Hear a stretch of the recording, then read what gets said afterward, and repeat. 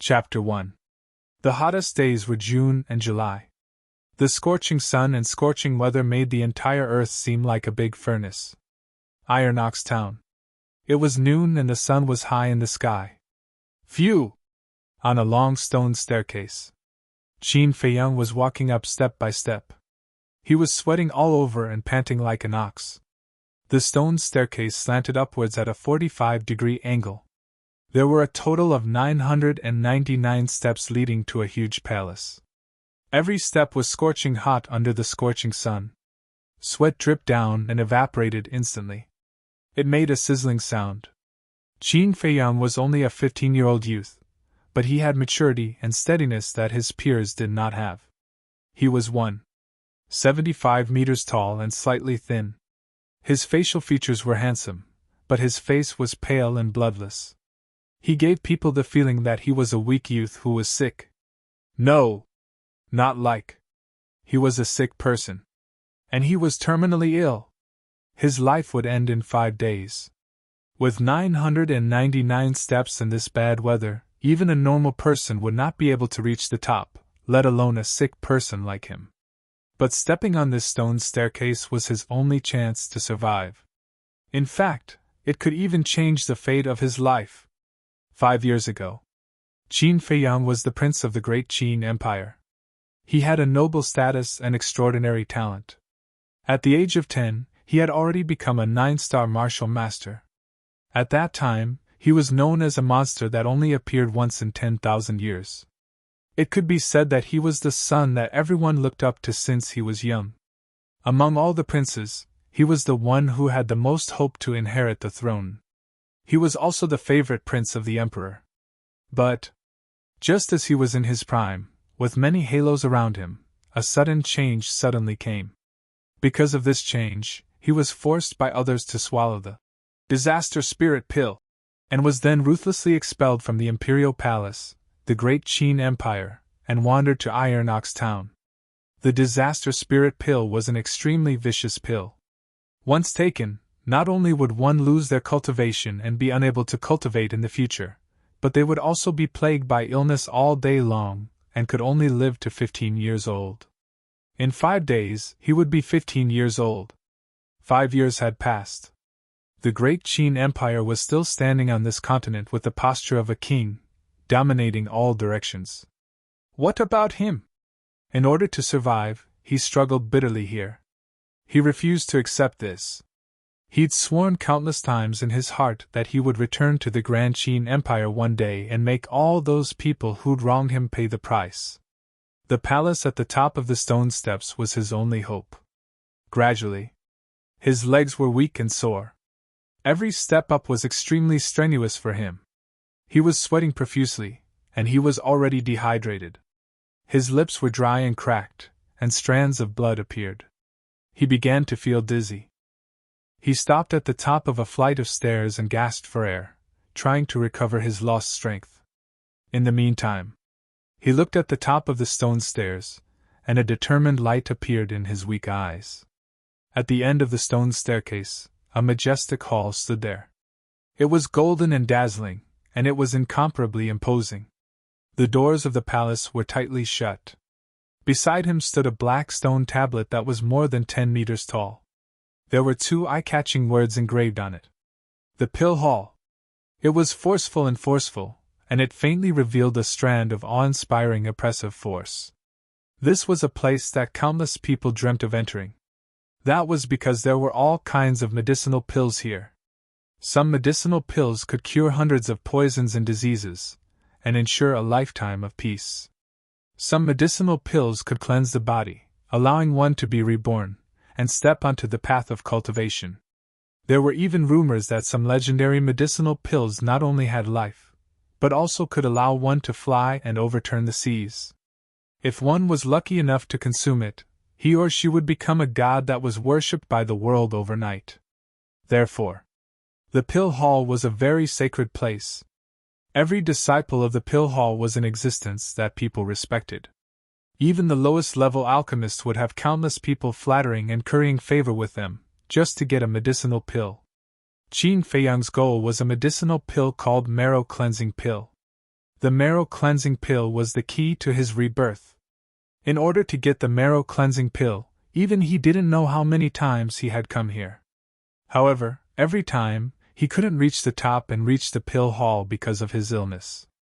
But this time, he couldn't retreat, and he couldn't give up. Because 5 days later he would die. If he wanted to live, he had to reach the top.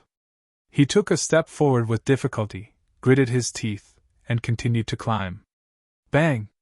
At this moment, the closed door of the palace quickly opened.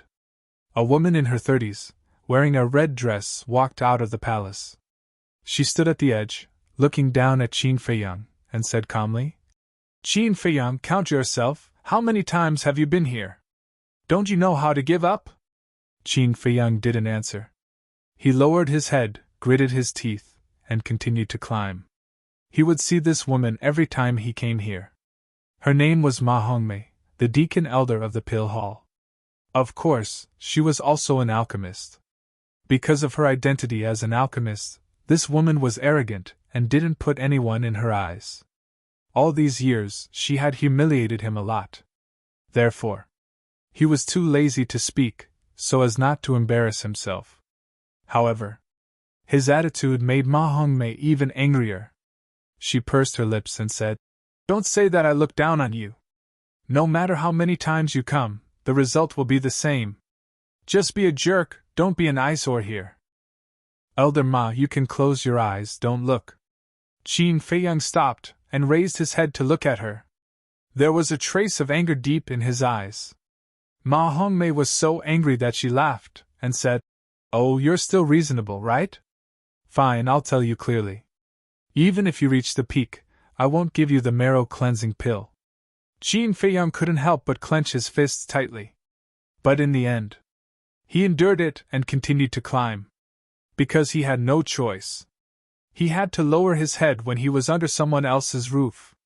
Moreover, Ma Hongmei wasn't the only alchemist in the Pill Hall.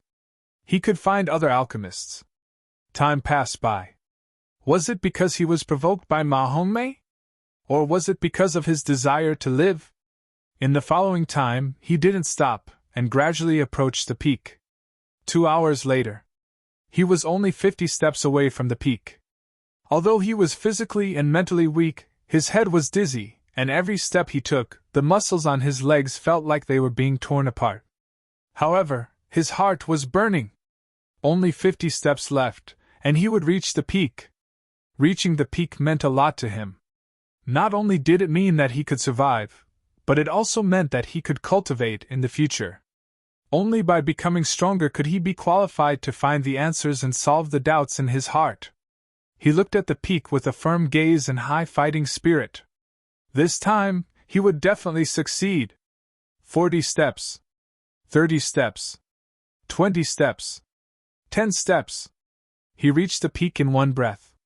His whole body lost its strength, and he lay on the ground, greedily breathing in the air. "Oh, what a miracle today! I actually let you climb up." Ma Hongmei didn't leave. Seeing Qin Feiyang reach the peak, she was quite surprised. But then, a cold light flashed past her eyes, and she kicked Qin Feiyang.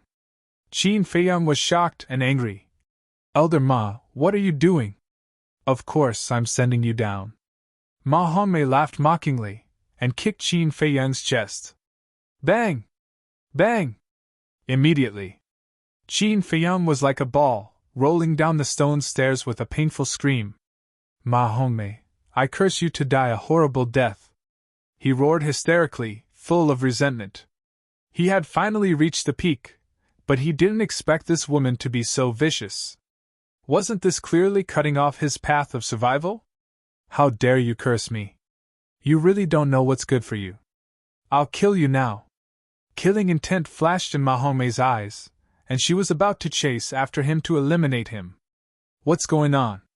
However, right at this moment, a shout filled with energy sounded from within the palace. Then, a middle-aged man walked out of the palace. He was 7 feet tall, wearing a purple robe, and walked with a majestic gait. His eyes were bright, and he was imposing without being angry.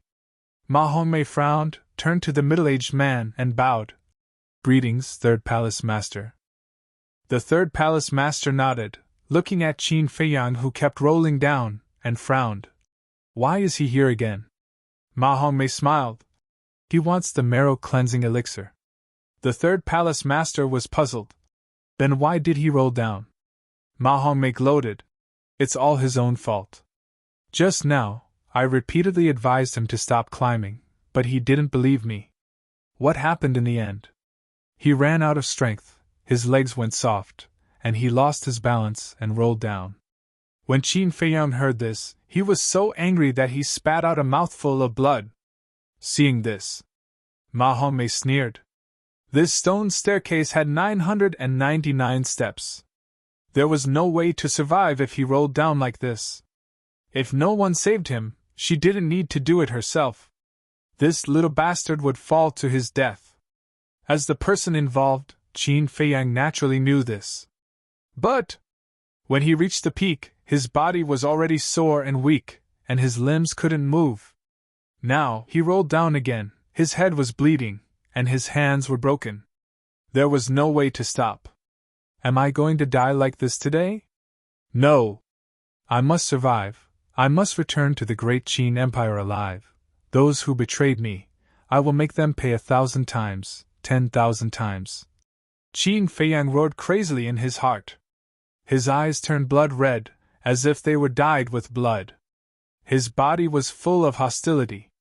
Although his hands were broken, he still didn't give up. The unwillingness and anger in his heart turned into a source of strength. He suddenly turned over, facing the sky, and with his back against the stone staircase, he slid down. His feet were like a pair of brakes, firmly pressing on the stone staircase. He wanted to use this method to reduce the impact and slow down the speed of his descent.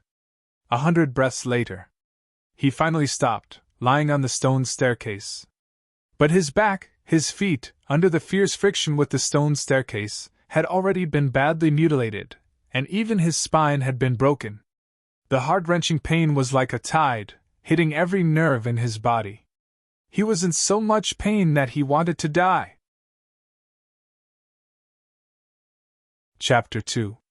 Qin Feiyang gritted his teeth and stood up stubbornly. He turned around with difficulty and raised his head to look at the third palace master of the Pill Palace. He said word by word, "Third palace master, Ma Hongmei is lying. I've already reached the peak.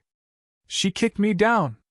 The third palace master frowned and turned to look at Ma Hongmei with a questioning look.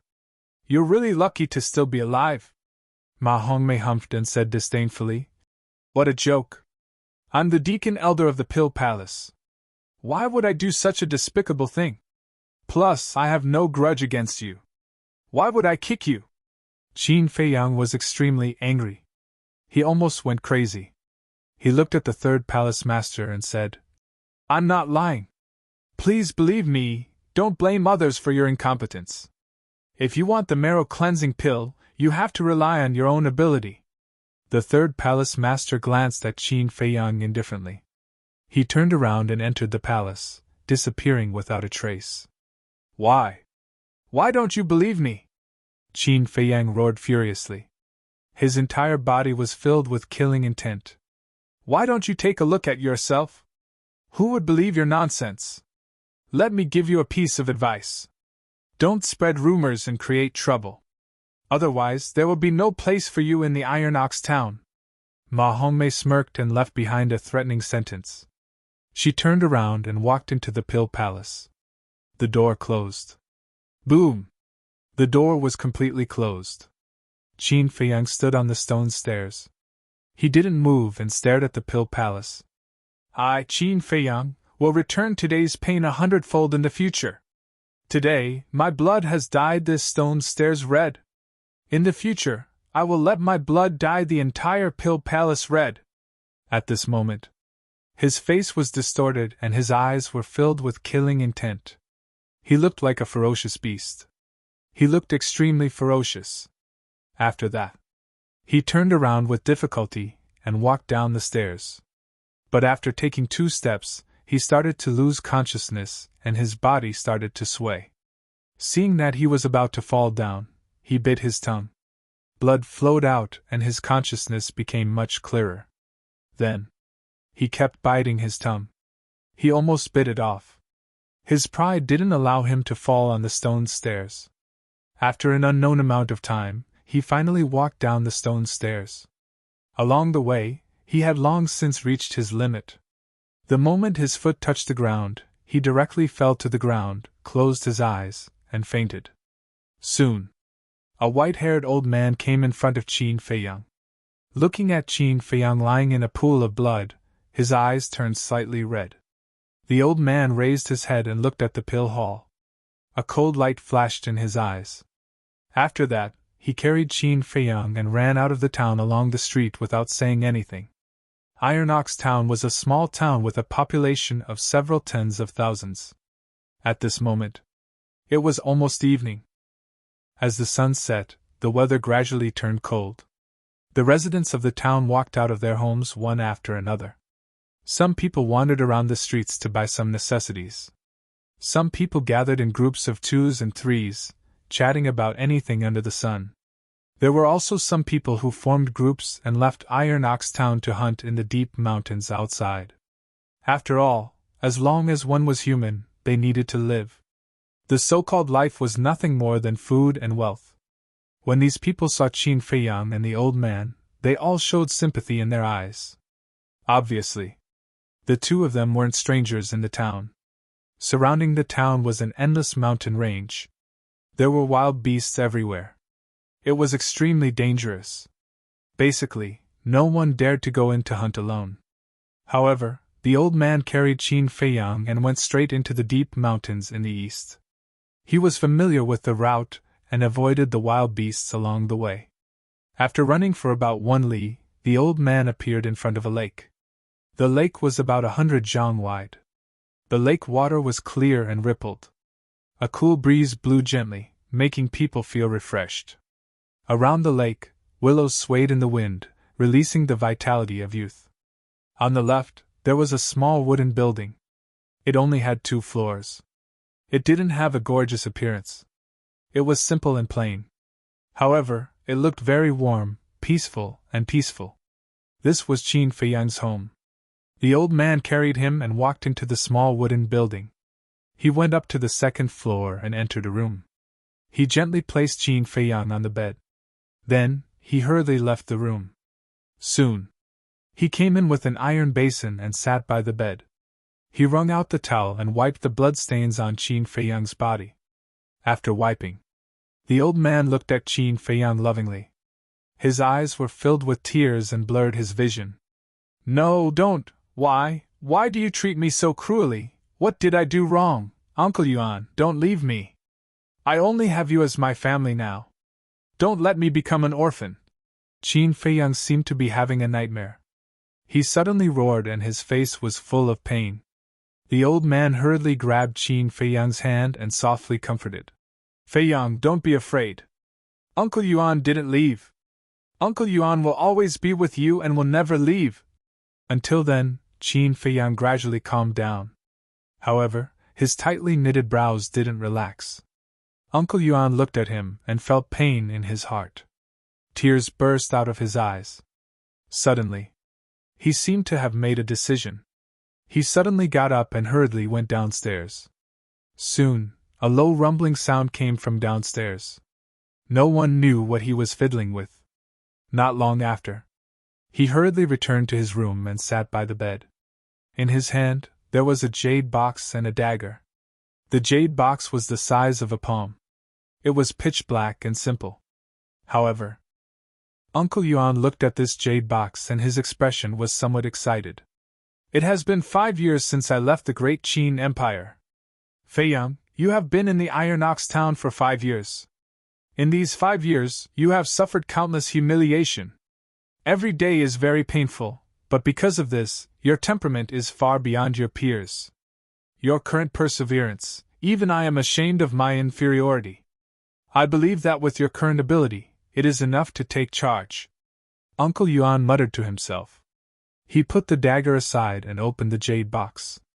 Wisps of rich fragrance immediately filled the room. Inside the jade box, there were a few pills lying quietly. A white pill. 2 red pills. 2 brown pills. These 5 pills were only the size of a pellet. The color was bright and flawless. A burst of fragrance assailed the nose, making people feel refreshed. Uncle Yuan gave Qin Feiyang a red pill and a brown pill. Kacha! Not long after. Qin Feiyang's 2 arms and back, there was a sound of bones colliding. This was bone reattachment. Moreover, the wounds on his back and feet were also rapidly healing. In less than 2 hours, the wounds on his body began to scab. The broken bones had also been reattached and were only waiting for recovery. Ma Hongmei, I am going to kill you!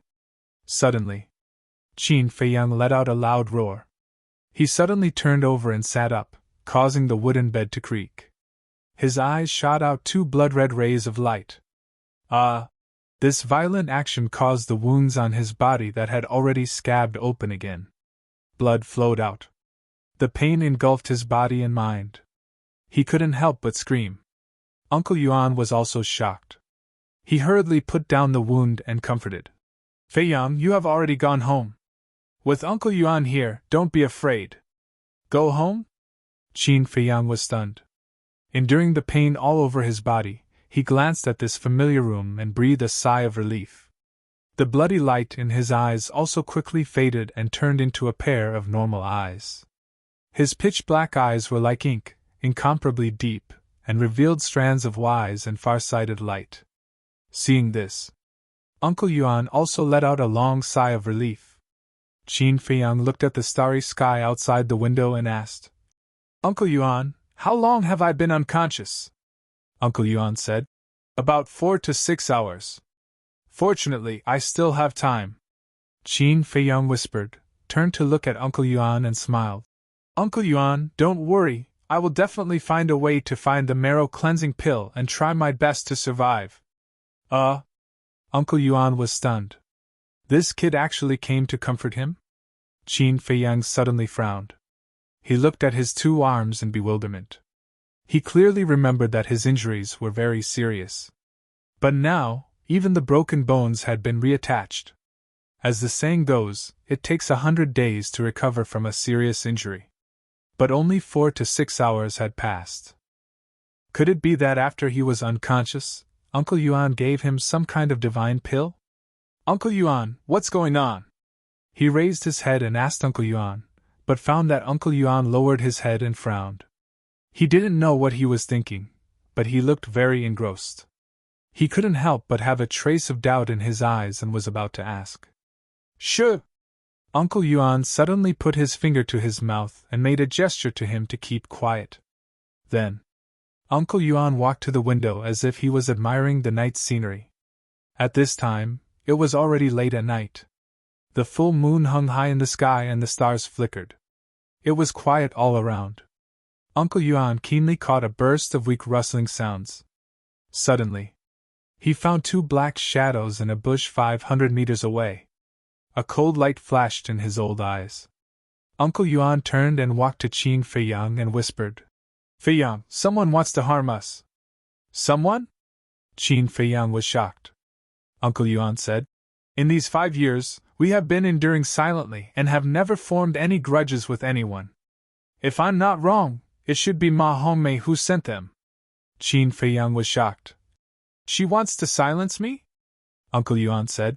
That's right, if the matter of her kicking you down the stone stairs is spread out, even if no one believes it, it will still cause her some unnecessary trouble. So she won't let you live past tonight. Qin Feiyang clenched his teeth. This woman is really vicious. The human heart is sinister. No matter who you meet in the future, you have to be careful, just in case. Uncle Yuan warned. Qin Feiyang nodded his head and deeply remembered these words in his heart. Uncle Yuan grabbed the jade box and placed it in his bosom. He then grabbed the dagger and asked, Feiyang, do you want to kill them? Yes. Qin Feiyang replied without hesitation.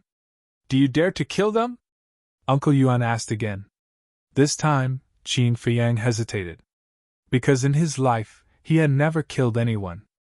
Think about how you were chased out of the great Qin Empire. Think about how you survived all these years. Think about how Ma Hongmei treated you today. Every word that Uncle Yuan said was like a sharp blade, ruthlessly stabbing into Qin Feiyang's heart. He painfully closed his eyes, his face twisted, and suddenly opened his eyes. He nodded. Uncle Yuan, I dare! Chapter 3. I dare! As these two words left his mouth, the blood in Qin Feiyang's body seemed to be ignited and boiling. Uncle Yuan handed the dagger in his hand to Qin Feiyang and said, Take it. Later you have to stab it into their hearts. Qin Feiyang took the dagger and looked puzzled. This dagger was pure white, as if it was carefully carved from ivory. It was suffused with a layer of treasure light, giving him the feeling that it was not a weapon, but a work of art. Uncle Yuan said, I know that you must have a lot of questions in your heart. After killing those two, I will slowly tell you. Qin Feiyang nodded and did not ask any more questions. He got up with difficulty. At the same time, Uncle Yuan blew out the candle flame and the whole room suddenly fell into darkness. The candle flame is out. It seems that they are already asleep. Let's go! Two black shadows walked out from the bush and quietly came to the front of the wooden house. They looked up at the second floor and directly crossed the fence and walked towards the door. Uncle Yuan asked in a low voice, Feiyang, did you see it? The two were standing next to the window and peeping. The whole process was seen by their eyes. Qin Feiyang said, I saw it. Uncle Yuan said, They are two-star martial artists. You are still very weak. When they enter the room, you must kill them in one blow. Otherwise, the one who dies in the end will be you. Understood. Qin Feiyang nodded and moved behind the door. Like a beast, he bared his fangs and waited for the opportunity to move. Uncle Yuan retreated to the side and watched. He did not have the slightest intention to help. The first step of the cultivation path was divided into martial artist, martial master, and martial ancestor. Each realm was divided into 9 stars. Martial artist was the door frame of cultivation. 10 years ago, Qin Feiyang was a 9-star martial master and was only 1 step away from martial ancestor. If there was no sudden change, the current him would probably be a martial ancestor. He would still be the most dazzling star of the great Qin Empire. Although he had already lost all of this, he did not give up. He firmly believed that man can conquer nature. As long as he worked hard, he would be able to return strong sooner or later. Creak! A weak sound of the door opening came from downstairs. Qin Feiyang felt a chill in his heart. To be honest, he was still quite nervous. His palms were sweating. The strength of an ordinary person's fist was at most 200 to 300 pounds. However, as long as one embarks on the path of cultivation, one can break through the limits and possess even more strength. For example, a 1-star martial artist had the strength of a bear. A 2-star martial artist had the strength of 2 bears. The strength of a bear was equal to 500 pounds. In other words, the 2 shadows that were climbing the stairs had the strength to split a mountain. What about him? Now, not only was his body weak and sickly, he was also seriously injured. Facing 2 2-star martial artists, even if it was a sneak attack, he did not seem to have any chance of winning. You have to believe in Uncle Yuan. In this world, anyone can harm me, but Uncle Yuan won't. This dagger is definitely not an ordinary item. The faint sound of footsteps came from afar and approached the door of the room. Qin Feiyang muttered to himself. He tightened his grip on the dagger and held his breath. Feiyang, killing enemies in adversity can make you more mature and steady. After killing these 2 people, Uncle Yuan will give you the marrow cleansing elixir and let you regain your former glory. Uncle Yuan clenched his fists and muttered to himself in his heart. Creak! Finally, the door was pushed open. 2 shadows tiptoed into the room. At this moment, Qin Feiyang was like a furious lion. He raised the dagger in his hand and stabbed towards the back of the person behind him. Under the moonlight, the blade of the dagger shone with a terrifying cold light. Pft! Ah! Kacha! The dagger was astonishingly sharp. It easily cut through the person's skin and hit the heart. Screams could be heard. "It's so sharp!" At the same time, as he used too much force, Qin Feiyang's bones that had just been reconnected broke again. The sharp pain made him break out in cold sweat. However, he was very excited. The sharpness of the dagger was far beyond his imagination. He endured the sharp pain. The other hand grabbed the dagger. Like a hungry tiger pouncing on its prey, he pounced on the person in front of him. Murderous intent flashed in his eyes. He stabbed the dagger into the person's back. Kacha! His arm was broken once again. Everything happened too suddenly. Before the two shadows could react, they breathed their last and fell to the ground. Uncle Yuan took out a match and lit the candle. The room was lit up again. Two corpses were seen lying on the ground. Blood was gushing out. Their eyes were wide open. They were filled with fear and despair before death. There was also deep disbelief. When they came, they were very confident. They even felt that the sneaky assassination was somewhat redundant. Given their abilities as two-star martial artists, they could easily kill the two of them. However, they never expected that they would die under Qin Feiyang's dagger. Until death. They could not figure out what was going on. Qin Feiyang stood in front of the two corpses. The dagger in his hand was already stained with blood. Drops of blood were constantly dripping from the tip of the dagger. His body and face were also stained with blood. At this moment, he looked like a blood-soaked Azura. Two broken arms hung weakly in front of his chest.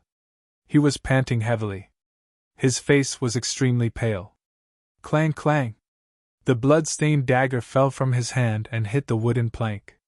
There was an ear-piercing sound of metal. He quivered and looked up at Uncle Yuan, who was standing beside the candle flame. "Uncle Yuan, did you see that? I killed them. I did it." Uncle Yuan nodded. His old eyes were filled with gratification. Crackle, crackle, crackle. But at this moment, the sound of firewood burning suddenly entered their ears. Immediately after, the two of them only felt a wave of heat sweeping towards them. Uncle Yuan's expression changed. He hurried to the window and saw that the firewood piled up in the small courtyard had all started to burn. The fire was fierce and it was a few meters high. The hot and dry weather made everything extremely dry. The shrubs and weeds around the wooden building were quickly ignited. The fire spread rapidly. In the blink of an eye, this place turned into a sea of fire. The pungent smoke and the scorching heat shrouded the entire wooden building. The wooden building was also being engulfed by the fire. How could this be? Qin Feiyang walked with difficulty to Uncle Yuan's side.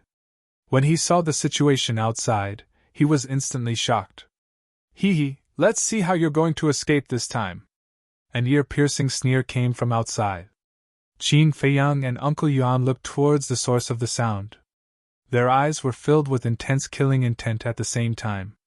Under the hazy moonlight, a middle-aged man in black clothes stood by the lakeside. He crossed his arms and looked at them with a cold smile. Uncle Yuan raised his eyebrows and asked, "Who sent you here?" The middle-aged man said indifferently, "Seeing that you're about to be burned alive, I'll tell you. It's Elder Ma from the Pill Palace who wants your lives." Uncle Yuan said, "She actually sent two groups of people to kill us. She really put in a lot of effort." The middle-aged man said, "There's no other way. You can only blame yourself for offending someone you shouldn't have. I'll return your words to you. In less than 3 days, you'll be dead." Uncle Yuan's eyes flickered. He turned around and grabbed the dagger on the ground. Then, he carried Qin Feiyang and quickly ran downstairs. 3 days? The middle-aged man was stunned. Then, he raised the corner of his mouth and looked at them with disdain. It was as if he was looking at a clown. "Uncle Yuan, the wooden building is already surrounded by the sea of fire. How are we going to get out?" Qin Feiyang asked. After the baptism of blood, he didn't panic at all in this desperate situation. Instead, he was calm and steady. "I'll bring you to a place." Uncle Yuan ran down the stairs. He didn't leave the wooden building. Instead, he went straight into the kitchen at the back. The kitchen was simple, but it was clean and tidy. He walked to a corner and pressed his old hand on the wall. The place immediately caved in. Rumble! Accompanied by a low rumble, a crack appeared on the ground beside his feet. There was actually a secret room underground. The secret room wasn't big. It was only about 3 meters wide. In the center, there was a green stone table. It was as flat as a mirror. The stone table was empty. In addition, there was nothing in the secret room except for the green stone table. Uncle Yuan jumped down and landed in the secret room. After placing Qin Feiyang flat on the stone platform, he turned around and walked to the front of a wall. His big hand pressed against the wall, and the entrance at the top quickly closed. After doing all this, Uncle Yuan let out a sigh of relief.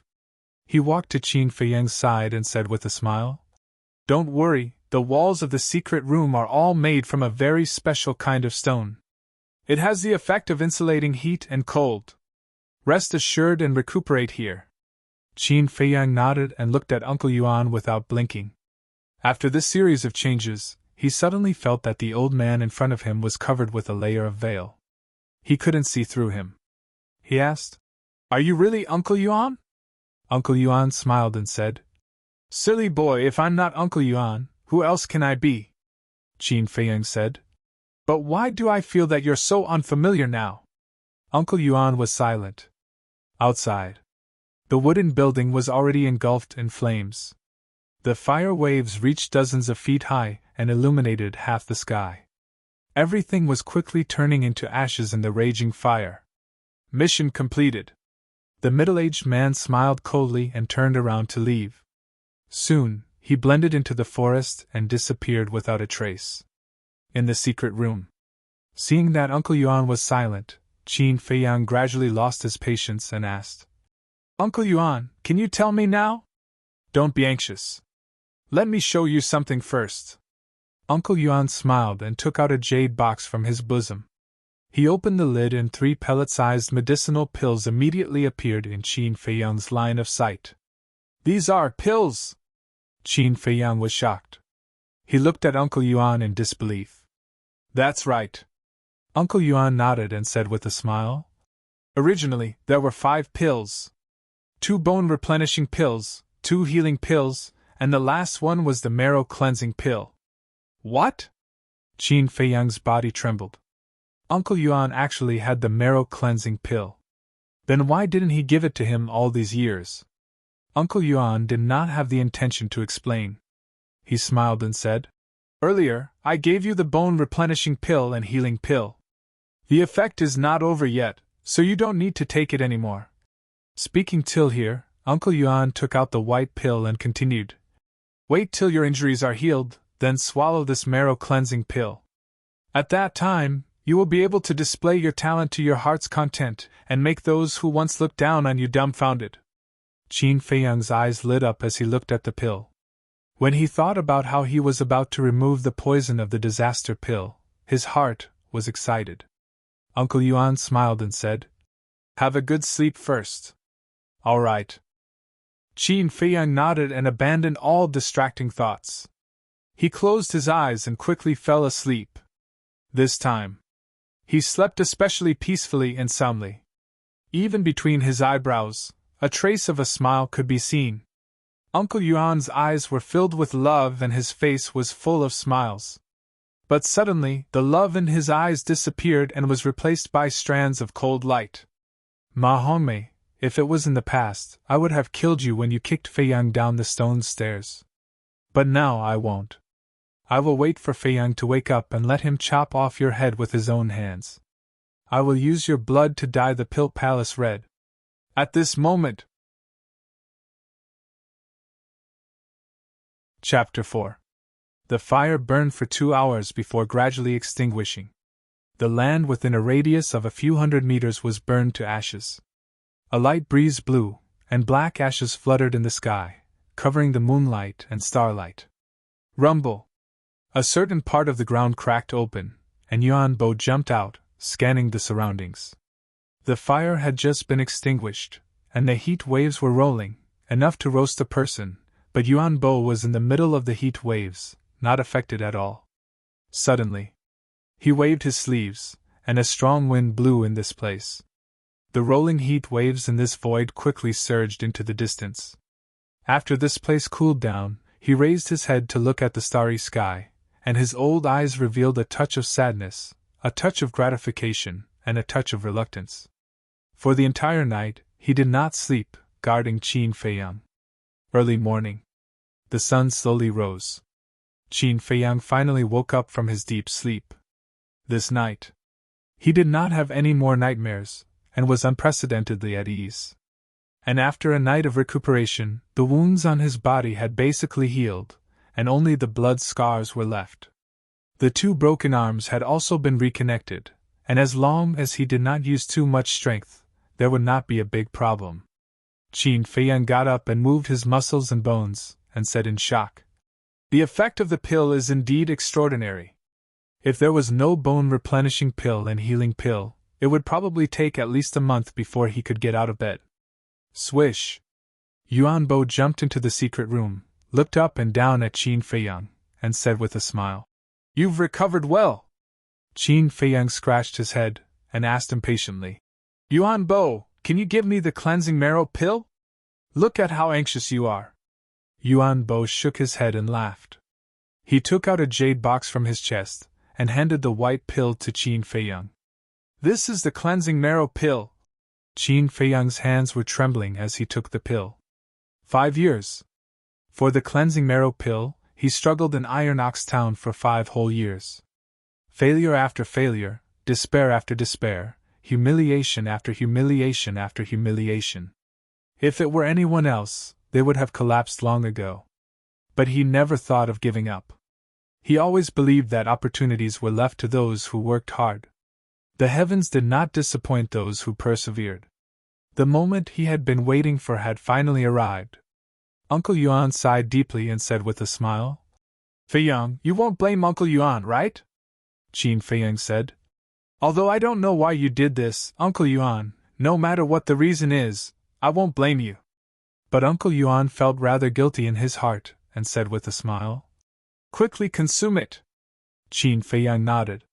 He sat down, looked at the medicinal pill in his hand, took a deep breath, and popped it into his mouth. Pills. It melted in the mouth. It transformed into a majestic energy that surged towards his limbs and bones, cleansing every inch of his flesh and blood, every cell, including his internal organs and bones. Gradually, wisps of dark red liquid gushed out of his pores. This was the poison left in his body after consuming the spiritual disaster pill. As the toxins were expelled, Qin Feiyang could clearly feel that his body was gradually changing. Time passed by slowly. Half an hour later, his entire body was covered in a dark red liquid that emitted a pungent stench. Puff! Suddenly, his body trembled and he spat out a mouthful of blood. The blood that he spat out was also dark red. It was also at this moment that he opened his eyes. His eyes were shining brightly and were exceptionally spirited. Finally! Qin Feiyang clenched his hands tightly. Feeling the strength that was rapidly recovering in his body, he was so excited that he couldn't speak. "The heavens didn't kill me! I've finally been reborn!" He suddenly stood up, his gaze passing through the entrance of the secret room, looking at the sky, and roaring continuously, spreading in all directions. Tears gushed out of his eyes. For 5 years. Every day felt like a year to him. That nightmare was like a curse that haunted him at all times, and he couldn't get rid of it. Ever since he was expelled from the great Qin Empire, he had never had a good night's sleep. Every night, he would be awakened by nightmares. But in the future, he would no longer have nightmares. Because his fate had already changed. He already had the qualifications to fight back. Although he was still very weak now, to the extent that in the eyes of those people, he was even less than an insignificant ant, but he believed that one day, he would be able to openly step into the imperial capital of the great Qin Empire, and take back everything that belonged to him. Uncle Yuan was full of smiles and didn't disturb him. In these 5 years, he had seen all the grievances that Qin Feiyang had suffered. Now that he had been reborn with great difficulty, he would give him some time to properly vent. At the same time, In a place hundreds of meters away, there was a forest. A young girl of 14 or 15 years old was running while panting. Although she was still young, her skin was whiter than snow, and her facial features were exquisite. Her jet black and beautiful long hair was tied up with a white ribbon. She was wearing a set of black tight clothes that vividly showed off the young girl's figure. At the same time, she appeared valiant and very capable. But at this moment, her smooth forehead was tightly wrinkled, and her clear and bright eyes were filled with worry. "Big brother Feiyang, I stole a lot of medicinal pills from home, you must wait for me," she kept muttering. In her hand she was holding an exquisite cloth bag. This was a Qianquan bag. Just like its name, there was a universe inside, and it was specially used to store things. Suddenly, she stopped and looked at the sky. A long howl could be faintly heard. It's Big Brother Feiyang's voice. "Strange, the people in town are saying that he was seriously injured and unconscious, and was carried back by Uncle Yuan. Why did he wake up so quickly? What is he shouting about?" The young girl in tight clothes continued to run towards the direction of the lake with a stomach full of doubts. After running out of the forest, she raised her head and looked at the shore of the lake. Her face suddenly turned pale. "How could this be? Big Brother Feiyang, Uncle Yuan, where are you? I am Yi, come out quickly!" she shouted anxiously as she ran. In the secret room. When Uncle Yuan heard the shout, a smile crawled up his old face. Carrying Qin Feiyang, he jumped out and landed on the ground, saying, "Feiyang, quickly go wash up, don't let Yi see you in such a sorry state. Take the dagger and wash it while you're at it." Qin Feiyang took the dagger, looked up at the young girl who ran over, and smiled. This girl came really fast. After that, he glanced at the black ash on the ground, and a cold light flashed in his eyes. He ran towards the lake and plunged into the cool lake water. He suddenly felt hale and hearty. One word to describe it: cool. At the same time, Uncle Yuan stomped his foot hard, and the ground collapsed. In an instant, the secret room was buried by mud. Then, with a smile, he greeted the girl. The girl's name was Lin Yi. She was the pearl of the family master of Iron Bull Town's Lin family. She was also the first friend that Qin Feiyang made after coming to Iron Bull Town. Their relationship was very good. Lin Yi ran to Uncle Yuan. Before she could catch her breath, she asked, "Uncle Yuan, what's going on?" Uncle Yuan smiled bitterly and said, "Last night, Uncle Yuan accidentally knocked over the candlelight and burned everything here." Lin Yi was furious and hurriedly said, "Are you and Big Brother Feiyang injured? I brought a lot of medicinal pills. You can see if there's anything useful." As she said, she handed the Cosmos bag in her hand to Uncle Yuan. No need. Feiyang and I are fine." Uncle Yuan waved his hand with a smile. After that, he frowned again and asked, Tell Uncle Yuan honestly. Did you get your father's permission to take these medicinal pills?" Lin Yi shook her head and said, "My father has always been prejudiced against you. If I asked him for it, he will definitely not give it to me. I sneaked out when he wasn't paying attention. Yi, you are too presumptuous. You actually stole the medicinal pills from the family." As soon as the voice fell, an angry shout rang out. "Oh no, why did my father follow me?" Lin Yi's body stiffened, and her face turned pale. Uncle Yuan looked at the source of the voice and saw a middle-aged man in white striding towards them. His face was full of anger. "The visitor is not friendly."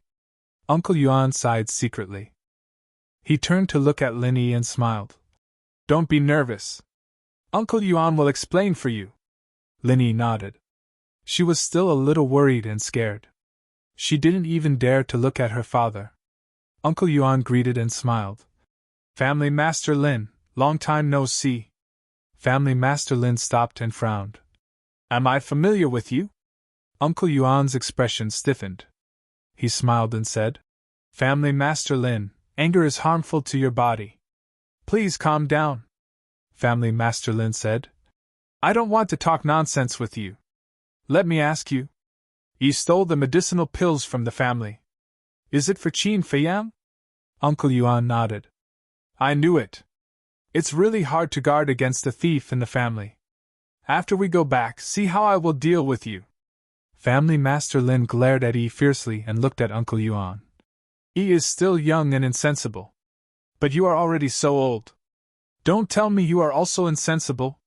Do you know how precious medicinal pills are? It is a waste to use it on Qin Feiyang.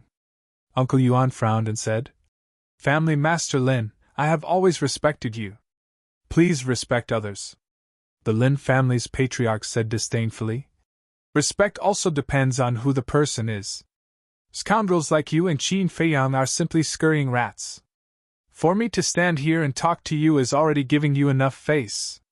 Uncle Yuan clenched his hands tightly, making cracking sounds. Lin Yi mustered up her courage, looked up at her father, and said, Father, Uncle Yuan and Brother Feiyang are both upright gentlemen. They are not rascals. Shut up! Family Master Lin was furious and shouted, refuting me in front of him. Do you want to rebel? I dare not. Lin Yi lowered her head again. She was so aggrieved that tears flowed out. Humph! Family Master Lin snorted from his nose, looked at Uncle Yuan coldly, and said, Qin Yuan, let me tell you. From today onwards, you and Qin Feiyang can forget about getting anything from me. Lin Yi, why are you still standing there? Go now. Yes. Lin Yi responded. She lowered her head and walked toward her father. Family Master Lin, please wait. At this moment, Qin Feiyang walked out from behind a willow tree. The dirt on his body had been washed away, but his clothes were burned by the fire. He was still wearing the original tattered clothes.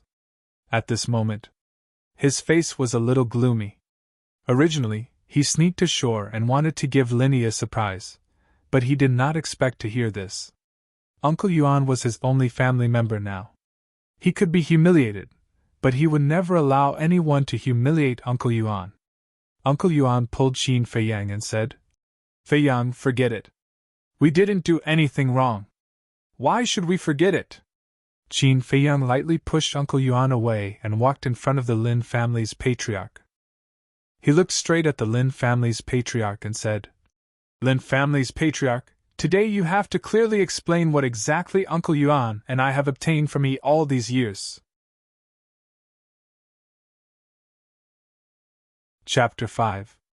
Looking at Qin Feiyang's aggressive gaze, the Lin family head frowned slightly. This kid didn't even dare to breathe loudly when he saw him before. Why is he so tough today? After taking a closer look, there was a hint of surprise in his eyes. Why do I feel that this kid looks a little different today than before? He seems to be a little stronger and tougher than before.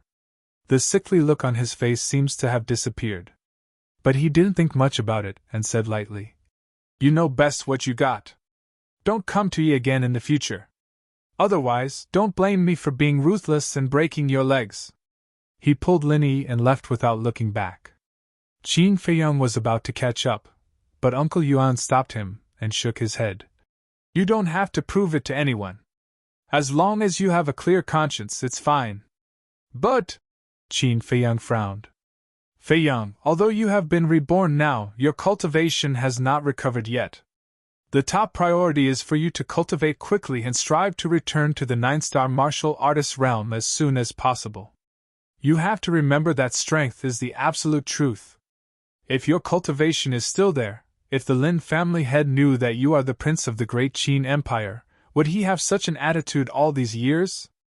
Although this is still a bit too cruel for you, this is a very realistic problem, Uncle Yuan said. Qin Feiyang took a deep breath and nodded. Uncle Yuan, I understand. But at this moment, the Lin family head turned back. He was alone. Lin Yi wasn't there. Why are you here again? Uncle Yuan frowned. Yi was here just now. There are some things that I can't say. The Lin family head glanced at the two, turned around, and looked at the calm lake with his hands behind his back. He said lightly, Qin Feiyang, you have been to the pill hall repeatedly. It's nothing more than wanting the marrow cleansing pill. I will find a way to go to the pill hall to get one for you. But as a condition, you and Qin Yuan will leave Iron Ox Town and never appear again. Qin Feiyang frowned suddenly. This person was really going too far. Uncle Yuan stretched out his hand, hinting him not to speak, and said, Lin family head, don't you feel that doing this is too cruel to the two children? The head of the Lin clan said, Indecisiveness will only lead to chaos. Qin Feiyang, I believe you have already seen that he has a good impression of Qin Feiyang. Uncle Yuan nodded. This is absolutely not allowed. Yi is only 14 years old now and has already become a 9-star martial artist. Her future is bright. But Qin Feiyang is still unable to cultivate.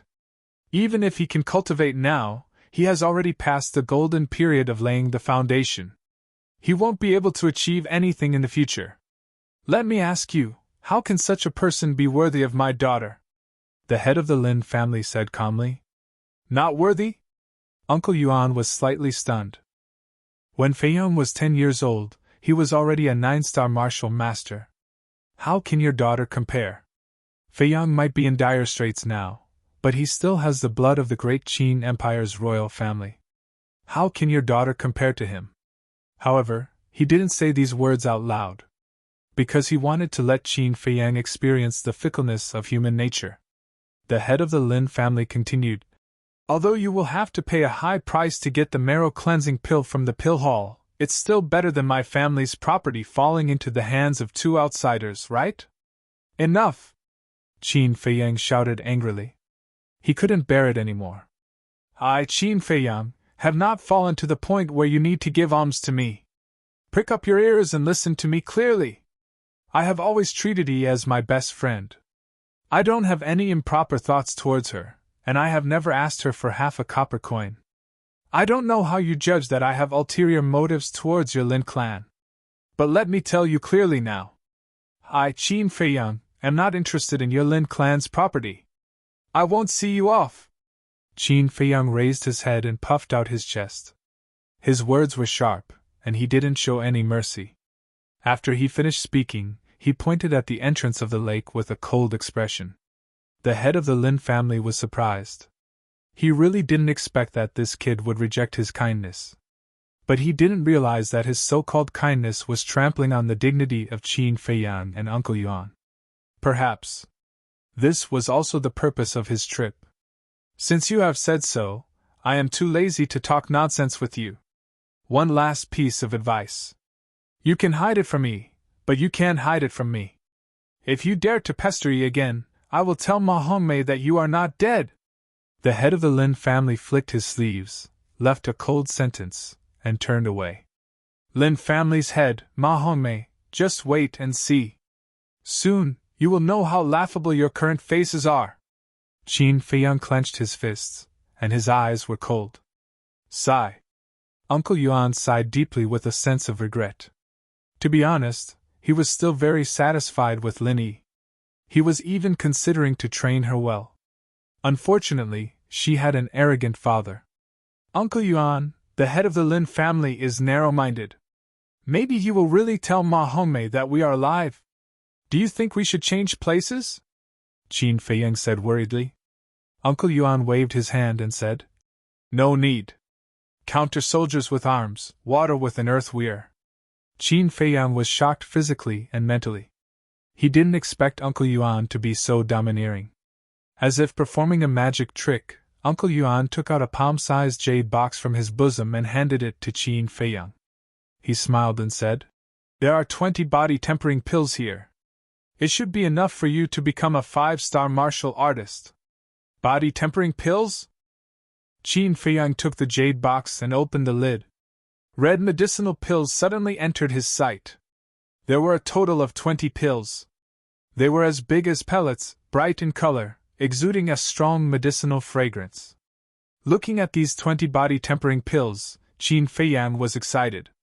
There were 2 ways for a martial artist to temper their body. The first way was to exploit the body. The most common way was to carry a big stone and exercise violently, such as running or mountaineering, so as to achieve the effect of exercising the body and gradually improve the physical quality. The efficiency of this method was very slow, and it would be very painful for the user. The second way was to use medicinal pills. Medicinal pills contained a huge amount of energy that could speed up the tempering of the body. The whole process would not be painful. But compared to the former, the cost of medicinal pills was too high. Ordinary people could not afford it at all.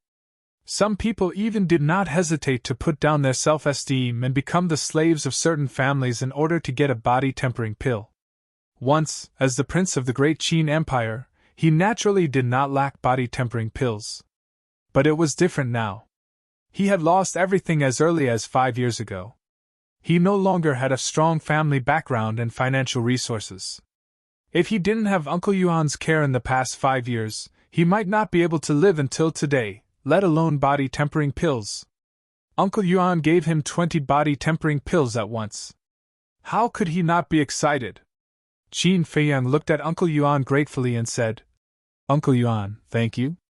Uncle Yuan shook his head and smiled. "Uncle Yuan can only help you get started. You still need to walk the road in the future." The meaning of his words was obvious. He only had 20 body-tempering pills. If Qin Feiyang still wanted more, he could only rely on his own ability. "I will work hard." Qin Feiyang nodded and turned to the lake. He sat on a smooth round stone and looked at the reflection in the lake.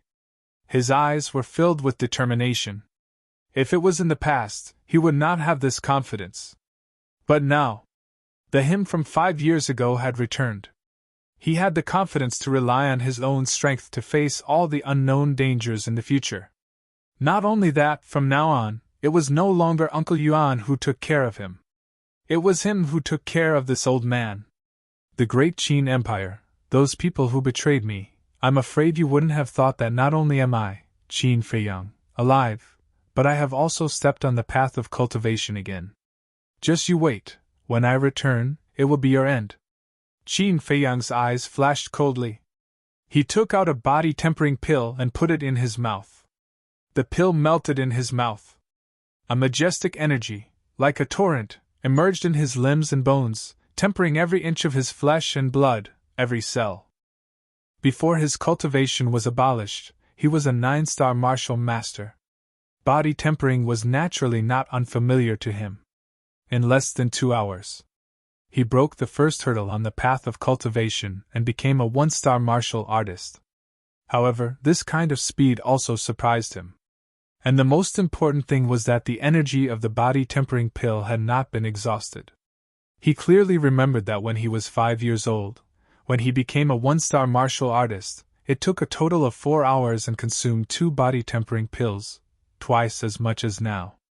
Although your cultivation has been abolished, your foundation is still there. Your speed is faster than before and your consumption is less than before. This is a normal phenomenon. Don't worry. Uncle Yuan's voice entered his ears. I see. Qin Feiyang came to a sudden realization. He put aside his doubts and continued to temper his body. 1 day and 1 night. His cultivation soared like a rocket. Until noon the next day, Qin Feiyang finally refined the last body-tempering pill. Swish! He opened his eyes and 2 beams of light shot out. At this moment, he was very excited. He thought that 20 body-tempering pills would only allow him to break through to a 5-star martial artist. But he never expected that it would actually allow him to break through to a 6-star martial artist. As long as I have enough body-tempering pills, I am confident that I can break through to a 9-star martial artist within 3 days. I might even be able to step into a 1-star martial master. Qin Feiyang was in high spirits. There was an incomparable confidence between his eyebrows. It had been 5 years. The talent that he had lost was finally back. This was the real him. Confidence, wisdom, calmness. As the prince of the great Qin Empire, these qualities were indispensable. Feiyang, how are the results?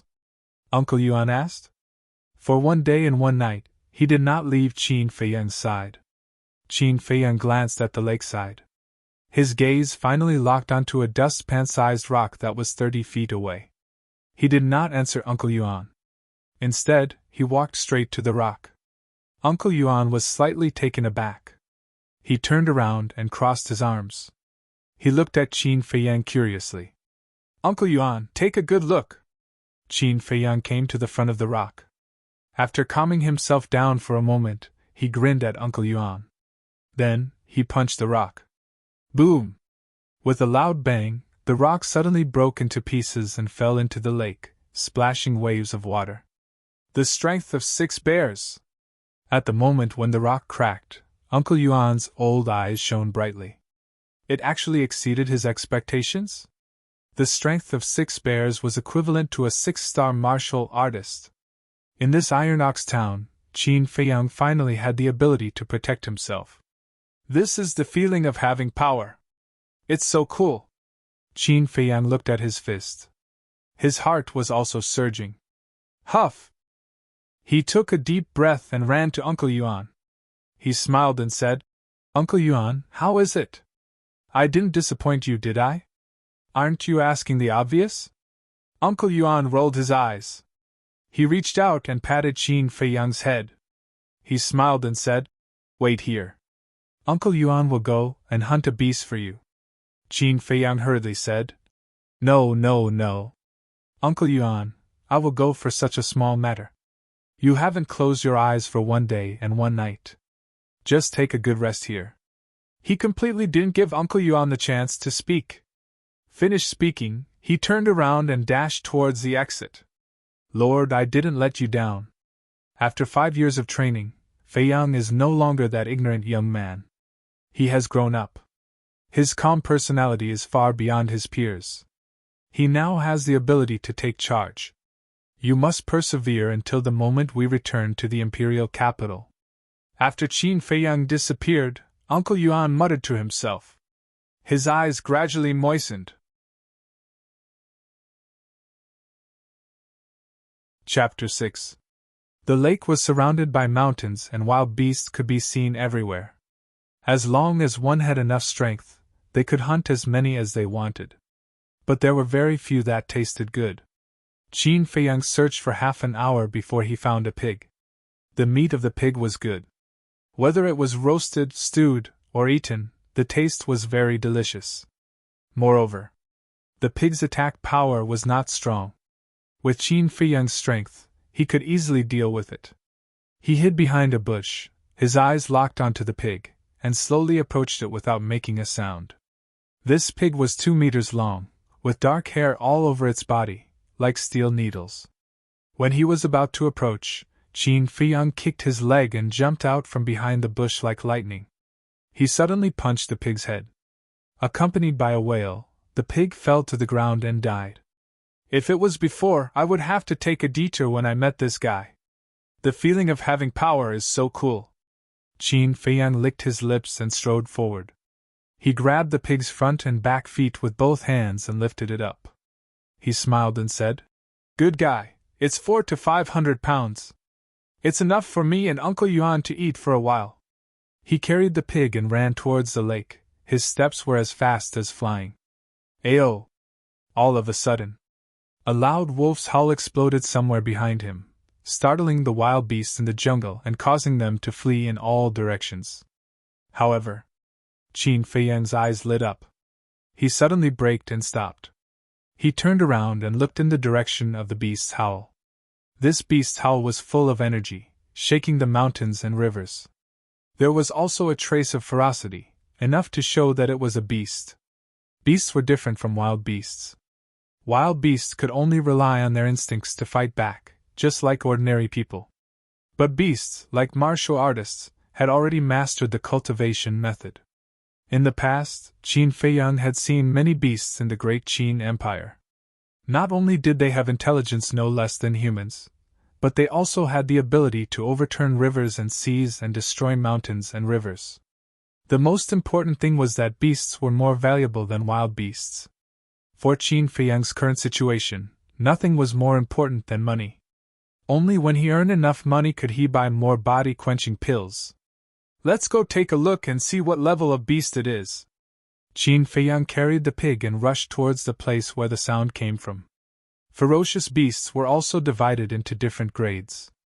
Beginner dire beast, intermediate dire beast, advanced dire beast. Of course, ferocious beasts of the same level also had differences in strength. The strength of a beginner beast was equivalent to a 1-star to 3-star martial artist. The strength of a mid-level beast was equivalent to a 4-star to 6-star martial artist. The strength of a high-level ferocious beast was equivalent to a 7-star to 9-star martial artist. Qin Feiyang silently prayed that it wasn't a high-level vicious beast. Otherwise, even if it was standing in front of him, he could only stare helplessly. After running for several hundred meters, he stood on top of a small hill and looked ahead. He wouldn't have known if he hadn't seen it, but he was shocked when he saw it. 50 meters away, a white wolf was lying on top of a withered leaf. But it was covered in bruises. He was lying there alone, licking his wounds. The wolf was a very cunning and ferocious beast. It could not be ruled out that it deliberately pretended to be injured in order to lure its prey into the trap. Furthermore, the wolf was a pack of ferocious beasts. Therefore, when he saw that it was a wolf, Qin Feiyang quickly retreated down the small hill and gently placed the pig on the ground. Then, he climbed up the small hill and hid in the bushes, quietly observing. Slowly, he felt that the wolf was not faking it, because every wound on its body was lacerated. In some places, he could even see the white bones. After confirming it again and again, Qin Feiyang was ready to take action. This wolf was a mid-level vicious beast. It could be sold for at least 10 gold coins. The market price of a body-tempering pill was 50 silver coins. 1 gold coin was equivalent to 100 silver coins. In other words, this wolf could be exchanged for at least 20 body-tempering pills. It was really an unexpected gain. "It's there!" But at this moment, a shout of surprise came from not far away. "Why does this voice sound so familiar?" Qin Feiyang hurriedly lay in the grass and frowned slightly. At the same time, after hearing the shout, the white wolf stood up again and walked toward Qin Feiyang. But after a few steps, it fell to the ground again and struggled hard, probably because of its serious injury. However, it could no longer stand up, and a trace of despair quickly crept up in its eyes. 2 teenagers, 14 or 15 years old, ran toward the white wolf from afar. "It turned out to be them," Qin Feiyang whispered with a cold gaze. The 2 teenagers, one was called Lin Shi, and the other was called Lin Feng. The former was a burly man. He was far taller than his peers. He was about 1.85 meters tall. His muscles bulged, full of explosive power. The latter was relatively thin, about 1.7 meters tall. He wore a gray robe. His long and narrow eyes were like a pair of snake's eyes. There was a trace of cold light, which made people feel disgusted at first glance. Both of them were children of the Lin family. Because he was close to Lin Yi, the children of the Lin family did not like him, especially these 2. In the past 5 years, they had humiliated him. "Damn beast, why don't you continue to run?" As soon as the 2 approached, they blocked the white wolf from the front and back, sneering again and again. "It seems that they seriously injured the white wolf," Qin Feiyang murmured. Both of them were 6-star martial artists. It was not difficult to deal with a mid-level beast together. But it could also be seen that the white wolf's strength was not ordinary. Because Lin Shi and Lin Feng were also scarred, and they looked quite embarrassed.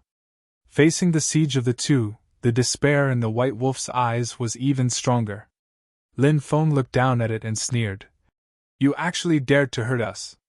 After we kill you, we will go to the Wolf Valley and slaughter all of your descendants.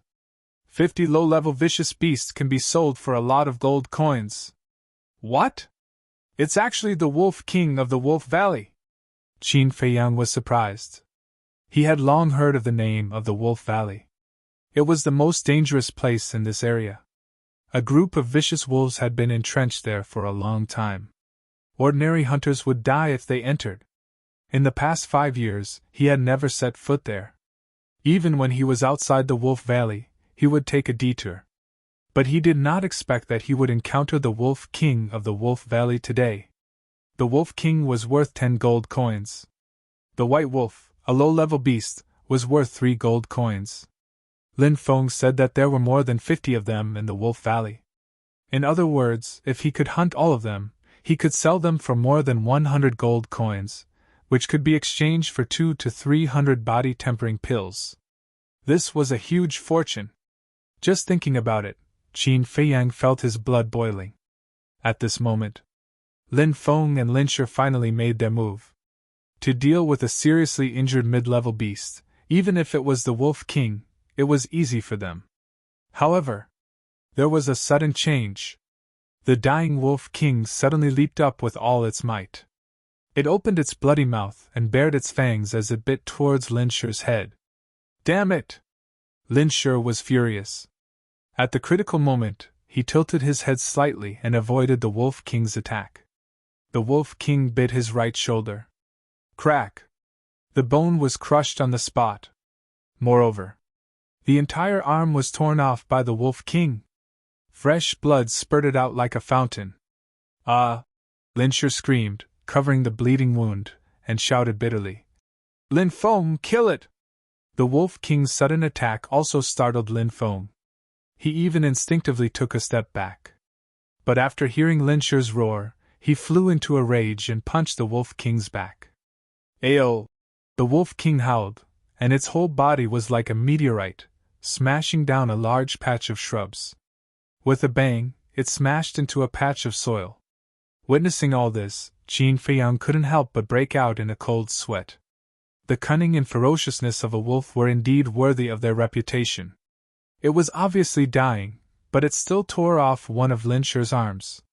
If it weren't for Lin Shi and Lin Feng, he was afraid that he would have been attacked by the Wolf King.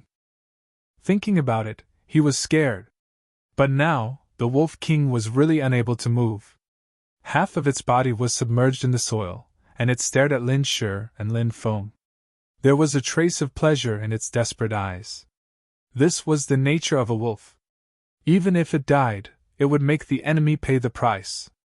It's time for me to make a move, and kill Lin Shi and Lin Feng as well.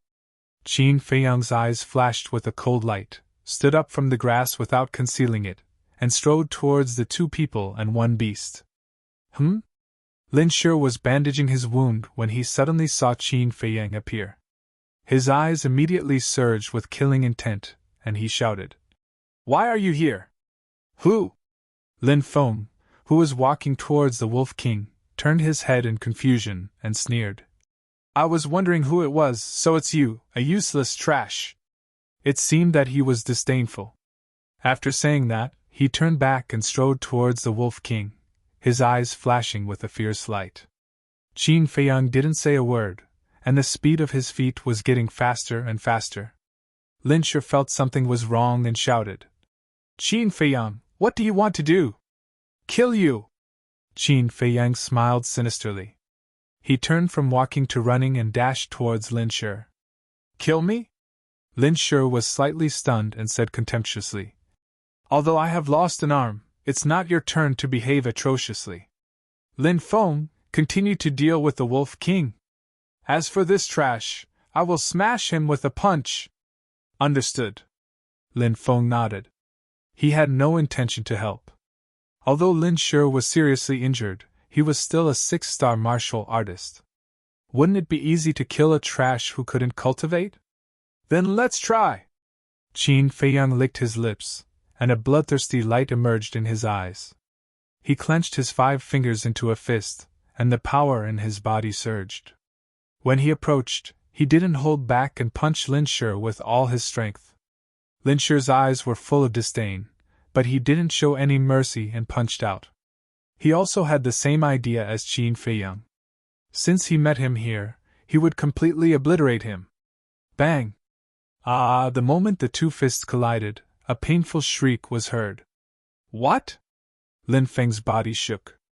This was actually Lin Shi's scream.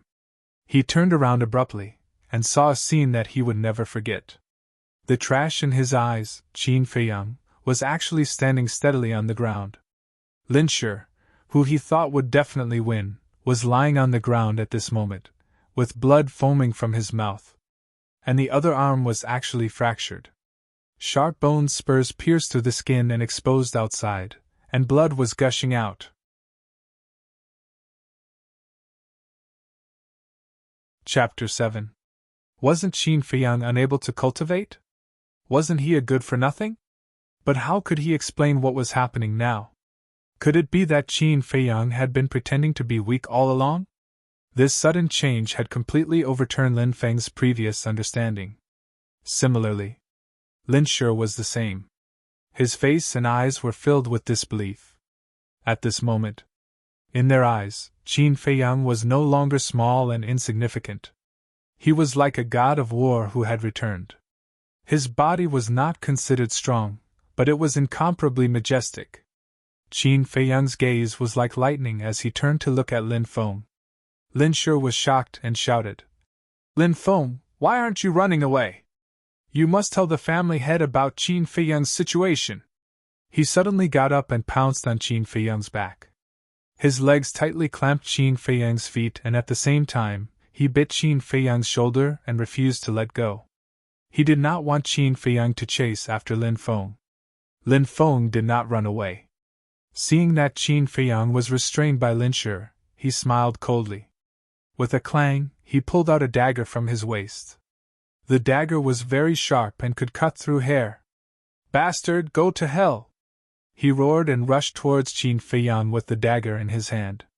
He was full of murderous intent. Qin Feiyang was as calm as a mountain, expressionless. Even though Lin Shi was biting Qin Feiyang's shoulder so hard that Qin Feiyang's flesh had already broken and his teeth were biting the bones of his shoulder, causing blood to flow, Qin Feiyang didn't even frown. But the strange thing was, facing the fierce Lin Feng, he did not counterattack. He just stared at Lin Feng without blinking. The extremely weak Lin Wang was puzzled. Was this human waiting for death? But suddenly, its pupils suddenly shrank. When Lin Feng arrived in front of Qin Feiyang, without saying anything, he raised his dagger and ruthlessly stabbed it towards Qin Feiyang's chest. The blade of the dagger flickered with cold light. But in the blink of an eye, Qin Feiyang suddenly turned around, and the dagger sank into Lin Shi's back. "Ah!" Lin Shi screamed on the spot. He slid down from Qin Feiyang's back and fell to the ground. Lin Feng was also dumbfounded. However, Qin Feiyang seized the opportunity and fiercely punched towards Lin Feng's chest. Crack! His sternum was broken. His internal organs were shattered. His entire chest caved in. "Ah!" With a miserable cry, Lin Feng crashed into a tree trunk as thick as a basin like a meteor. His spine broke on the spot. With a thud, he rolled to the ground. After that, he couldn't get up anymore. He laid weakly on the ground, howling miserably. Furthermore, whether it was Lin Shi or Lin Feng, their life energy fluctuations were rapidly dissipating. Qin Feiyang glanced at the two of them, the corner of his mouth raised slightly, and said, "For the past 5 years, you have been arrogant in front of me all day long. I thought you were strong, but it turns out that you are only SOSO." Lin Shi looked at Qin Feiyang with resentment, spitting out blood from his mouth, and said intermittently, "Qin Feiyang, the Patriarch will not let you go, Mahome will not let you go, your death is not far away.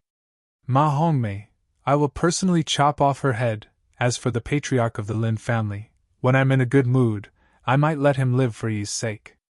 Qin Feiyang bent down, grabbed the dagger on Lin Shi's back, and pulled it out forcefully. Blood immediately spurted out from the wound like a column of blood. "Qin Feiyang, you will die a horrible death." The heart-wrenching pain caused Lin Shi's face to twist. He opened his mouth to curse, but before he could finish, he fell to the ground and breathed his last. Before he died, he hated Lin Feng to the core. How could there be such a stupid person in this world? He had already fought for a chance to escape, but he insisted on coming to die. If Lin Feng had listened to him and immediately turned around to escape, they would not have been completely wiped out now. As long as Lin Feng escaped back to Iron Ox Town, Qin Feiyang would not be far from doomsday. He was not afraid of a godlike opponent, but a pig-like teammate. Lin Shi died with his eyes wide open. Qin Feiyang looked at Lin Shi indifferently, then turned around and walked toward Lin Feng. "Qin Feiyang, please don't kill me, I'll be your slave, ah," Lin Feng begged repeatedly. However, Qin Feiyang was not moved at all. He grabbed the dagger and directly stabbed it into Lin Feng's heart, causing blood to splatter on the spot. "Be a cow or horse?" You are not qualified. Qin Feiyang whispered, pulled out the dagger, and began to search the two of them. He found 10 body-tempering pills and 5 gold coins. Making a fortune from the dead is not a bad choice. Qin Feiyang was very satisfied with this harvest. 10 body-tempering pills were enough for him to break through to a 7-star martial artist. 5 gold coins could also buy 10 body-tempering pills. In addition to the Wolf King and the 50 over white wolves in the Wolf Valley, he suddenly felt that it was not difficult to return to a 9-star martial artist. However, this was far from enough. Because in the capital of the Great Qin Empire, even a martial grandmaster was only a third-rate character, let alone a martial master. I still want to become stronger. Qin Feiyang muttered, turned around, and walked toward the Wolf King. He had to be extra careful when dealing with this cunning and vicious guy. Seeing Qin Feiyang walking toward him, the Wolf King's despair intensified. This human was not flustered in the face of danger, his mind was clear, and his methods were ruthless. Although his strength was similar to the two humans on the ground, in terms of danger, he was much more terrifying than the two humans. Qin Feiyang approached step by step, and the Wolf King's heart fell into a dark abyss. It was afraid. It was flustered. It did not want to die. Under the desire to survive, it stood up tenaciously and glared fiercely at Qin Feiyang. Qin Feiyang was vigilant, and stopped 5 meters away from the Wolf King. But when he noticed the Wolf King's eyes, the vigilance in his eyes dissipated and was replaced by surprise. He muttered, "This guy's character is somewhat similar to mine. No matter what kind of situation he is in, he will not give up the thought of survival." He could not help but feel compassion. Qin Feiyang was silent for a moment and smiled. "White-eyed wolf, I won't kill you, you can go." The Wolf King was slightly stunned, and there was doubt in his eyes. "I really won't kill you, why don't we be friends?" Qin Feiyang said jokingly. He did not dare to be friends with a wolf. Because Uncle Yuan often warned him that being friends with a wolf was like asking a tiger for its skin. It was purely digging his own grave. The name White-Eyed Wolf was not groundless. Woo-woo! However, without waiting for him to finish his words, the Wolf King suddenly growled, and there was a shocking murderous light in his eyes. "Oh no!" Qin Feiyang's heart trembled. But before he could react, the Wolf King suddenly jumped up to a height of 3 meters in the air, spitting blood and opening his mouth, revealing his dense fangs. "It is said that creatures like wolves are all white-eyed wolves. This sentence is indeed correct." Qin Feiyang flew into a rage, grasping the dagger in his hand and preparing to counterattack. But a pungent stench suddenly enveloped them. "This is..." Qin Feiyang was shocked. This was not the smell of a wolf. This was the smell of a snake. He suddenly raised his head. Immediately, he saw a venomous snake swooping down at him. This snake was as thick as an arm and as long as a shoulder pole. Its entire body was dark green and mixed with the leaves. If one did not look carefully, one would not notice it at all. On its head, there was a sarcoma like a crane crown. "Crane crown snake!" Seeing that sarcoma, Qin Feiyang could not help but exclaim, and his scalp exploded. The crane crown snake was the same as the Wolf King. It was also a ferocious beast. But compared to the Wolf King, it was even more terrifying, because it had a fatal poison in its body. Once this poison was injected into the human body, even if it was a martial artist of the same realm, they would die within 30 breaths at most. Qin Feiyang did not expect this at all. There was actually such a terrifying poisonous creature hiding on this tree. It was only when he saw the crane-crowned snake that he understood that the Wolf King's growl earlier was to remind him. Unfortunately, not only did he not understand, he even mistakenly thought that the Wolf King wanted to repay kindness with enmity. In reality, it was saving him. In the blink of an eye, the crane-crowned snake swooped down, and at the same time, the Wolf King leaped up. It bit the crane-crowned snake's head, and then both of them rolled behind Qin Feiyang. The Wolf King was full of ferocity. It did not know where it borrowed the strength from, but it bit the crane-crowned snake tightly. The crane-crowned snake was not easy to deal with either. It tightly coiled around the Wolf King's neck, wanting to strangle it to death. The two ferocious beasts fought together, but the Wolf King was obviously at a disadvantage. Qin Feiyang looked at the two beasts, his eyes flickering. Suddenly, he dived and pounced, stabbing the dagger in his hand towards the crane-crowned snake's vital point with all his strength. Splat! The tip of the dagger sank into the crane-crowned snake's vital point, and blood spurted out. The crane-crowned snake was in so much pain that it kept hissing. Immediately after, Qin Feiyang grabbed the Wolf King's tail, forcibly dragging the Wolf King and retreating. To hit a snake, hit its vital point. No matter if it was a normal snake or a ferocious beast, its vital point was its vital point. As long as its vital point was broken, it would die without a doubt. The crane-crowned snake struggled for a moment in the underbrush, then gradually calmed down. Its long and narrow snake eyes also gradually enlarged, and finally turned gray. Phew! Qin Feiyang breathed a sigh of relief. He suddenly quivered, letting go of the Wolf King's tail, and quickly retreated 5 meters. He then looked at the Wolf King. The vigilance in his eyes did not disappear. Although the Wolf King had just saved him, he did not dare to be careless against a creature like a wolf.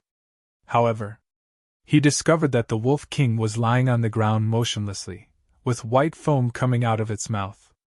Oh no, it must have bitten open the crane-crowned snake's head, and the venom flowed into its body. If I don't save it, it will definitely die. Qin Feiyang's eyes flickered, and he ran to the crane-crowned snake's side in large strides, swiftly cutting off the crown on its head. Although the crane-crowned snake's venom was strong, it also carried the antidote, and that was the crown on its head. But just as he was cutting off the crown, whoosh! 3 ice-cold arrows, like 3 poisonous snakes bearing their fangs, suddenly appeared and violently shot towards Qin Feiyang. At the same time, on the other side, 3 arrows were also shot towards the Wolf King. Damn it, why are there still people? Hearing the sharp sound of the arrows piercing through the air, Qin Feiyang did not need to look to know what was going on, and his face immediately darkened. He had no choice. He turned around and rushed to the Wolf King's side, throwing the crown in front of the Wolf King's mouth. The Wolf King coldly looked at Qin Feiyang, stretched out its tongue, and sucked the crown into its mouth. Immediate effect. The Wolf King stopped foaming, and its pale and powerless eyes finally regained a trace of color. But at this time,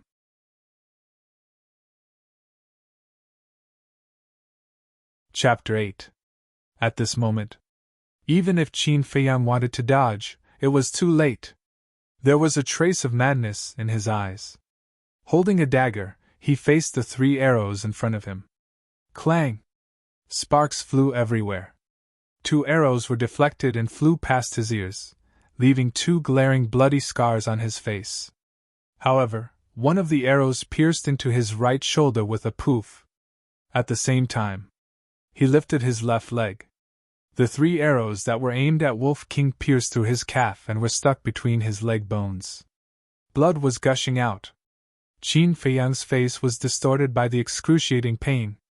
He gritted his teeth and pulled out the arrow from his right shoulder. He propped himself up on the ground and scanned the area in front of him. White-eyed wolf, I know that you are very weak now. However, we can only rely on you to escape. I saved you. Don't leave me behind, Qin Feiyang said in a low voice. Before he finished his words, a man in black walked out from a bush 100 meters away. A young woman also walked out from behind a bush behind him. Both of them looked to be around 18 or 19 years old. They were good-looking. The woman was beautiful and the man was handsome. Their clothes were made of silk. One look and one could tell that they were from a big family. Lin Gua! Qin Feiyang looked around and his pupils constricted. He was no stranger to these 2 people. They were from the younger generation of the Lin family. However, both of them were 7-star martial artists. Even if he was in his peak condition, he might not be their match, let alone now that he was injured. Both of them held a black iron bow in their hands. Lin Gua's iron bow was slightly smaller. She carried more than a dozen sharp arrows on her back. Lin Guo's face was as cold as frost. She pulled out 3 sharp arrows, knocked them on the bow, and aimed them at Qin Feiyang. She shouted with a stern voice. You really have big guts. You actually dared to kill Lin Feng and Lin Shi. Now you only have one chance. Surrender yourself and come back with us to await the patriarch's punishment. Lin Gu also pulled out 3 arrows from his back and aimed them at Qin Feiyang. He was ready to shoot. What if I say no? Qin Feiyang gloomily looked at the two of them. He didn't expect to be seen by these 2 people. He was really fucking unlucky. Lin Gu sneered. If you dare to say a single word of no, I guarantee that a bloody hole will appear in your body in the next moment. Qin Feiyang growled in a low voice. White-eyed wolf, how long do you want to rest? Wolf King was lying on the ground. His breathing was weak and he looked like he was on his last breath. However, Qin Feiyang knew that this guy was definitely faking it. Lin Gu said, You're actually in the company of wolves. No wonder you're able to do such a thing. Hearing this, Wolf King's eyes flashed with an ominous glint. Qin Feiyang sneered. So what if I'm in the company of wolves? Although wolves are cunning, in the eyes of Qin Feiyang, they are 10,000 times better than hypocrites like you. Then I can only kill you to rid Ironbolt Town of evil. Lin Gu pulled the bow forcefully. His eyes flashed with murderous intent. If it weren't for Linny, you would have killed me long ago. If you want me to die, just say it. Don't find these high-sounding reasons, okay? Qin Feiyang sneered. In the Lin family, except for Linny, he didn't have a good impression of anyone. You're really stubborn. Go to hell! Lin Hua's eyes flashed with a cold light. She loosened her grip. 3 arrows pierced through the sky like lightning and went straight to Qin Feiyang. Awoo! It was also at this moment. Wolf King howled at Qin Feiyang and stood up abruptly. Qin Feiyang didn't say a word. He sat directly on Wolf King's back and grabbed the fur on Wolf King's neck tightly. Whoosh! Immediately, Wolf King ran at full speed, plunged into a bush, and ran into the depths of the dense forest. Die!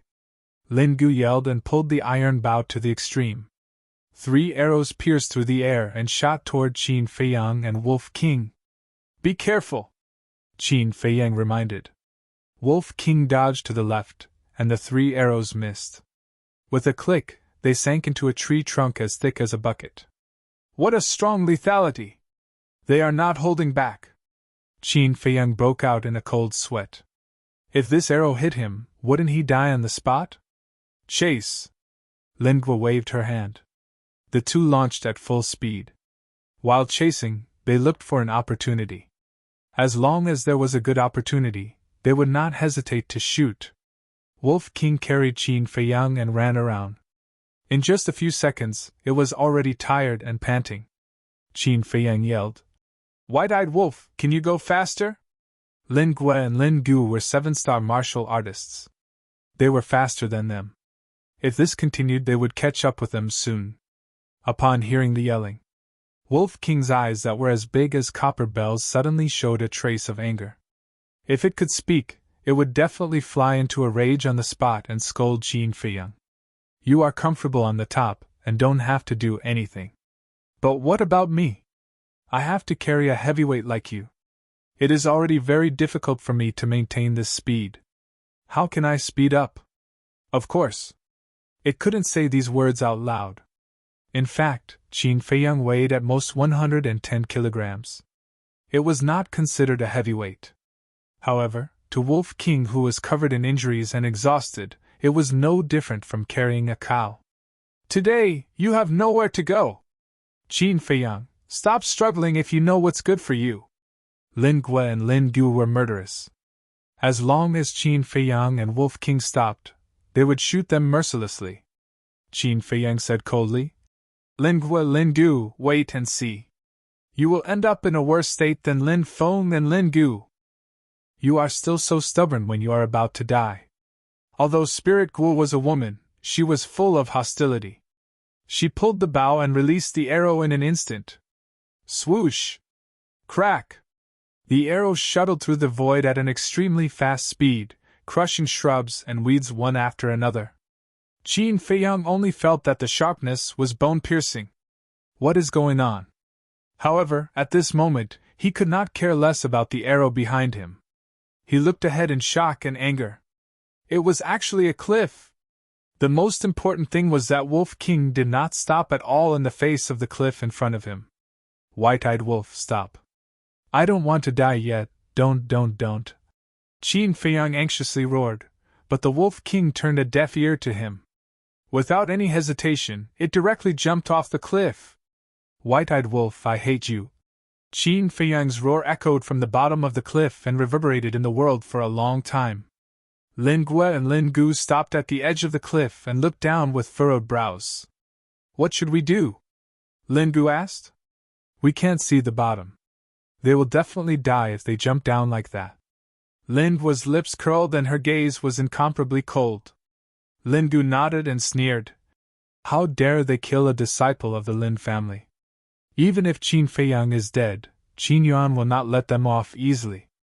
Let's go and report to the family head. The two of them turned and entered the forest, disappearing without a trace in the blink of an eye. It's really hopeless now. I haven't returned to the great Qin Empire yet. White-eyed Wolf, I know you're ruthless enough, but you don't have to do this. Now, Qin Feiyang could no longer care about the arrow wound on his right shoulder. He hugged Wolf King tightly and looked at the ground below with worry in his eyes. Was there a way out after falling down?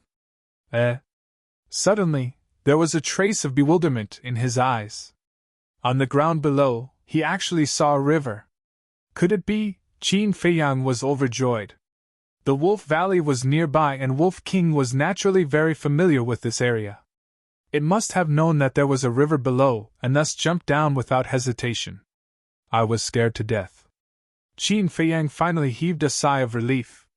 He fell to the ground and without any suspense, turned into a pile of minced meat on the spot. Falling into the river, with his current 6-star physique, there was definitely a risk, but at least there was a chance of survival. The only thing he had to pray for now was that it was not a river that was only a few meters deep or the bottom of the river was filled with reefs. If that was the case, he would still die. Dong! After a few breaths, a man and a beast were like two huge rocks. Both of them fell into the river, splashing up huge waves that were several meters high. One could imagine how terrifying the inertia caused by falling from a high altitude was. The moment he came into contact with the water, Qin Feiyang felt as if his body was being torn apart. A heart-wrenching pain instantly drowned him like a tide. I can't faint now! Qin Feiyang forcefully bit his tongue and became much more clear-headed. He knew nothing about this river. If there were powerful aquatic beasts lurking in the river and he fainted, wouldn't he become a delicious meal in the eyes of the aquatic beasts? Even if there were no aquatic beasts, he would drown sooner or later if he sank like this.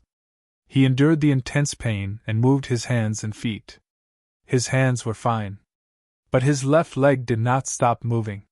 He widened his eyes to look and found that his left leg was fractured. The broken part was lacerated and blood dyed a large part of the river red. Fortunately, it's just a broken leg. Qin Feiyang breathed a sigh of relief. He gritted his teeth and swam towards the bottom of the river. Because the Wolf King had already fainted and was gradually sinking down. This river was very deep. At least until now, Qin Feiyang still had not seen the bottom of the river. Of course, the river water was also very clear. After he chased down, he grabbed Wolf King's tail and turned around, quickly swimming upwards. After living by the lake for 5 years, his swimming skills were naturally quite good. Even though he had a broken leg, his speed was not slower than an ordinary person. It was just that in the process of swimming, he had to endure an inhuman pain. After a dozen breaths, he finally surfaced and greedily breathed in the air. But his face immediately turned green. What he breathed in was not only air, but also a pungent fishy smell. An aquatic beast! His body trembled. A thought that almost made him despair crawled up in his mind. If he encountered an aquatic beast now, then only death awaited him, and Wolf King. He carefully looked around and his gaze suddenly locked on to the left. On the surface of the water, there was a huge body floating. Qin Feiyang's first impression was that he had encountered a huge monster. He looked up along the torso. When he saw the true appearance of the huge monster, his body suddenly froze and his face turned pale. That was not just a huge monster. He simply did not know how to describe it. It was a fish. But it was not an ordinary fish. It had already evolved into an aquatic beast. Only half of its body was exposed on the surface of the water, but it was as big as a house. It was hard to imagine how big its entire body was. Those dustpan-sized eyes flashed with a terrifying, ominous glint, making Qin Feiyang's scalp almost explode.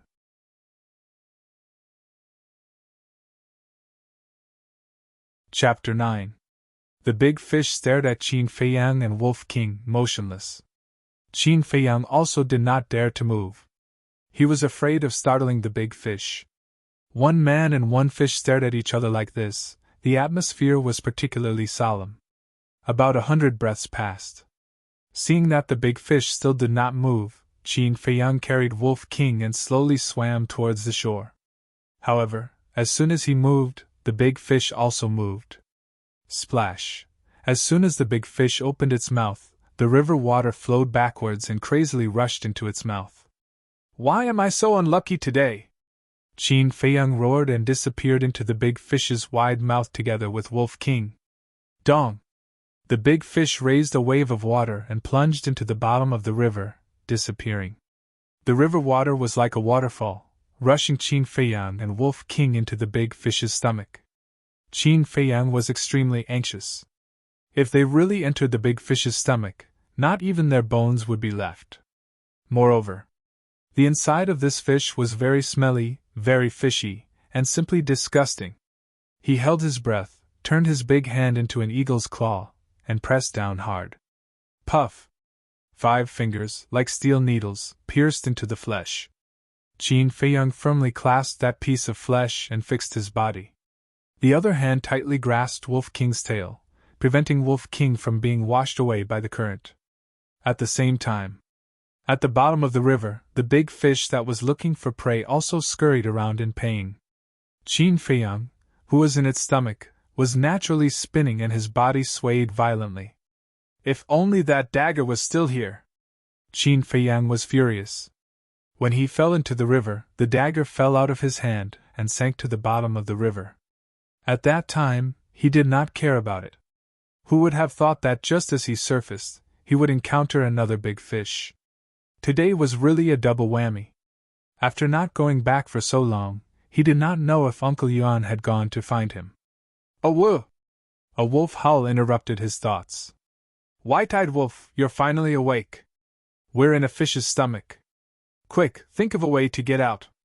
Qin Feiyang was overjoyed, as if he had seen his family. In the past, he had never thought that there would be a day where he would share life and death with a wolf. As the saying goes, the world is unpredictable. Wolf King scanned his surroundings, and his pupils constricted. Suddenly, its eyes flashed with a terrifying light. He opened his mouth wide and bared his fangs. He actually bit down and tore off a large piece of fish meat, chewing it with relish. "You still have the mood to eat?" Qin Feiyang's face darkened, blue veins popping out. Wasn't this guy a little too unreliable? Wolf King didn't pay any attention to him and continued to bite him. The intense pain was like a tidal wave, hitting every nerve in the big fish's body. It made even more noise. From time to time, he would jump out of the water.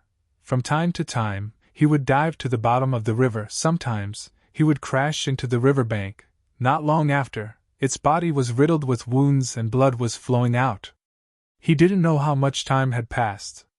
Anyway, Qin Feiyang felt that a few centuries had passed. The big fish finally stopped and floated weakly on the surface of the water. Blood dyed the river red. What's going on? Qin Feiyang was bewildered. Not only did the big fish stop swaying, but the water flowing down from the esophagus also became much smaller.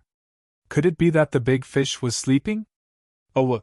Wolf King howled at Qin Feiyang, signaling Qin Feiyang to climb up the esophagus. Qin Feiyang was puzzled. He let go of Wolf King's tail and struggled to climb up. Wolf King followed beside him. Not long after, the two of them climbed out of the esophagus and entered the big fish's wide mouth. The big fish's mouth was slightly open. They could clearly see the sunlight outside and the blood-red river water. Qin Feiyang was pleasantly surprised. He hurriedly limped over, bent down, and climbed out, falling into the river. The pungent smell of blood came head-on. But he couldn't care less. He quickly swam towards the shore. The Wolf King's speed was not any slower than his. It climbed ashore in front of him and lay on top of a rock, gasping for air. After Qin Feiyang climbed ashore, he also sat down beside Wolf King. He looked at the big fish in the middle of the river with lingering fear. Suddenly, his eyes widened in shock and bewilderment. Why was the big fish bleeding? Its enormous body was similarly riddled with scars, without a single piece of skin intact. "Awoo!" Wolf King howled with a trace of pride in his eyes. Qin Feiyang thought carefully and suddenly came to a realization. It turned out that Wolf King had been biting the fish not just to eat. Its biggest purpose was to make the big fish feel pain. Once the pain reached the point where it couldn't bear it, the big fish would go crazy and charge around in the river. As a result, it was left with injuries all over its body. Qin Feiyang gave a thumbs up and said with a smile, "White-eyed wolf, I didn't expect you to be so smart. How about it, let's be friends?" Wolf King's eyes revealed a trace of disdain. He got up from the rock, turned around and left without looking back. Qin Feiyang laughed involuntarily and waved his hand. "White-eyed wolf, see you later." Hiss! As soon as he finished, he grimaced and sucked in a breath of cold air. Before, he had been in a tense state, so he didn't feel any pain. But now that he relaxed, a strong pain came from his right shoulder and left leg. It was so painful that he broke out in a cold sweat. Right shoulder. There was a finger-sized bloody hole, penetrating from front to back and bleeding. Left leg. 3 arrows were still stuck between his leg bones. And when he fell into the river, his thigh was unfortunately fractured and his flesh was lacerated. "Lingua, Lingu, new and old grudges, we will slowly settle them in the future." Qin Feiyang's eyes flashed with a cold light. He gritted his teeth and pulled out the 3 arrows with force. Severe pain. It made his face twist, and he almost fainted. Poochie! He tore off the tattered clothes on his body.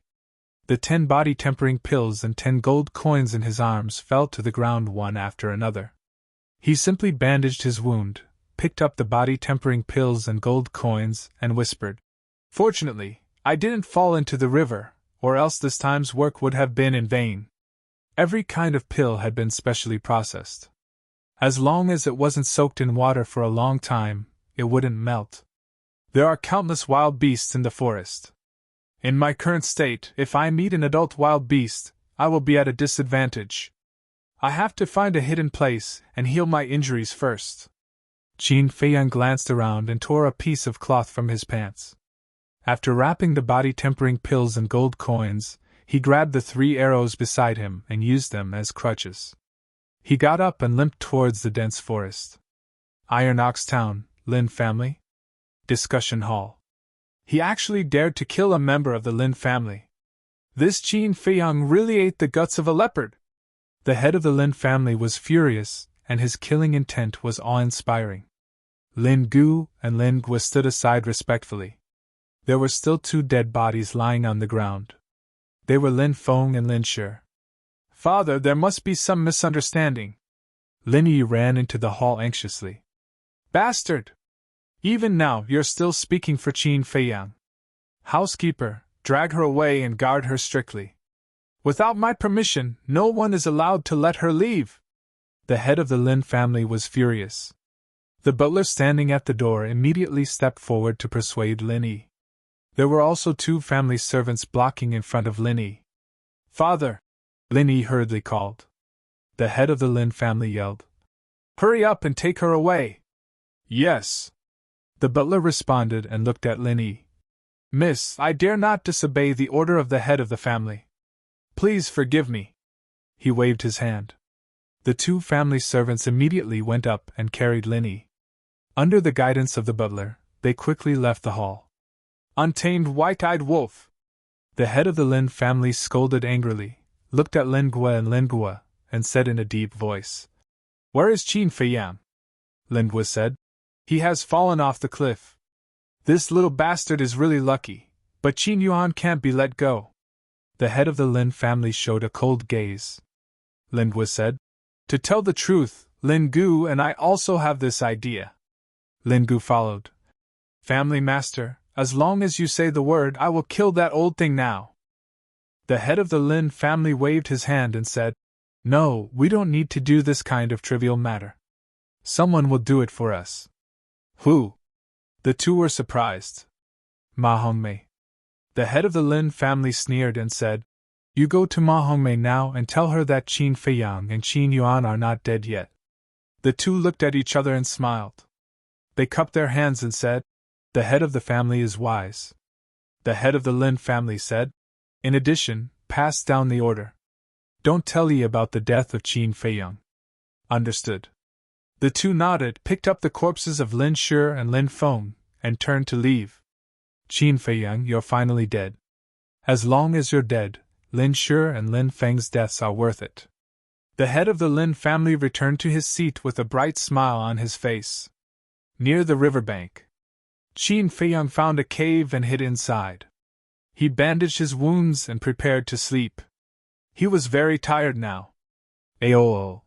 But at this moment, a wolf's howl sounded outside the cave. White-eyed wolf? Qin Feiyang was stunned. Holding the 3 arrows, he got up and walked to the entrance of the cave. His expression changed drastically. The person who came was indeed Wolf King. But behind Wolf King, there were more than a dozen white wolves.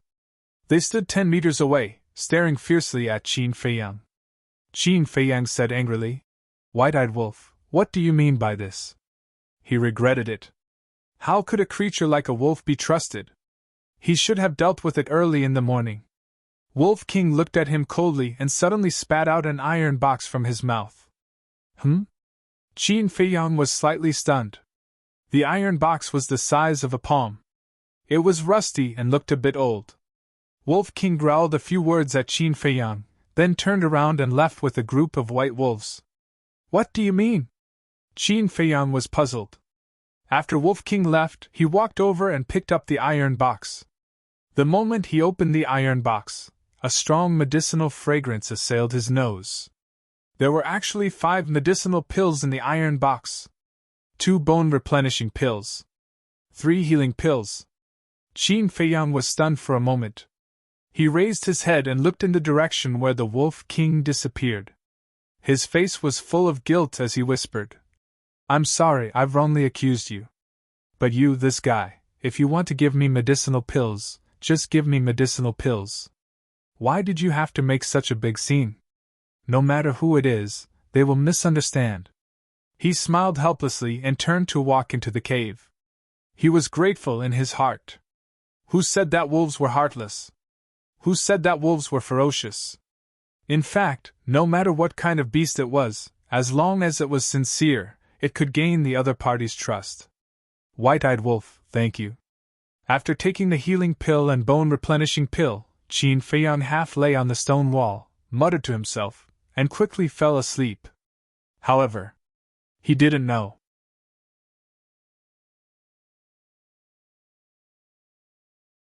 Chapter 10. As night fell, the waning moon rose into the sky.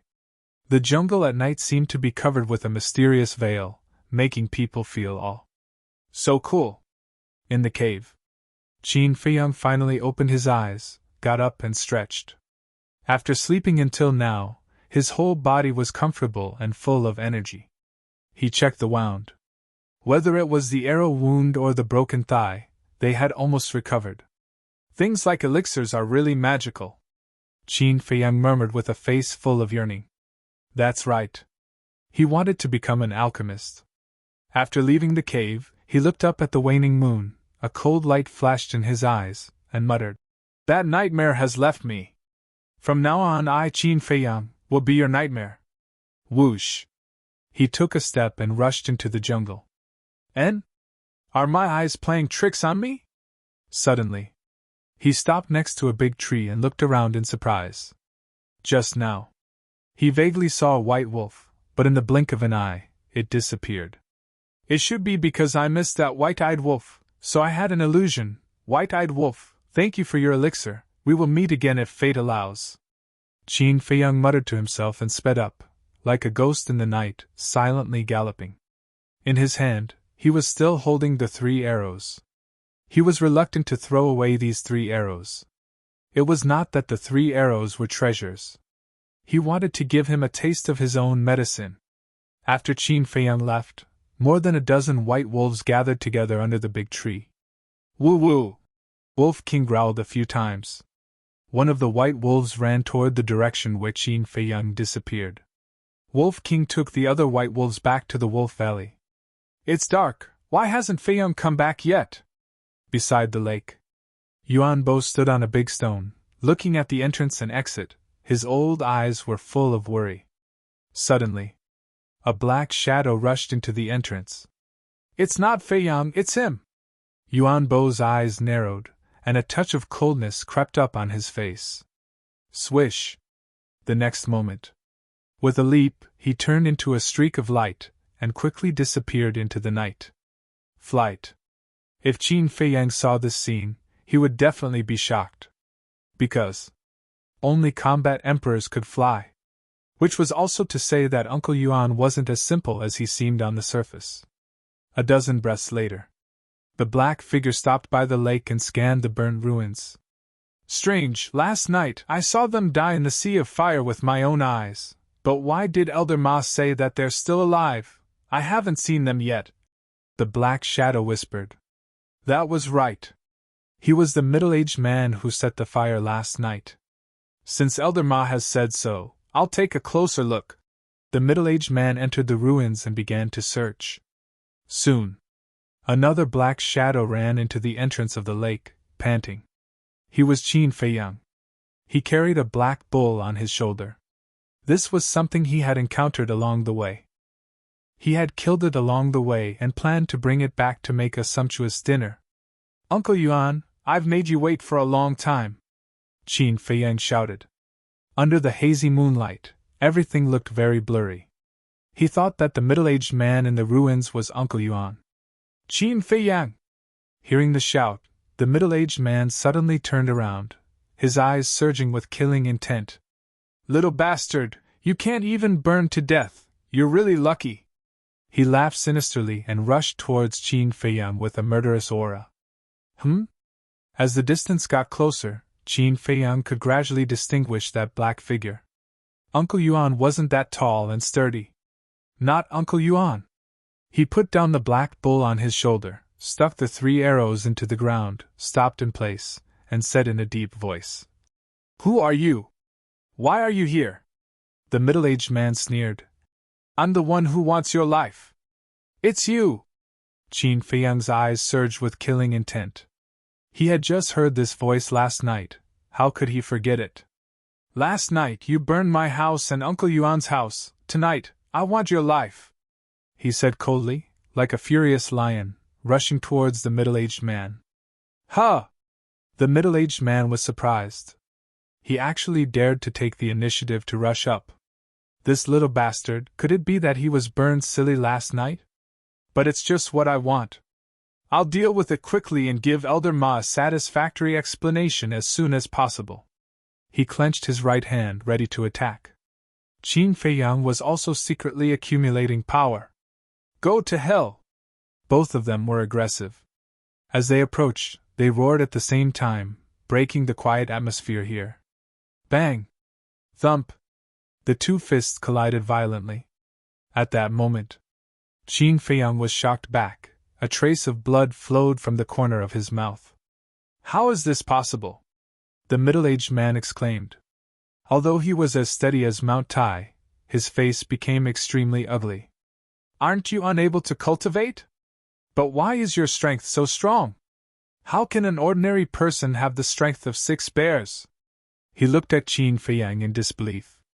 At the same time, A white wolf appeared at the entrance of the lake. It stood on top of a huge rock, and its eyes emitted a frightening green light in the night. Why would a wolf appear? Uncle Yuan, who was hiding in the dark, frowned slightly. The white wolf glanced at Qin Feiyang and the middle-aged man.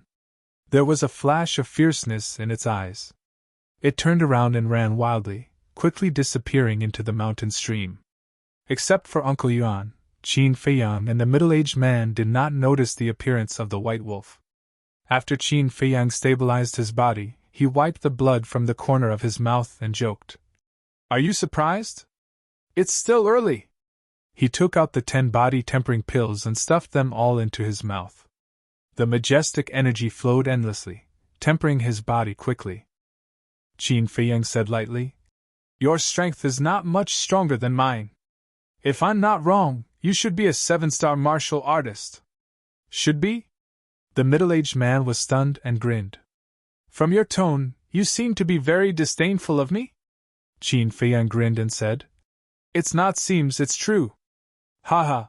The middle-aged man laughed maniacally. Little bastard, you have to pay the price for being so arrogant. He suddenly roared and his aura surged. His big fan-like hand slapped toward Qin Feiyang. Who's afraid of you? Qin Feiyang laughed heartily. He rushed forward fearlessly and started to fight with the middle-aged man. Initially, Qin Feiyang was at a disadvantage and was suppressed by the middle-aged man. However, he was like a cockroach that could not be killed. Every time he was sent flying or knocked down, he would stand up again and continue to fight. The more he fought, the braver he became. His aura was also getting stronger. On the other hand, the middle-aged man began to show signs of being flustered. Oh no, he must have taken the body-tempering pill. He wants to use this fight to quickly absorb the energy of the body-tempering pill and break through to become a 7-star martial artist. The middle-aged man finally discovered Qin Feiyang's purpose. I won't let you have your way. He was furious and threw a punch at Qin Feiyang's face with all his might. Bang! At the same time, Qin Feiyang's aura was like a volcanic eruption. It was unstoppable and instantly reached a new height. 7-star martial artist. The real battle has only just begun. His aura was like a rainbow and his gaze was like 2 bolts of lightning, extremely sharp. He threw a punch without retreating and it collided with the middle-aged man's fist. Bang! Both of them retreated at the same time, spitting blood from their mouths. Little bastard, I'm going to kill you! The middle-aged man was extremely furious. Every punch that he threw was accompanied by an ear-piercing sound of wind and thunder. Qin Feiyang didn't say anything, but the corners of his mouth were slightly raised, and there was a trace of ridicule that couldn't be dissolved. No matter how strong the middle-aged man's fist was, he didn't take a step back. He wanted to use strength to break strength. After being unable to kill Qin Feiyang for a long time, the middle-aged man began to become irritable. He revealed more and more flaws with each passing breath. After a few hundred breaths, the two of them were bathed in blood. However, most of the blood on Qin Feiyang's body belonged to the middle-aged man. One of them was impetuous, and had even thought of retreating. One of them was calm and steady with endless fighting spirit. The outcome of this battle had been decided. Bang! In the end, Qin Feiyang slapped the middle-aged man's chest. Accompanied by a cracking sound, a few ribs in his chest broke on the spot. Pfft! The middle-aged man spat out blood and flew a few meters away before falling to the ground. Qin Feiyang had a fierce look in his eyes. He landed beside the middle-aged man in a few steps and stomped on the middle-aged man's chest. This time, his entire chest had caved in. Ah! The middle-aged man's painful scream echoed in the night sky and did not dissipate for a long time. Qin Feiyang looked at him condescendingly and said coldly, Uncle Yuan said last night to kill you within 3 days. I will definitely do it. Don't kill me. I also received orders from above to kill you. Please spare my life, okay? The middle-aged man vomited blood while begging intermittently. Qin Feiyang said, Ma Hongmei's order? The middle-aged man said, It is indeed Ma Hongmei who wants to kill you, but there are still people above me. As long as you promise not to kill me, I will tell you everything. I must kill you. As for the people above you, I will kill one if one comes, I will kill two if two come. Qin Feiyang's domineering aura reached the clouds. His foot exerted force, and the middle-aged man's heart suddenly exploded. Blood splattered on the spot. Feiyang, Uncle Yuan can finally be sure that you have really grown up. Uncle Yuan's voice sounded in the darkness. Qin Feiyang looked towards the direction of the voice. A black shadow walked out from behind a bush. Uncle Yuan! He was overjoyed and hurriedly went up to greet him. Just now, he was afraid that Uncle Yuan had met with misfortune. Now that he saw Uncle Yuan safe and sound, he was relieved. Qin Feiyang lowered his head and blamed himself. Uncle Yuan, I am sorry for making you worry again. Uncle Yuan laughed. Silly boy, why are you apologizing to Uncle Yuan? You came back so late, you must have something to deal with. Uncle Yuan will not blame you. Qin Feiyang rubbed his head and said, Thank you, Uncle Yuan. Uncle Yuan shook his head and laughed. He looked at the dead middle-aged man and said in a deep voice, Feiyang, he is from the Black Demon Stronghold. The Black Demon Stronghold is an organization that specializes in assassination. Every member is a fugitive. As long as there is enough gold, no matter who it is, they will dare to kill. Black Demon Stronghold? Qin Feiyang raised his eyebrows and said, Uncle Yuan means that Ma Hongmei gave the Black Demon Stronghold some benefits? That is for sure. The people of the Black Demon Stronghold are all ruthless people who only care about profits. Uncle Yuan laughed and continued, But the Black Demon Stronghold is very honest. They have a rule. If someone does not complete the mission, they will continue to send people to assassinate until the target is dead.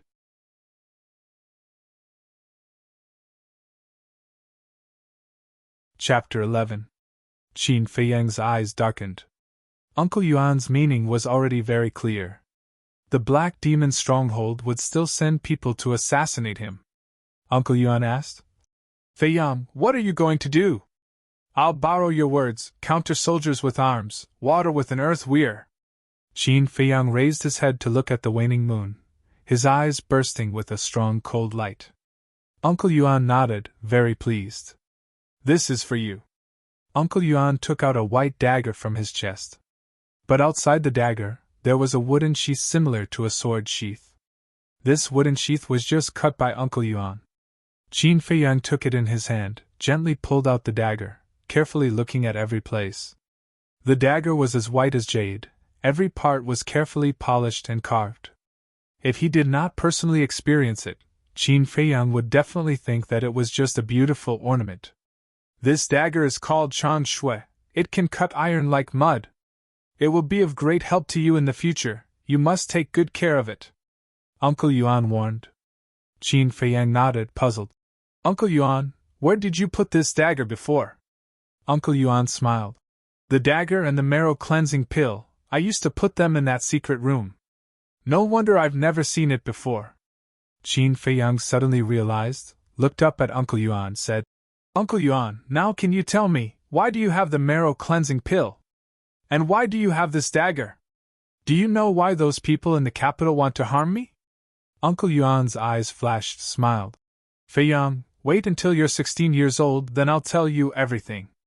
Qin Feiyang frowned. 3 days later, he would be 15 years old. There was still a whole year before he was 16 years old. What was Uncle Yuan hiding? Why didn't he tell him? Uncle Yuan took out the jade box, smiled.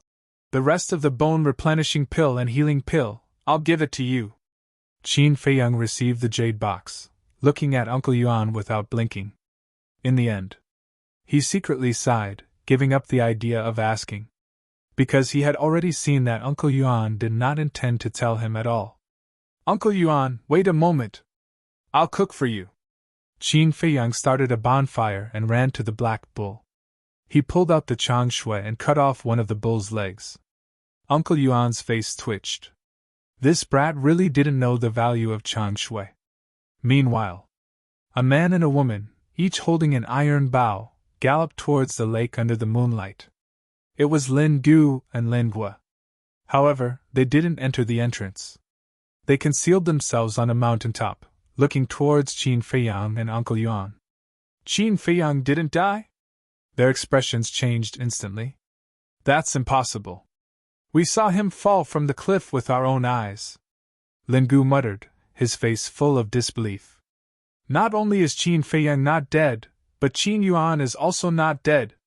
What is going on with Ma Hongmei? Lin Gu frowned. Lin Gu, look, isn't there a corpse lying beside them? Lin Gu was surprised. The bonfire burned brightly, illuminating the land. It's indeed a corpse. It's just that it's too far away, so I can't see it clearly. But I'm sure that person was sent by Ma Hongmei, Lin Gu said in a low voice. Even the person sent by Ma Hongmei died here. Could it be that Qin Feiyang and Qin Yuan? Lin Gu couldn't help but think of the scene during the day. His whole body suddenly turned cold. The fact is already very obvious. Whether it's Qin Feiyang or Qin Yuan, they aren't simple characters. You stay here and monitor them. I'll go back and report to the family head. If I don't come back in an hour, you go back by yourself, Lin Gu whispered. Lin Gu nodded. Lin Gu looked at Qin Feiyang and Qin Yuan. Her eyes flashed, and she quietly got up. However, when she turned around, she suddenly froze in place. Why aren't you leaving? Seeing Lin Gu not moving, Lin Gu turned his head and asked in confusion. But, the next moment, his face instantly turned pale. They seemed to have seen something inconceivable. At the foot of the mountain, they didn't know when, but there were many pairs of green eyes. At first glance, it was like clusters of ghost fire flickering. It was extremely frightening. Wolves! Lin Gu and Qin Yuan trembled. Only the eyes of wolves would emit green light at night. 1 wolf, 10 wolves, more than 50 white wolves stood side by side at the foot of the mountain, cutting off their retreat. The eyes of the Wolf King, who was leading the pack, were filled with hatred. Awoo! All of a sudden, it raised its head and howled at the waning moon in the sky. The more than 50 white wolves behind it immediately took a step forward, pressing up the mountain step by step. Wolf howl? Beside the bonfire. Uncle Yuan frowned. It's him! However, Qin Feiyang suddenly got up and turned to look at the entrance. Uncle Yuan, you stay here and don't move. I'll go take a look. He left behind a sentence and ran in front of the black bull. He grabbed the 3 arrows and ran towards the entrance. What the hell is this brat doing? Uncle Yuan frowned, got up and followed him unhurriedly. On the top of the mountain, Lin Gu looked at the pack of wolves and said anxiously, Lin Gu, what should we do now? They had already recognized it. The Wolf King in the lead was the wolf that was with Qin Feiyang during the day. Although both of them were 7-star martial artists, they couldn't help but feel nervous in the face of more than 50 ferocious wolves. The nature of wolves is cunning and treacherous. They will seek revenge for the smallest grievance. We seriously injured it during the day. Now, it will definitely not give up easily. To catch bandits, one must first catch the leader. Let's shoot that Wolf King first. Lin Gu's eyes were filled with murderous intent. She took out 3 arrows from the quiver behind her back. She pulled the bow and loaded the arrows. Whoosh! 3 arrows whizzed out, carrying a shocking sharpness, and shot towards the Wolf King. The Wolf King's eyes flashed with an ominous glint. It exerted force with its 4 limbs and leaped several meters into the air. The 3 arrows brushed past its body and hit a large rock. Sparks flew in all directions and an ear-piercing metallic sound reverberated. Die! But Lin Gu seized the opportunity and quickly shot an arrow when the Wolf King landed on the ground. The Wolf King was in midair, and there was no way to dodge this arrow. In the nick of time, a white wolf rushed into the air and blocked the arrow for the Wolf King. It died on the spot. Bang! It fell to the ground and rolled down the slope towards the foot of the mountain, crushing a large patch of weeds and shrubs. Roar! The Wolf King's eyes turned red. After landing on the ground, it roared towards the sky and rushed towards Lin Gu and Lin Gu crazily. The rest of the white wolves also went crazy. Their ferocious aura was monstrous. Lin Gua and Lin Gu's eyes were gloomy as they continuously shot arrows at the Wolf King. But either the Wolf King dodged the arrows, or the other white wolves blocked the arrows for the Wolf King. A pungent smell of blood quickly spread through the area. Lin Gua, I've run out of arrows! Looking at the pack of wolves running towards them crazily, Lin Gu couldn't help but panic. The total number of arrows in their quiver was only 30. 30 arrows had killed 20 white wolves, leaving only 30 or so. If they swarmed up, even if they were 7-star martial artists, they would have to pay a heavy price. Kill! Lin Gua's arrows were also used up. There was only one way now, to kill all these beasts. The two of them held iron bows and charged into the pack of wolves, starting a life-and-death battle. Qin Feiyang ran to the foot of the mountain, glanced at the dead white wolves, and looked up. Lin Gua, Lin Gu, give me your lives! He roared like a crazy bull and rushed up angrily. Without saying a word, he directly raised his fist and pounced towards Lin Gu. Qin Feiyang, a trash like you wants to kill me? You're daydreaming! Lin Gu threw a punch. The two fists met with a loud bang. Puff! Lin Gu spat out a mouthful of blood and crashed to the ground. How is this possible? His eyes were filled with disbelief. At the same time, Qin Feiyang was also forced back. However, he grabbed a bush and stabilized his body. Like the incarnation of a hungry wolf, he pounced on Lin Gu while Lin Gu was distracted. The 3 arrows in his hand pierced into Lin Gu's right shoulder fiercely. Poochie! Blood splattered in the sky. The heart-wrenching pain made Lin Gu scream endlessly. Qin Feiyang pulled out the 3 arrows and turned to pounce on Lin Gua. The few white wolves beside him swarmed forward and mercilessly tore Lin Gu apart. The scene was extremely bloody. It was too horrible to look at. He's actually a 7-star martial artist? Lin Gua's eyes also revealed a look of horror. Looking at Qin Feiyang, who was pouncing crazily with a face full of murderous intent, she suddenly felt very unfamiliar. Suddenly, a white wolf pounced forward, bit her arm, and pulled her to the ground. Lin Gua, your time of death has come! Qin Feiyang roared. The moment he pounced, the 3 bloody arrows in his hand suddenly pierced into Lin Gua's calf. He had said before that he would give them a taste of their own medicine. Ah! Lin Gua screamed in pain. She waved the iron bow in her hand wildly. A few white wolves that were about to rush forward were beaten until their heads were bleeding. Qin Feiyang's shoulder also suffered a blow. His skin and flesh were lacerated. Qin Feiyang, I'm going to kill you! Lin Gua's face was ferocious. She raised the iron bow high and smashed it toward Qin Feiyang's head. Qin Feiyang sneered, pulled out the changshui, and swung it with force. Accompanied by a loud clang, the iron bow was actually cut in half. How is this possible? Lin Gua was shocked. More than a dozen white wolves swarmed forward and crazily tore at her. Screams could be heard incessantly. Qin Feiyang put away the dagger and let out a long breath. He wiped the blood off his face and walked to the Wolf King's side. He smiled and said, White-eyed wolf, we meet again so soon. It's really fate. The white-eyed wolf glanced at him with a trace of disdain. Qin Feiyang chuckled and said, Don't be so unreasonable. Let's go, I'll treat you to a big meal. The scene here was too bloody. He did not want to continue staying here. Roar! The Wolf King growled at him. What are you trying to say? Qin Feiyang was puzzled. The Wolf King growled a few more times. Seeing that Qin Feiyang still did not understand, he simply howled and led more than 30 white wolves to the foot of the mountain ferociously, leaving Qin Feiyang with a proud back view. Don't go! Qin Feiyang hurriedly shouted. It wants you to help it bury these dead white wolves. Moreover, it's going to Iron Ox Town to cause trouble for the Lin family.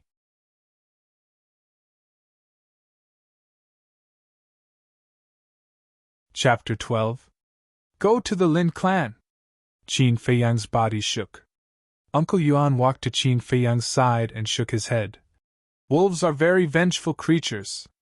If they are provoked, they will do whatever it takes.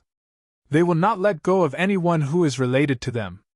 No, the Lin clan is full of experts. Once they enter the Iron Ox town, they will die. I have to stop them. Uncle Yuan, help me bury them. Qin Feiyang left behind these words and chased after the pack of wolves with swift steps. Uncle Yuan reached out his hand and wanted to stop Qin Feiyang. However, he swallowed the words that were about to come out of his mouth. Wolves are not only cold-blooded, but also proud. Feiyang, this child dares to be friends with wolves. This courage is incredible. Why don't we let him go? Maybe he can create a miracle. Uncle Yuan whispered. Seeing Qin Feiyang grow stronger day by day, he was happy from the bottom of his heart.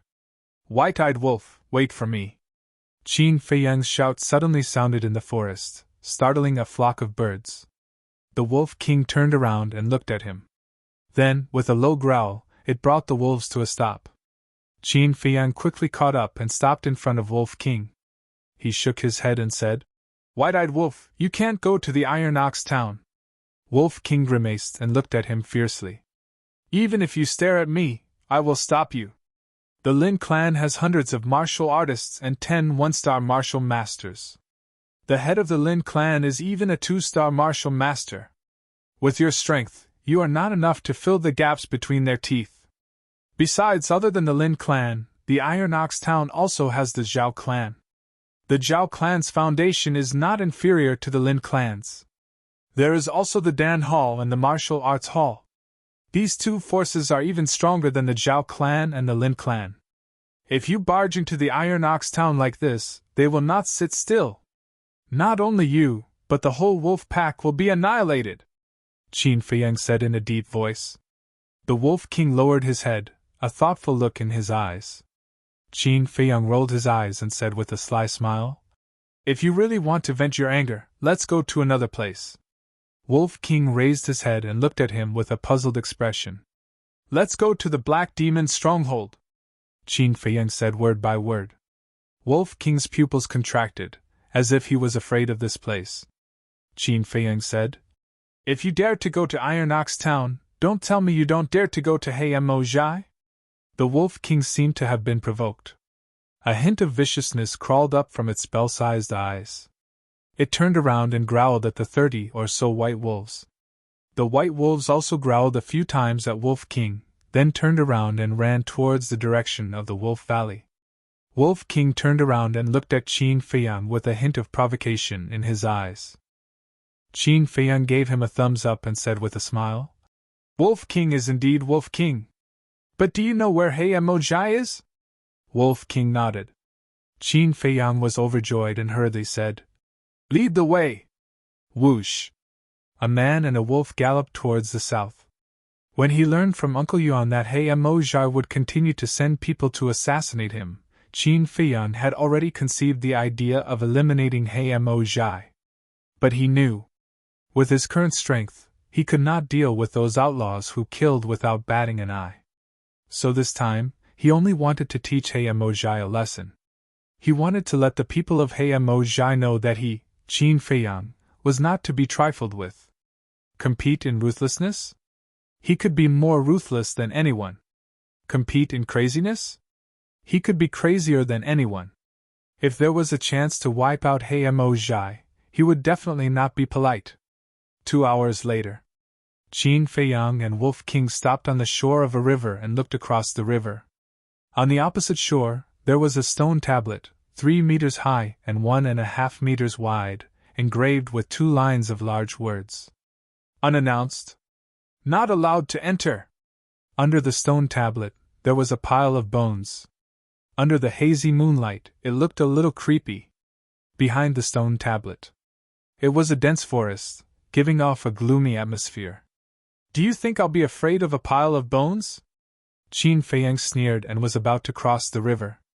But Wolf King bit his pants and did not let him enter the water. What are you doing? Qin Feiyang lowered his head and looked at it in puzzlement. Wolf King rolled its eyes as if it wanted to say something, but it did not know how to express it. Awoo! Finally, it simply howled. Then it quickly turned around and hid in the grass. Qin Feiyang's face changed. He hurriedly ran to Wolf King's side and lay in the grass. He found that Wolf King's eyes were fixed on the other side of the river. He also looked at the opposite side. In less than 5 breaths, 2 black shadows ran out from the forest behind the stone tablet. At the same time, Wolf King closed its eyes. Because its eyes would emit a green light in the dark, it was easy to be noticed. Qin Feiyang also finally understood that Wolf King was reminding him that there were sentries in the forest and to be careful. The 2 black shadows stopped in front of the stone tablet and suspiciously glanced at Qin Feiyang's side. I clearly heard a wolf howl just now. Why didn't I find a wolf? Maybe it's just a passing wolf. Let's go back. There are traps everywhere here. Even if a wolf really comes, we don't need to do anything. That's true. Let's go and continue drinking. The 2 turned around and entered the forest. Trap! Qin Feiyang was awe-inspiring. It seemed that this black demon stronghold was a dragon's pool and tiger's den. White-eyed wolf, it's not too late if you regret it now, Qin Feiyang whispered. Wolf King opened its eyes, got up and turned around to leave. Hey, you're really leaving? So unloyal? Qin Feiyang was anxious. Wolf King turned around and grinned at him. Qin Feiyang was stunned. Was this white-eyed wolf flirting with him?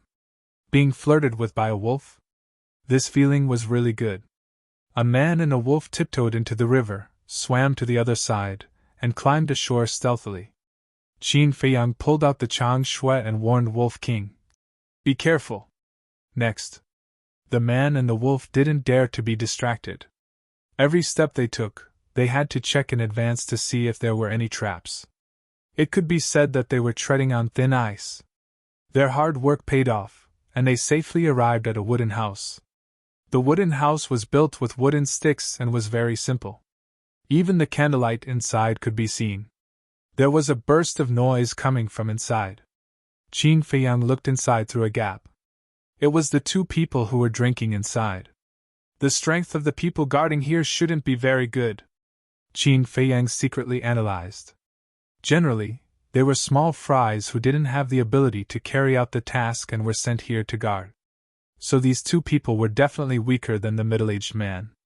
At this point, Qin Feiyang gave the Wolf King, who was beside him, a meaningful glance.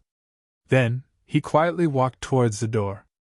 After arriving at the door, a man and a wolf looked at each other, and a cold light emerged in their eyes.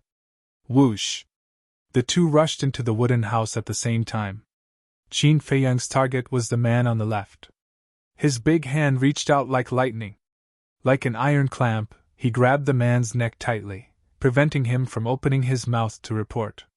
Wolf King was extremely fierce. He directly pounced, opened his bloody mouth, and bit the throat of the man on the right. He died on the spot. He didn't even have time to scream. Qin Feiyang was also shocked and broke out in cold sweat. This white-eyed wolf was too fierce. If there was a time when he wasn't paying attention, she would bite his neck. He couldn't help but feel scared. As for the man whose throat was grabbed by Qin Feiyang, he was even more scared. Phew! Qin Feiyang secretly exhaled and asked, Do you want to live? The man nodded vigorously. If you dare to make a sound, I'll crush your throat. Qin Feiyang's eyes flashed with killing intent. He loosened his grip slightly, and the man gasped for breath. Qin Feiyang said, How many people are there in the Black Demon stronghold? How strong are they? What do you want to do? The man looked at him in surprise. Qin Feiyang said, It's none of your business. Tell me. Okay, I'll tell you, help. The man nodded repeatedly, but suddenly shouted for help. But Qin Feiyang was already prepared. Just as the man opened his mouth, his big hand exerted force and directly crushed the man's throat. These people are indeed fugitives. Qin Feiyang was quite annoyed. He squatted on the ground and groped the 2 men. Hey! Suddenly, his eyes lit up. From the arms of the man on the left, he took out a map. Putting it in front of the candle and looking at it carefully for a while, Qin Feiyang was overjoyed. This was actually a map of traps. All the traps in this forest were clearly marked on it. At the same time, he was surprised again. There were too many traps in the forest. Without this map, he and Wolf King would not have been able to reach the Black Demon's stronghold. It was probably because there were too many traps that this person had a map on him. White-eyed Wolf, follow me closely. Qin Feiyang instructed, took the map, and soon arrived outside a stronghold. The two of them hid in a half-meter deep ditch, stuck their heads out, and scanned the stronghold. At this time, it was already midnight. The people of the Black Demon's stronghold had already fallen asleep. It was quiet here. Only two middle-aged men stood upright on both sides of the gate, closely monitoring the surroundings. Above the gate, there was a torch that shone in all directions. The two of them were topless, and there were a few hideous scars on their bodies, emitting a fierce aura. There are so many traps, and they still let people guard here. The people of the Black Demon's stronghold are really cautious. Qin Feiyang frowned and asked in a low voice, White-eyed Wolf, are you confident that you can get rid of them in one fell swoop? Wolf King shook his head. The strength of the two seems to be very strong. Qin Feiyang muttered, looking at the dagger Chang Shui in his hand. This dagger could cut iron like mud. If it was a surprise attack, it should be able to get rid of the two people. White-eyed Wolf, go and distract one of them. Qin Feiyang whispered. Wolf King slowly crawled to the other side, rubbing against a tree as thick as an arm. Soon, the two middle-aged men noticed the movement there. The man on the right wondered, why is that tree shaking? Go and take a look. The man on the left nodded and walked towards the tree. Seeing this, Wolf King hurriedly retreated, got into a lush bush, and then closed his eyes. At the same time, Qin Feiyang picked up a fist-sized stone at his feet, and then gently threw it. It landed in the grass 1 meter away, making a slight sound.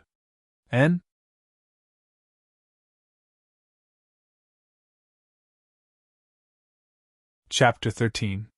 Qin Feiyang held his breath and stared at the big man through the gaps between the weeds. But the result was beyond his expectations. The big man did not come to check. What should I do? Qin Feiyang was burning with anxiety. Suddenly, his eyes lit up. He took out the iron box given to him by Wolf King, took out a bone-replenishing pill, and placed it on the grass above. I don't believe that you won't be fooled this time. Qin Feiyang sneered. In this world, what was the most tempting thing? It was none other than the pill. The fragrance of the medicine quickly drifted in this place. Why is there the smell of the pill? After smelling the medicine, the big man was suddenly surprised. He sniffed hard and walked towards Qin Feiyang step by step. It's really a pill. It seems to be a bone-replenishing pill. This time I'm rich. When he saw the bone-replenishing pill on the grass, the big man was wild with joy and reached out to grab it. He had never thought about why the pill would be here. At this time, Qin Feiyang jumped up like a poisonous snake hidden in the dark. The dagger Chang Shui showed its sharpness and instantly cut the big man's throat. Blood spurted out. At the same time, he stretched out his left hand, covered the big man's mouth, and dragged him into the deep ditch. In less than 3 breaths, the big man breathed his last and fell to the ground dead.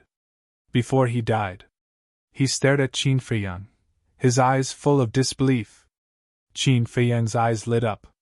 This dagger Chang Shui was more terrifying than he imagined. He restrained his mind, quickly took off the big man's clothes, wiped the blood on the grass, and tidied up the grass a little. Although there were still some obvious traces, it was late at night. As long as one did not look carefully, they would not notice. As for the smell of blood, the medicinal fragrance of the bone-replenishing pill was enough to cover it up. Qin Feiyang placed the bone-replenishing pill in a slightly conspicuous place and continued to hide in the deep trench, waiting for another big man to take the bait. The middle-aged man walked under the tree and scanned the surroundings. He didn't find anything out of the ordinary, so he went back the way he came with a trace of doubt. When he returned to the gate of the stronghold and saw that his companions had disappeared, he did not suspect anything and thought that they had gone to the latrine. Medicinal fragrance? Very soon. He also smelled the medicinal fragrance. A trace of suspicion crept into his eyes as he walked towards the direction of the medicinal fragrance. As expected, he was killed by Qin Feiyang's sneak attack. Using weeds and dead leaves to cover up the two corpses, Qin Feiyang put away the bone-replenishing pills and ran towards the tree. "Wide-eyed wolf, you can come out now!"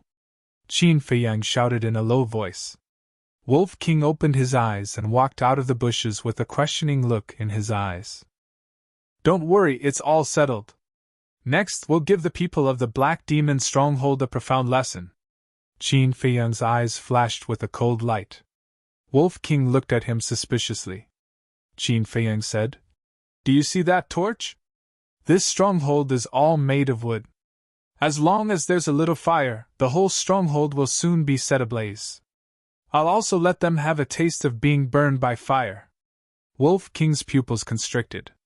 This human was even more ferocious than it. "Let's go!" Qin Feiyang shouted, turned around and ran to the gate of the stronghold.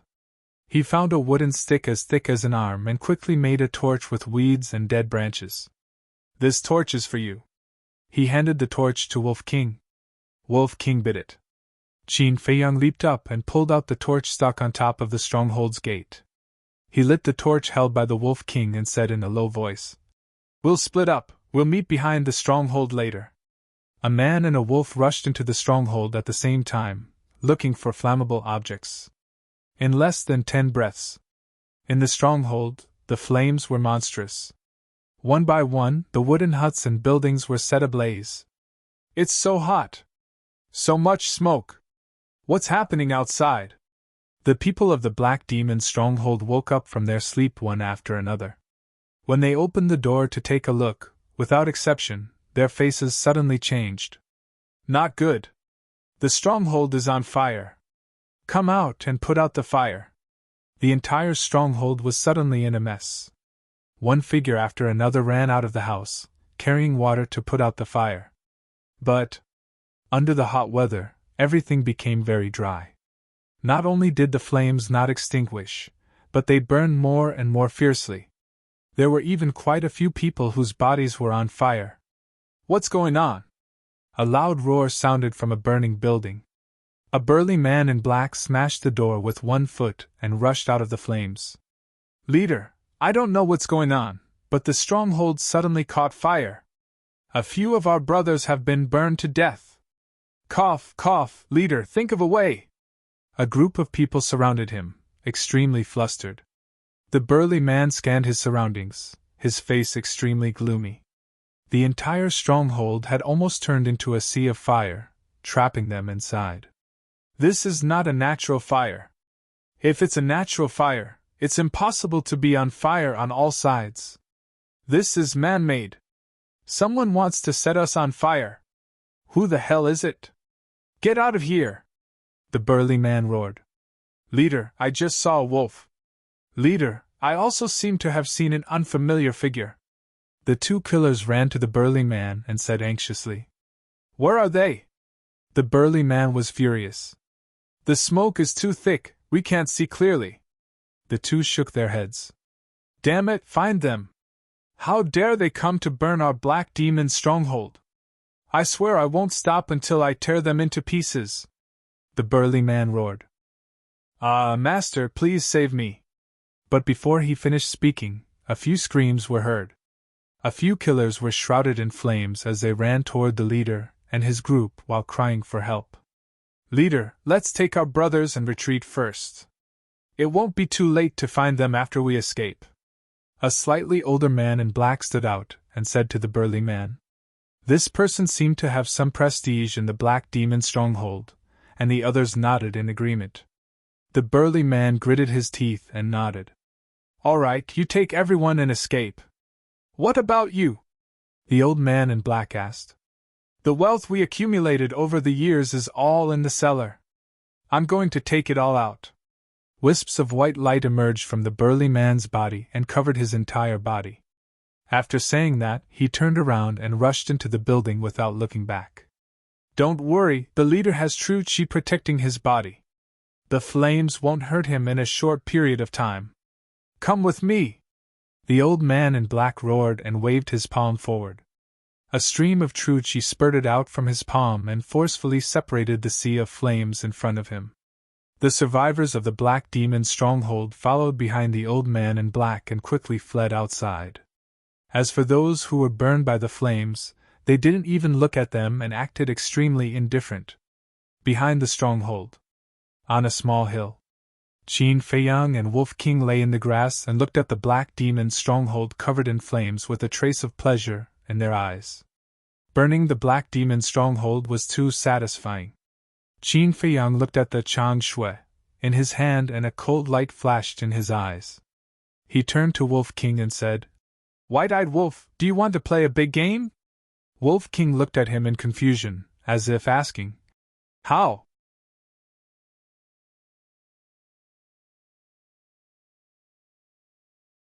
Chapter 14.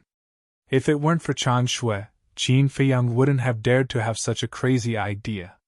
That was because the Black Demon stronghold had two martial masters. Martial masters had already grasped true chi. Even a one-star martial master could wield over 10,000 kilograms of force with a casual wave of his hand. With his and Wolf King's strength, it was simply courting death. However, the sharpness that Chang Shui had displayed earlier gave him ample confidence. As long as he caught them off guard, killing a martial master wasn't a fantasy. Wolf King looked at him in shock. Seeing the determination in Qin Feiyang's eyes, it hesitated for a moment before nodding heavily. Since he was going to go crazy, he might as well go completely crazy for once. Qin Feiyang turned his head to look at the forest behind him. There was a mountain range in the distance that stretched out endlessly. It was estimated to be a few thousand meters long. His eyes flashed slightly. He took out the map of the traps and looked at it carefully.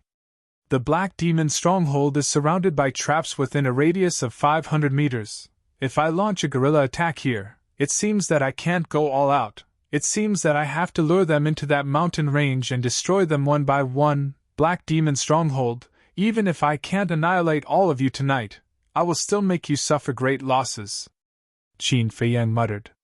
His eyes flashed coldly as he turned to Wolf King and said, "Roar and lure them over." "Awoo!"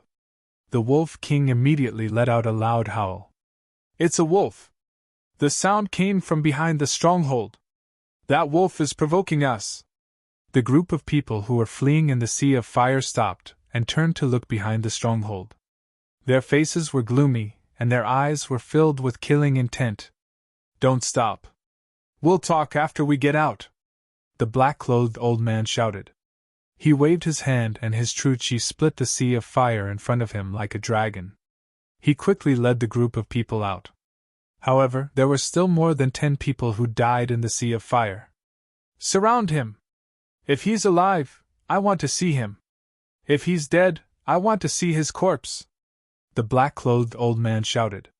There were a total of more than 50 people who escaped alive.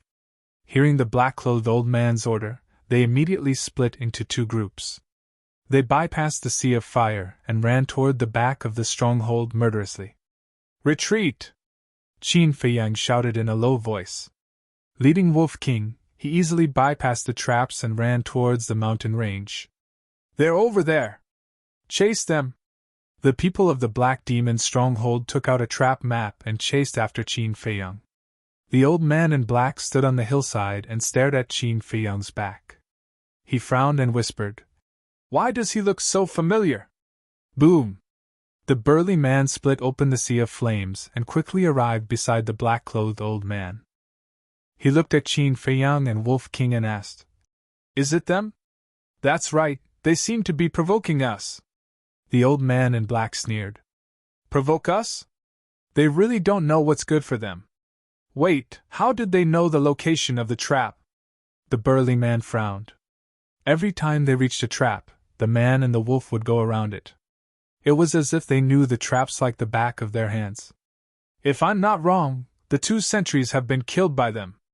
The trap map must have fallen into their hands, but this is no longer important." The old man in black sneered and asked, "Leader, are the treasures lost?" "They're all here.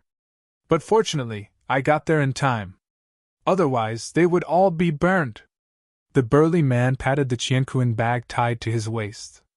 The old man in black glanced at the Qianquan bag and sneered. Since they provoked us, we'll do as they wish. Let's go!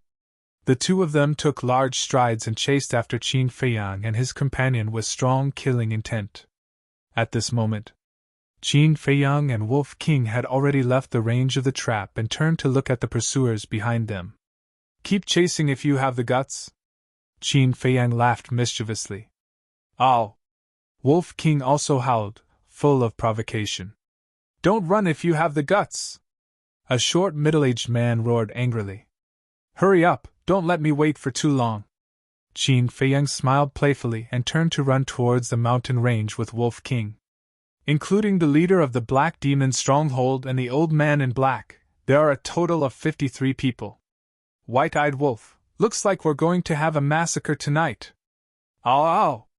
A man and a wolf looked at each other and quickly disappeared into the mountain range. After a few dozen breaths, the people of the Black Demon's stronghold also entered the mountain range one after another.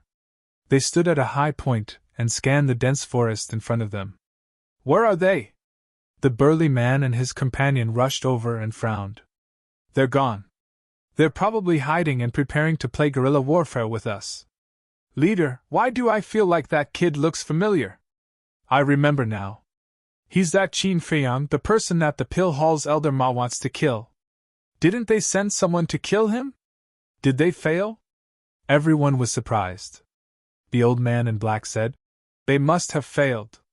Otherwise, he wouldn't appear here. Looks like he's here for revenge. Humph, since they're here, don't even think about leaving alive. Quickly go and find them. Even if we have to turn this mountain range upside down, we have to find them. The burly man shouted coldly with a murderous aura. Let's go! The 51 people were like hungry wolves going down the mountain. They entered the dense forest in twos and threes and started a carpet search. After a few hundred breaths, two middle-aged men entered a small forest to search. What do you think this Qin Feiyang is capable of? He actually dares to come and burn down our Black Demon stronghold?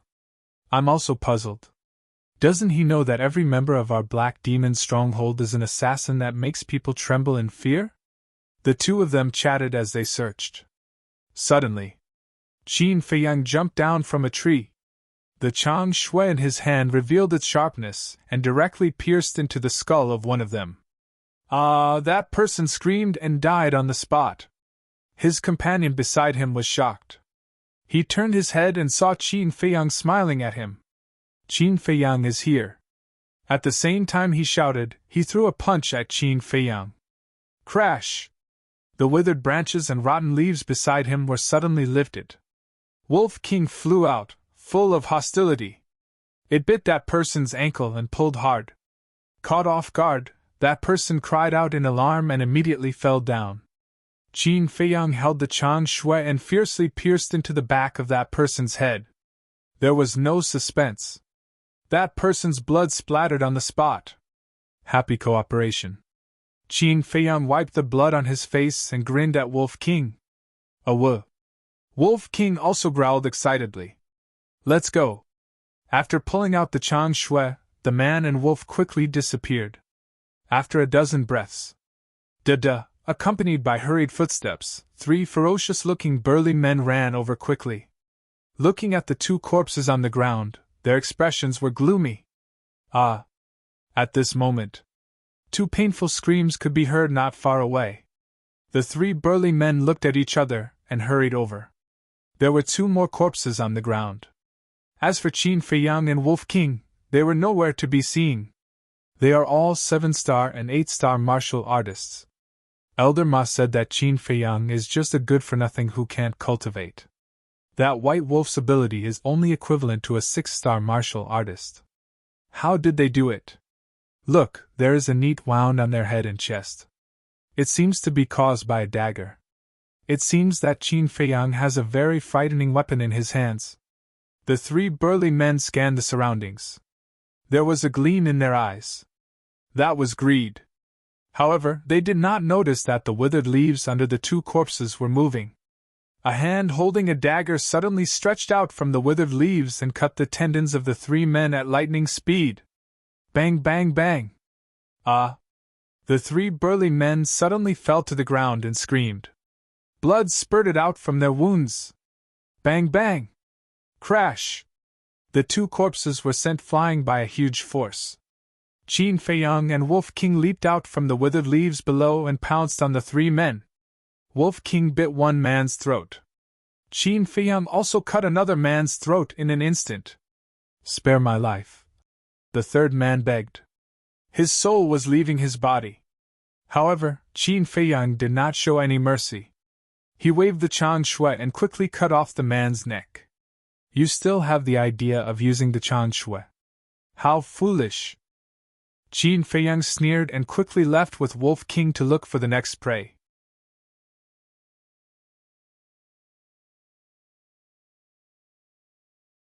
Chapter 15. It was a night of bloodshed. Under the hazy moonlight, in the dark forest, Qin Feiyang and Wolf King were like two ghosts, coming and going without a trace. From time to time, screams could be heard in the mountain range. 3 hours later, in a valley, a man and a wolf cooperated seamlessly and quickly took care of another killer. This is the 50th, there's only one left. Qin Feiyang grabbed the Chang Shui and bathed in blood, as if he had transformed into a killing god. Wolf King was the same. Its white fur was dyed red with blood. Its green eyes were filled with a terrifying murderous light. Let's go and take care of the last one. Qin Feiyang waved his hand and quickly left the valley with Wolf King, rushing into the dense forest. What's going on? Why are all the people screaming from my black demon stronghold? Could it be that the bastard and Qin Feiyang have been possessed by a ghost? A short middle-aged man leaned against a big tree and looked around vigilantly. His companions died one by one. Screams rang out one after another. It was like a death sentence, almost making him collapse. What's going on now? Are they killers? Or are Qin Feiyang and Wolf King the killers? He really couldn't understand. It was a complete reversal. No, I can't stay here any longer, or I'll definitely die. Killers, whether it was psychological quality or endurance, were far superior to ordinary people. But now, the short middle-aged man was scared. He didn't have the slightest bit of courage to face Qin Feiyang and Wolf King, these two fiends. He turned around and ran out of the mountain range without looking back. But when he ran in front of a horizontal ditch, Qin Feiyang and Wolf King pounced and directly stabbed the Chang Shui into his heart. I still can't escape. If there's an afterlife, I'll never be a killer again. In the past, it was me who killed others. Now I'm the one being killed. This is retribution. The short middle-aged man muttered a few words. With a bang, he fell to the ground and died with regret. It's too late for you to realize it now, Qin Feiyang muttered. He raised his head and sneered. It's time to take care of those two leaders. White-eyed wolf, it won't be easy to deal with them. We must be careful. Wolf King nodded with a ferocious look in his eyes. Qin Feiyang raised his head and looked at the horizon. He led Wolf King into the forest to look for the two people. The sky was already starting to turn white. The Black Demon Stronghold Chief and the black-clothed old man were both martial masters. The only advantage Qin Feiyang and Wolf King had was the night. If he couldn't get rid of the two of them before daybreak, he could only give up. In less than an hour, Qin Feiyang found the Black Demon Stronghold's chief and his companion. He and Wolf King hid behind a big tree. They looked ahead with a trace of doubt in their eyes. 100 meters away, there was a barren hill about 50 to 60 meters high. The Black Demon Stronghold Chief and the black-clothed old man were standing side by side on the hill. They were extremely eye-catching. Woo-woo! Wolf King growled at Qin Feiyang as if asking, when are we going to make a move? There's a problem. Let's wait a little longer, Qin Feiyang whispered. On the hill, the black-clothed old man scanned the forest below and frowned. Chief, aren't we a little too eye-catching standing here? The Black Demon Stronghold Chief said.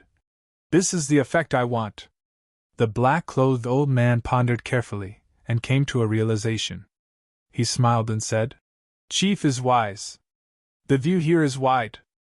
As long as we stand here, Qin Feiyang and that beast won't be able to sneak attack us even if they discover us." "That's right. If they don't appear, they won't have anywhere to hide when the sun rises. At that time, we'll have the final say in killing them." The Black Demon Stronghold chief sneered. "Sigh, it's a pity that those people are probably all dead." The black-clothed old man sighed. "They're all useless trash. So what if they're dead? It's no big deal. Besides, it's good for us if they're dead. We can take all these treasures for ourselves." The Black Demon Stronghold chief sneered. At the same time, a fierce light flickered in the depths of his eyes. Moreover, there was a dark dagger hidden in his sleeve that shone with a cold light. "That's right. In that case, we should thank Qin Feiyang." The black-clothed old man chuckled. However, he glanced at the cosmos bag tied to the Black Demon Stronghold chief's waist from the corner of his eye. A fierce light flashed in the depths of his old eyes. All of a sudden, the black-clothed old man slapped the Black Demon Stronghold chief's chest. True Qi surged in his palm. His eyes were filled with killing intent. Bang! Pfft! The Black Demon Stronghold chief was sent flying on the spot as blood spurted out of his mouth. Not only was his chest torn open, but it was also caved in. Even his heart had been shattered by the true Qi. "You actually plotted against me?" The Black Demon Stronghold chief looked at the black-clothed old man in disbelief. The black-clothed old man chuckled and walked towards the Black Demon Stronghold chief step by step. He said indifferently, "Didn't you also want to kill me and take all these treasures for yourself?" "I just made the first move." The Black Demon Stronghold chief roared. "I didn't. I swear that I really wanted to split it equally with you. I'm not one of those idiots. Your tricks are useless against me. Besides, we've been together for so many years. Who knows you better than me? I can guess what you're thinking. You used Qin Feiyang and that beast to get rid of everyone. You said that you wanted to split the treasures equally with me, but in reality, you already wanted to kill me. If I'm not wrong, after killing Qin Feiyang and the rest, you'll plot against me immediately. Am I right?" The corners of the black-clothed old man's mouth curled up slightly with a hint of mockery. "Listen carefully. I didn't." The Black Demon Stronghold chief roared. "We're all the same kind of people. For money, we'll do anything. Why be so hypocritical? But now, it doesn't matter whether I did or not. Because I'm going to take this treasure. After killing you, I'll slowly deal with Qin Feiyang and that beast." The black-clothed old man's eyes surged with killing intent. His true Qi surged and covered his fist as he punched out with all his might. The Stronghold chief was about to die under his fist. He suddenly reached out and grabbed the black-clothed old man's arm tightly. At the same time, the dagger hidden in his sleeve stabbed into the black-clothed old man's lower abdomen at lightning speed. "Ah!" The black-clothed old man screamed and kicked the Black Demon Stronghold chief. Bang! Bang! At that moment, the Black Fiend's Stronghold master rolled down the mountain like a rubber ball. "The dagger is ready. You still say that you don't want to kill me?" The black-clothed old man looked down at the dagger in his lower abdomen and was instantly enraged. He endured the excruciating pain and charged toward the Black Demon Stronghold chief with a murderous aura. "Ow!" However, at this moment, a wolf howl exploded in the forest not far away. The black-clothed old man stopped in his tracks and looked in the direction of the sound. He saw Qin Feiyang and Wolf King galloping toward him. He lowered his head again and looked at the Black Demon Stronghold chief who was rolling down the mountain. His gaze was extremely gloomy. If he chased after him at this moment and snatched the cosmic bag, he would definitely bump into Qin Feiyang. If he was not injured, he would not be afraid. He could kill the man and wolf with a wave of his hand. But now, the dagger in his lower abdomen prevented him from using his true Qi. He could not even unleash half of his strength. He looked at Qin Feiyang again. Although he was only a 7-star martial artist, he must have some extraordinary means to be able to deal with the 51 killers. The black-clothed old man weighed the pros and cons and realized that he did not have the courage to go down. Damn it! He cursed angrily and decisively turned around. He went down the mountain from the other side and quickly fled into the forest, disappearing. Although he desired the treasures in the cosmic bag, he cared more about his own life. Bam! The Black Demon's stronghold chief rolled to the side of a large rock. His life fluctuations were quickly dissipating. After Qin Feiyang ran here, he said to Wolf King, "Quickly go up and see if that old dog has escaped far away." Wolf King nodded and immediately ran up the mountain. Qin Feiyang retracted his gaze and looked down at the Black Demon's stronghold chief. "I was just thinking if I should give up on killing you. I didn't expect such a good show to happen. Haven't you heard of the saying that when the sandpiper and the clam fight, the fisherman benefits?" He pulled down the cosmic bag and weighed it in his hand. He grinned and said, "Thank you, Chief." Then he got up and walked up the mountain. But the Black Demon's stronghold chief suddenly reached out and grabbed his ankle. Qin Feiyang looked back and frowned. "Do you want me to give you a quick death?" "Qin Feiyang, please do me a favor," the Black Demon's stronghold chief begged intermittently. "Not interested," Qin Feiyang said indifferently.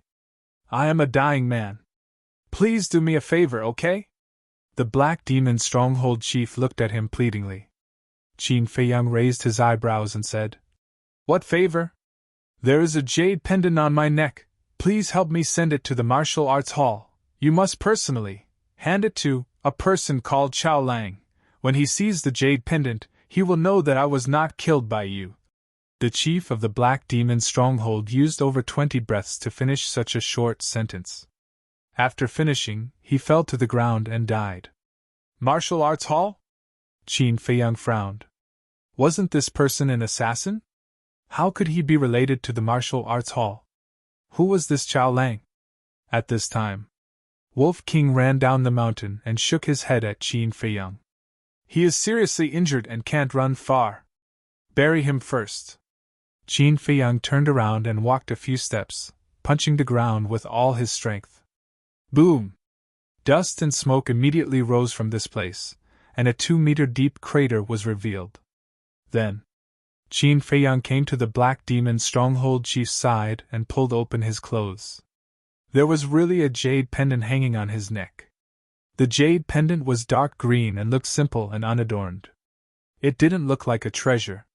He grabbed the jade pendant and pulled it off. He looked at it in front of his eyes for a while, but he still couldn't figure it out. He put it in his trouser pocket, picked up the Black Demon's stronghold chief's body, and put it in the deep pit. "Alas, don't be an assassin in the next life," Qin Feiyang sighed. This incident gave him a great feeling. People's hearts were really sinister. From this, he also came to a conclusion. Never trust an assassin, let alone be friends with an assassin. Because it was self-destruction.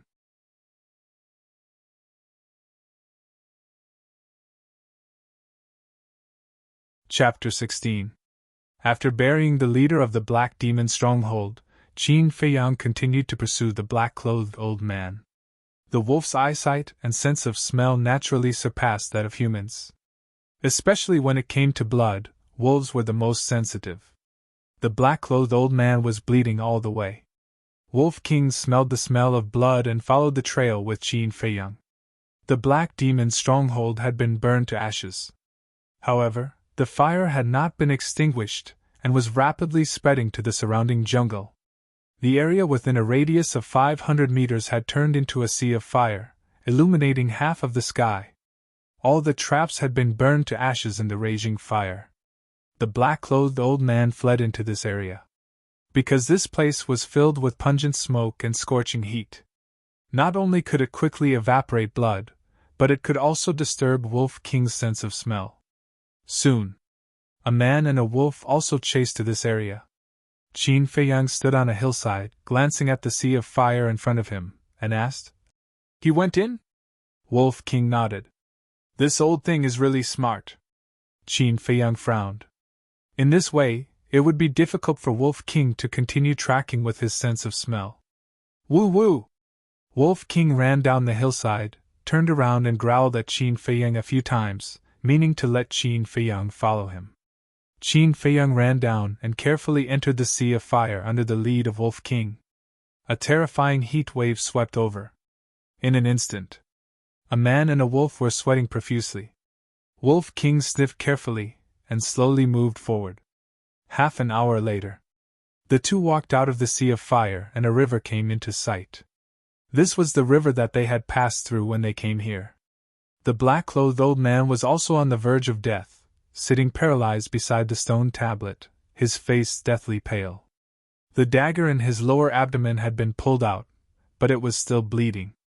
He also noticed Qin Feiyang and Wolf King, but he did not continue to escape, as if he was powerless to escape. Qin Feiyang and Wolf King smiled at each other and walked towards the black-clothed old man. The black-clothed old man looked at them and frowned. "I've already left. Why are you still chasing me?" Qin Feiyang said. "Because you are a killer of the Hamo stronghold. Only by killing you can I feel at ease," the black-clothed old man said. "You saw the situation back then. As long as you let me go now, I guarantee that I'll leave Ironnox Town forever and never appear before you again. You're too dangerous. I don't believe your words." Qin Feiyang shook his head. Killing intent flashed in his eyes as he grabbed Chang Shui and rushed towards the black-clothed old man. Wolf King also leaped up, baring his sharp fangs as he pounced forward. "I can't even fool you like this. Qin Feiyang, you are really not simple. I will slowly settle this account with you in the future." The old man in black smiled coldly and plunged into the river. "Not good." Qin Feiyang shouted and quickly jumped into the river. Wolf King followed closely behind. But a moment later, Qin Feiyang emerged from the water with a gloomy look in his eyes. Not long after, Wolf King also emerged from the water and shook his head at Qin Feiyang. "This old guy is more difficult to deal with than I thought, but he can have been lurking at the bottom of the river. Go ashore first." Qin Feiyang called out to Wolf King and swam towards the opposite shore. Next, a man and a wolf stood on the shore, closely monitoring the movements on the water. Whenever a bubble appeared, they would go down to check. However, even when the sun rose, the two of them did not see the black-clothed old man emerge from the water. There was no blood in the river either. Plus, the water was flowing, so Wolf King had no way to track him. "Awoo!" Wolf King looked at Qin Feiyang and growled, as if asking what to do. Qin Feiyang's eyes flickered. If this person had drowned, he would have definitely surfaced. But until now, this person had not appeared, so there was only one explanation: he had already escaped. But he was very puzzled. How did this person escape? Phew! He let out a long breath, looked down at Wolf King, and said with a smile, "If I meet him in the future, I will take care of him slowly." When he came, he only intended to teach the Black Demon stronghold a lesson. But now, except for the black-clothed old man, all of them were annihilated. He was still very satisfied with this result. Wolf King grinned, as if to say that this experience was really exciting. Qin Feiyang shook his head and laughed, cleaned the Chang Shui, put it in the wooden sheath, and then took out the Qianquan bag.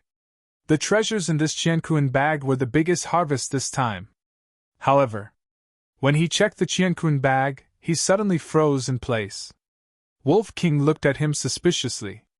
Qin Feiyang did not explain, squatted on the ground, and poured out all the gold coins in the Qianquan bag. After carefully counting, there were only 100 gold coins. What's going on? How can an assassin organization that has been famous for many years only have so few gold coins? Qin Feiyang frowned. Wolf King was also very puzzled. Logically speaking, the treasures accumulated by the Black Demon stronghold should not only have a large number of gold coins, but also pills, weapons, martial arts, and so on. But there was nothing in this Qianquan bag. So shabby, was it still an assassin organization? No! The black-clothed old man and the Black Demon stronghold's leader would not kill each other because of these 100 gold coins. There must be other treasures, but they were not put into this Qianquan bag. Qin Feiyang said. White-eyed wolf, Let's go to the Black Demon stronghold to look again. Wolf King nodded. Qin Feiyang quickly put the 100 gold coins into the Qianquan bag, tied it to his waist, and then crossed the river, dodged the sea of fire, and entered the ruins of the Black Demon's stronghold to search carefully. But after searching for half an hour, he found nothing. There must be more treasures, but they are hidden in places we don't know, Qin Feiyang whispered. Suddenly, he took out the jade pendant given to him by the Black Demon's stronghold's leader. After looking at it for a moment, he frowned. Could it be that this is a key? Chao Lang. He pondered for a moment, and the corner of his mouth slightly raised. Whether or not there were treasures, whether or not the jade pendant was a key, he had to be careful. A man and a wolf went back the way they came. When they were about to reach home, Qin Feiyang invited Wolf King again, but Wolf King refused. It also did not ask for gold coins. Thus, the two went their separate ways. Uncle Yuan had already buried White Wolf and Lin Guo's corpses. Qin Feiyang went back to report that he was safe, and then went to Iron Ox Town without stopping. He naturally went to buy body-tempering pills. Although he only got 100 gold coins, there was no doubt that this was a huge treasure for Qin Feiyang, enough for him to step into the martial master realm. And pills were not only available in the pill hall. There was another place that also had a lot of pills, and that was the Precious Treasure Pavilion. The Precious Treasure Pavilion was an independent force. Even the pill hall did not dare to offend them, because the pill hall needed the Precious Treasure Pavilion to sell their pills at a high price. Moreover, the things in the Precious Treasure Pavilion were definitely not fake. It was just that the price was higher than the market price. In the past 5 years, Qin Feiyang also went to the Precious Treasure Pavilion, but the high price of the marrow cleansing pill made him stop. Of course, he was also humiliated by the staff of the Precious Treasure Pavilion. At this moment, the sun was high up in the sky. Most of the people in the town were at home. Thus, there were very few people on the street. However, when everyone saw Qin Feiyang, they were all astonished. The news of Qin Feiyang rolling down the stone stairs of the pill hall had already spread throughout the Iron Ox town. Everyone thought that he would need to rest for at least 1 or 2 months. But they did not expect that he would come back to the town in just 2 or 3 days. Moreover, the sickly look on his face was gone. His face was rosy, and his steps were steady and powerful. He looked stronger and more energetic than before. Could it be that after that serious injury, his illness has gotten better? Everyone felt strange. But Qin Feiyang's expression was calm, and he did not feel uncomfortable at all. He first went to a clothing store and bought a few sets of clothes. They were made of the most common cloth, linen. Although he had money now, there were too many things that he would need money for in the future. So, he had to use it sparingly. Moreover, after 5 years of training, he did not care too much about his appearance, as long as it was clean and tidy. After leaving the store, he went straight to the Precious Treasure Pavilion. The Precious Treasure Pavilion was located in the south of the town. Because of the hot weather, there were very few people here. There were even some staff members who were lying on the counter, dozing off. When Qin Feiyang walked into the Precious Treasure Pavilion, a few staff members immediately stood up to welcome him. But when they saw that it was Qin Feiyang, they retreated angrily. The disdain in their eyes was not concealed at all. Qin Feiyang had long been accustomed to this kind of attitude. He didn't care. He glanced around, and his eyes suddenly locked on a certain place. In front of the counter over there, a man and a woman stood. They seemed to be selecting something. The staff was smiling and entertaining them warmly. The two had their backs facing Qin Feiyang. But Qin Feiyang recognized the girl at a glance. Who was she? The weather is so hot. What are you doing out here? Qin Feiyang walked over with a smile. That's right. The girl was Lin Yi. It's brother Feiyang. There was a hint of joy in Lin Yi's eyes. She turned to look at Qin Feiyang and was about to run over. But the boy next to her suddenly grabbed her, leaned close to Lin Yi's ear, and whispered, "Don't forget Uncle Lin's words." Lin Yi's delicate body trembled. She lowered her head immediately, and her cheeks were a little pale. "En?" Qin Feiyang frowned, walked to Linny, and smiled. What's wrong with you? Are you feeling uncomfortable?" Is fine. You don't have to worry about her." The boy stood in front of and looked at Qin Feiyang disdainfully. "Who are you?" Qin Feiyang frowned. The boy said, "You are not qualified to know who I am. This is not a place where you should be. Get out of here!" Qin Feiyang raised his eyebrows. He was about to say something. But at this time, Linny said, "Qin Feiyang, you go. From now on, let's not meet again." But when she said this, her eyes were filled with a layer of mist. Qin Feiyang's body stiffened. He found it hard to believe that this girl, who did not hesitate to be scolded by her father to steal medicinal pills for him, would say such words to him at this moment. He looked at the boy and said in a deep voice, "Get out of my way." The boy pursed his lips with a hint of sarcasm and said, "If I don't let you go, what can you do?" Not only did the staff of Treasure Pavilion not come up to persuade, but they all folded their hands, ready to watch a good show.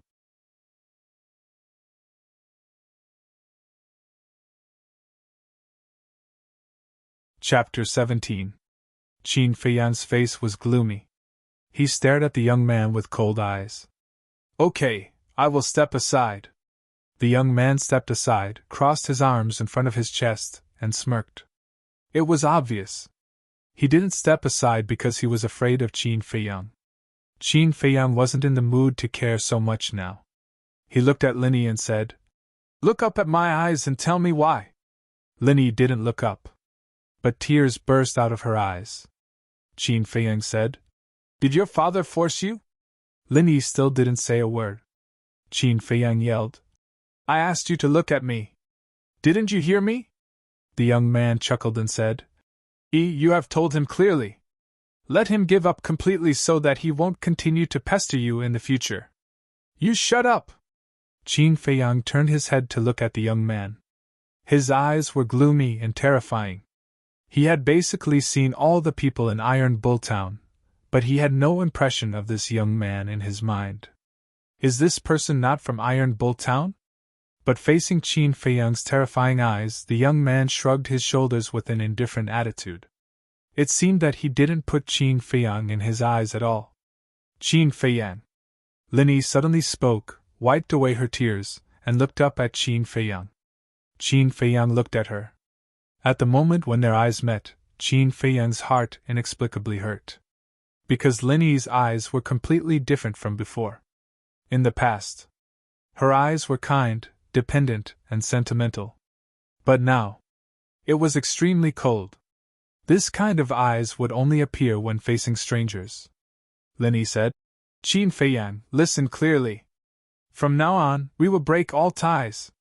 Please don't pester me again." Qin Feiyang's body shook. He clenched his hands and looked at the girl in front of him deeply. Suddenly, he smiled. "All right. In any case, I don't have a good impression of your Lin family. Sooner or later, I will fall out with you. That's not right. They've already turned against each other. With you around, it's not easy for me to deal with it. Linny, from now on, anyone from your Lin family better not provoke me. Otherwise, no matter who it is, I will not show mercy." After Qin Feiyang finished speaking, he turned around and walked towards a counter. He didn't know why, but after saying this, he felt a lot more relaxed. However, the staff of Zhenbao Pavilion looked at Qin Feiyang with disdain. "Don't provoke me? I won't be merciful. How dare you say such arrogant words? Do you really think you're some big shot? He was just a piece of trash who couldn't cultivate. Why was he so arrogant? Qin Feiyang, did I allow you to leave?" The young man turned to look at Qin Feiyang and said indifferently. Linny frowned and asked, "Lin Bailey, what do you want to do? This is a matter between us men. Don't meddle." Lin Bailey lifted the corner of his mouth slightly. While walking towards Qin Feiyang, he said, "I didn't intend to bother with you, but you are too arrogant. If I don't teach you a lesson, you won't know the immensity of heaven and earth." Swoosh!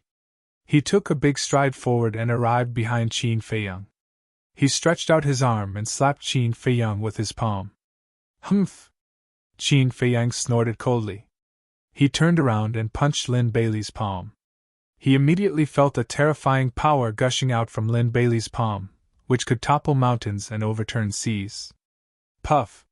He spat out a mouthful of blood and was shaken back again and again. With a bang, he hit a stone pillar. His face turned pale instantly. You are a martial master! Qin Feiyang looked up at Lin Bailey. His pupils contracted. Although you are arrogant, your eyesight is not bad. Yes, I am a 3-star martial master. I didn't use my full strength just now, because I don't want to kill you in front of me. I sincerely advise you to keep a low profile in the future. Lin Bailey put down his arm and said with a bright smile on his face. Lin Bailey, 3-star martial master. Qin Feiyang narrowed his eyes slightly. There was no 3-star martial master in the Lin family. Among the younger generation of Iron Ox Town, there was no 3-star martial master. It seemed that this person was not from Iron Ox Town. But this person's surname was Lin. He must have something to do with the Lin family. Lin Bailey glanced at Qin Feiyang, grabbed Lin Yi's hand, turned around, and walked away. But before leaving, Lin Yi looked at Qin Feiyang in surprise. At the same time, the staff of Treasure Pavilion were also stunned. They couldn't believe it. On the one hand, they were shocked by Lin Bailey's strength. He looked 15 or 16 years old, but he was a 3-star martial master. On the other hand, Qin Feiyang's performance also gave them a huge shock. Wasn't he unable to cultivate? But why didn't he die after taking Lin Bailey's palm? Phew! Qin Feiyang breathed a sigh of relief, wiped the blood from the corner of his mouth, walked to a counter next to him, and said, I want 60 body-quenching pills and 30 chi-gathering pills. 60 body-quenching pills will cost 35 gold coins. 30 chi-gathering pills will cost 65 gold coins. A total of 100 gold coins. Do you have it? The staff came back to his senses and asked. So expensive? Qin Feiyang raised his eyebrows and poured out all the gold coins in his jianquan pouch. Originally, according to the market price, 60 body-quenching pills would only cost 30 gold coins. Chi-gathering pills were one level higher than body-quenching pills. The market price was 2 gold coins per pill. 30 chi-gathering pills would only cost 60 gold coins. A total of 90 gold coins. Yet, Treasure Pavilion charged 10 gold coins more. These people really knew how to do business. The staff slightly counted and said in surprise, Just right? He looked at Qin Feiyang in surprise, as if he didn't believe that Qin Feiyang could take out so many gold coins. He carefully counted again. As a result, it was still exactly 100 gold coins, not one more, not one less. Wait a moment, I'll go get the pills for you. After confirming that there was no mistake, the staff's attitude also began to change, and his words carried a trace of respect. Not long after, the staff came out with a jade box, placed it in front of Qin Feiyang, and said with a smile, You can count it. But Qin Feiyang didn't count it. He directly put it in his jianquan pouch, turned around and left. Because Jinbao Pavilion would never lie. After Qin Feiyang left, several staff gathered together and began to discuss. The topic of discussion was nothing more than, why did Qin Feiyang have so many gold coins? Who was Lin Bailey? After buying the medicinal pills, Qin Feiyang didn't stay for a moment and left Iron Ox Town directly. Brother Feiyang, wait. As soon as he walked out of Iron Ox Town, Lin Yi's shout sounded behind him. She was still dressed in tight clothes. Her figure was graceful, and her skin was snow white. However, her eye bags were a little red and swollen. Qin Feiyang stopped and turned to look at Lin Yi. His brows furrowed slightly. Lin Yi ran to him. Without saying a word, she took out a jianquan pouch from her arms and stuffed it into Qin Feiyang's hand. She said, Brother Feiyang, you must live well. Without waiting for Qin Feiyang to react, she turned around and ran into Iron Ox Town without looking back, disappearing at the end of the street. But as she turned around, 2 drops of tears fell on a blade of grass. What happened? Qin Feiyang was stunned. Qin Feiyang, you are really bold. Suddenly, another shout was heard. The Lin family's family master came quickly and stood opposite Qin Feiyang. His face was as calm as water. Qin Feiyang asked, Family Master Lin, what do you mean by this? What do I mean? The Lin family master laughed angrily and said, He stole gold coins and medicinal pills at home. Aren't you the one who instructed her? And? Qin Feiyang frowned. The Lin family master shouted, Now that you have been caught red-handed, what else do you have to say? Caught red-handed? Qin Feiyang raised his eyebrows and hurriedly checked the qianquan pouch that Lin Yi stuffed in his hand. He didn't know if he didn't look, but he was shocked when he saw it. There were at least 500 gold coins in the qianquan pouch. There were also healing pills, bone-replenishing pills, and body-tempering pills. There were dozens of them in total. Didn't she say that she would cut ties with me from now on? But why is she giving me so many gold coins and medicinal pills now? Qin Feiyang's heart was in a mess. He always felt that there seemed to be something fishy in this. Why? Are you still reluctant to give it back to me? Qin Feiyang, you really disappoint me. Last time, you said that you never asked Yi for half a copper coin. I believed it and treated you as a man. But I didn't expect you to be so hypocritical. The Lin family master sneered. Qin Feiyang frowned and was about to speak. But the Lin family master changed the thread of discussion and continued, Now return the qianquan pouch to me and promise not to pester Yi in the future. I will let bygones be bygones, including the death of Lin Shi and Lin Yi. But if you don't agree, I will tell everyone in the town about this matter and let your reputation be ruined. Qin Feiyang's eyes flickered. Suddenly, a smile crept up on his face.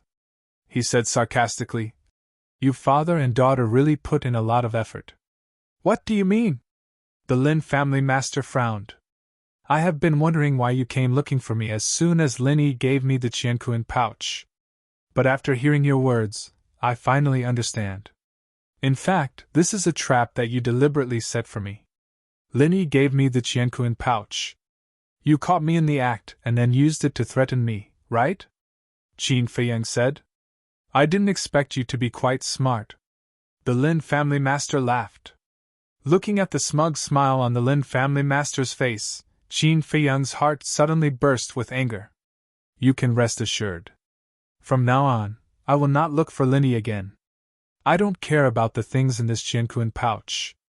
But I advise you to leave some leeway for everything. Don't cut off your own escape route. Qin Feiyang said meaningfully. He threw the qianquan pouch at the feet of the Lin family master, then turned and strode away. Why do I feel that he is a little different now? The Lin family's patriarch looked at Qin Feiyang's back and couldn't help but frown slightly. He is now a 7-star martial artist. Of course, he is different from before. A chuckle sounded. Lin Bailey walked out from behind a big tree and walked to the Lin family master with a faint smile. 7-star martial artist. The Lin family master was shocked, then smiled disdainfully and said, He is only a 7-star martial artist at the age of 15. His future achievements will be limited. Young Master Lin, thank you for helping me with the plan. I believe that after this incident, Qin Feiyang will definitely not dare to pester you again. Lin Bailey said, You are also a member of my Lin family. I naturally have to help you. But if he knows what we have done, she will be very sad and even hate us. The Lin family master smiled and said, Aren't we doing this for her own good? That's true. Lin Bailey smiled and turned to walk toward the town. Qin Feiyang, even if you can cultivate now, you are not qualified to touch my daughter.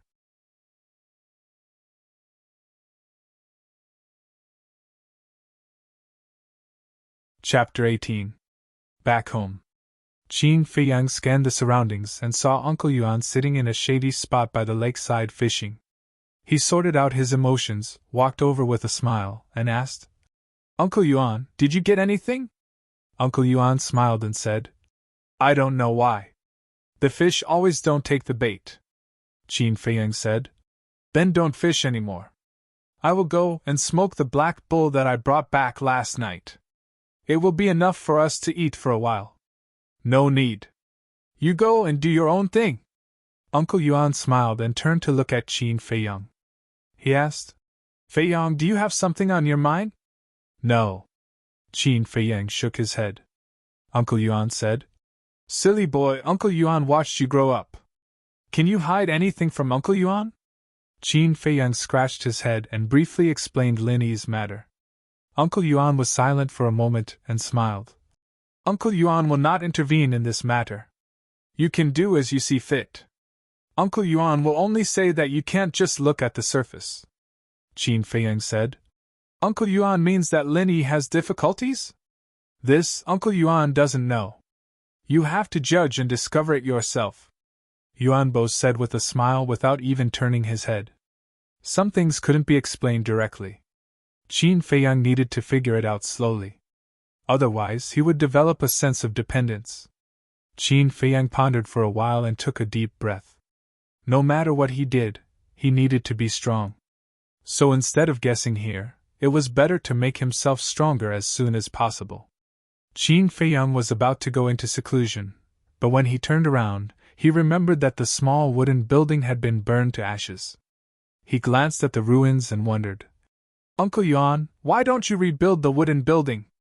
Uncle Yuan smiled and said, It's not necessary because you will leave Iron Bull Town soon.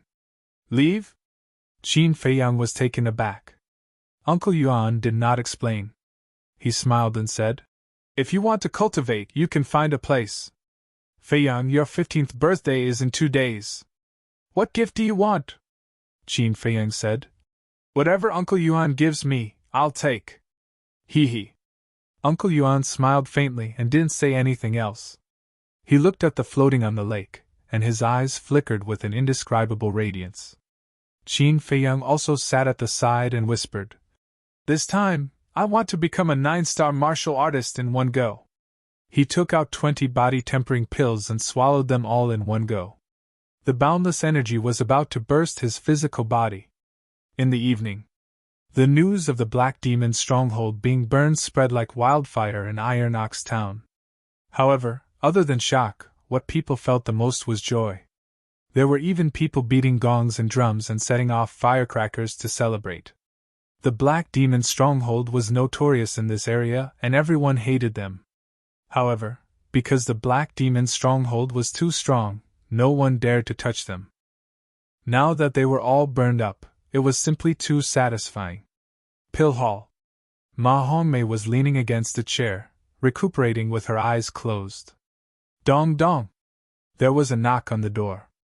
Come in, Ma Hongmei said and opened her eyes.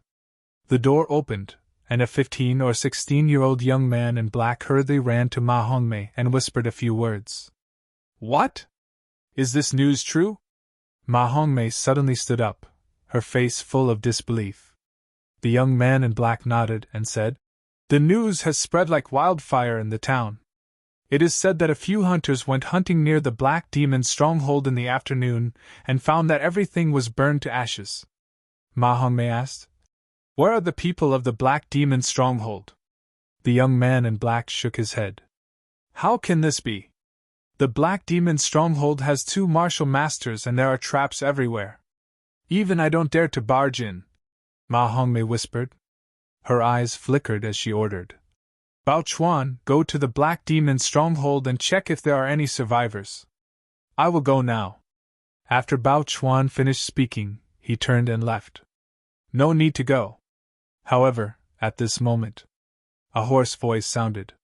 Following closely, an old man dressed in black staggered into the main hall. His old face was pale and there was a knife wound on his lower abdomen that was oozing blood. Xiang Wu! Ma Hongmei's body trembled and she hurriedly said, Bao Chuan, quickly support him! Bao Chuan ran up and supported the old man in black to sit on a chair. Ma Hongmei strode to the old man in black and took out a healing pill for Bao Chuan to consume. After the old man in black consumed the healing pill, Ma Hongmei asked anxiously, Xiang Wu, what is going on? It's Qin Feiyang. He and a white wolf sneaked into the Black Demon stronghold in the middle of the night and killed everyone. The stronghold master also died in their hands. the old man in black said intermittently. What? How is that possible? Ma Hongmei and her master's expressions changed. It's absolutely true, the old man in black said word by word, his old eyes filled with hatred. Ma Hongmei was dumbfounded and in disbelief. Bao Chuan asked, Shizun, do you think this Qin Feiyang is usually putting on an act? Ma Hongmei shook her head and said, Impossible. In these 5 years, he came to the pill hall countless times to ask for the marrow-cleansing pill. So I know him very well. He's definitely not pretending. There's only one explanation. His illness has been cured. He even dared to burn down the Black Demon stronghold. Master, this person must not be left alive! Bao Chuan's eyes flashed with killing intent. Ma Hongmei naturally knew this better than anyone else. As long as Qin Feiyang rose, he would make a move on her sooner or later. Take some men with you and bring me his head, Ma Hongmei ordered. Yes. Bao Chuan bowed and replied. Wait. The old man in black reached out his hand to stop her and smiled coldly. I have a way to get rid of Qin Feiyang without Elder Ma personally. What way? Ma Hongmei asked hurriedly. It was best if she didn't have to do it personally. The old man in black said, The Stronghold Lord has a son called Chao Lang. He entered the martial arts hall 2 years ago. I heard that he's now a 1-star martial master. Chao Lang? Ma Hongmei was stunned and said in surprise, I've heard of this person before. He's extremely talented and monstrous. I didn't expect him to be his son. The old man in black said, The martial arts hall has never liked the Black Demon stronghold. So, Chao Lang's identity has always been hidden. Ma Hongmei was enlightened and asked, You want Chao Lang to deal with him? Yes. If Chao Lang can kill Qin Feiyang, that's naturally the best. Then, we won't have to do anything. But if Chao Lang is killed by Qin Feiyang, we'll tell the martial arts hall about Chao Lang's death. When the martial arts hall master gets angry, even if Qin Feiyang has 10 lives, it won't be enough to kill him. The old man in black laughed sinisterly. Good idea. This way, whether Chao Lang succeeds or not, it's good for us. Bao Chuan, go to the martial arts hall immediately to find Chao Lang and tell him about his father's death. As for how to say it, I don't think I need to teach you. Ma Hongmei laughed and said. Her words were filled with a bone-piercing coldness. Disciple understands. Bao Chuan sneered. Late at night, Qin Feiyang, who was sitting cross-legged on the ground, suddenly rushed out a strong aura from his body. 8-star martial artist! As he opened his eyes, 2 brilliant rays of light shot out from them. Come eat something. Uncle Yuan's voice came into his ears. Qin Feiyang looked over. 5 meters away, there was a bonfire burning. Uncle Yuan was sitting beside the bonfire, roasting 2 big fish. Gulp. The fragrance of the fish came to his nose, making him hungry. He got up, walked over, and sat beside Uncle Yuan. He smiled and said, 2 big fish. Uncle Yuan, the harvest is not bad. Uncle Yuan smiled and said, As long as you have patience and can calm your mind, there will always be harvest. Patience, calm your mind. Qin Feiyang pondered for a moment. As if enlightened, he nodded and said, Uncle Yuan, I will remember your words. Quickly eat. Uncle Yuan smiled and handed the 2 fish to Qin Feiyang. Qin Feiyang grabbed the 2 fish and wolfed it down. Uncle Yuan said, Eat slowly. Don't get choked by the fish bones. Qin Feiyang pondered over this sentence again. He raised his head and looked at Uncle Yuan strangely. He said, Uncle Yuan, why do I feel that every sentence you say now seems to be hiding some great truth? Life is like this. Many words that seem dull and tasteless, or ordinary things, can bring you a different kind of opportunity in the end. So in the future, no matter where you go, you have to listen more, see more, think more, but don't talk too much. Say what you should say, and don't say what you shouldn't say. Uncle Yuan warned. Qin Feiyang nodded his head and deeply engraved these words in his mind. The 2 fish were quickly eaten up by Qin Feiyang. Throwing away the fish bones, Qin Feiyang said, Uncle Yuan, I will continue to cultivate. If you are tired, you can go to rest. Uncle Yuan nodded. Qin Feiyang, get out of here. But at this time, a murderous roar came from the entrance. Qin Feiyang frowned. He got up and looked in the direction of the entrance. Immediately, he saw a black shadow rushing toward this side. Uncle Yuan, I will go and have a look. He hurriedly left a sentence and ran toward the black shadow. Under a willow tree, the two met. At the same time, they stopped and looked at each other from 3 meters away. Who are you? Qin Feiyang was puzzled. On the opposite side, there was a teenager in black. He was about 15 or 16 years old. His height was different from ordinary people. He was 1.85 meters tall. He was burly and full of a valiant aura. But Qin Feiyang had no impression of this person. The teenager in black did not answer but asked, Did you burn the Black Demon stockade? Yes, I did. Qin Feiyang nodded. Give me your life. The teenager in black roared. He rushed forward and hit Qin Feiyang with his palm. In the palm, there was a surge of true qi. Martial master. Qin Feiyang's expression suddenly changed. He hastily took a step forward and narrowly dodged that palm strike. He shouted, Can't you say it clearly before making a move? The hatred of killing my father is irreconcilable. Today, I swear I will not stop until I tear you into pieces. The teenager in black was furious. Like a mad beast, he madly rushed to Qin Feiyang. Qin Feiyang hurriedly retreated. His mind was also running at high speed. Black Demon Stockade, the hatred of killing his father, could this person? His eyes flashed, and he said, Are you called Chao Lang? The teenager in black frowned and stopped. He looked at Qin Feiyang and said, How do you know? It's really him.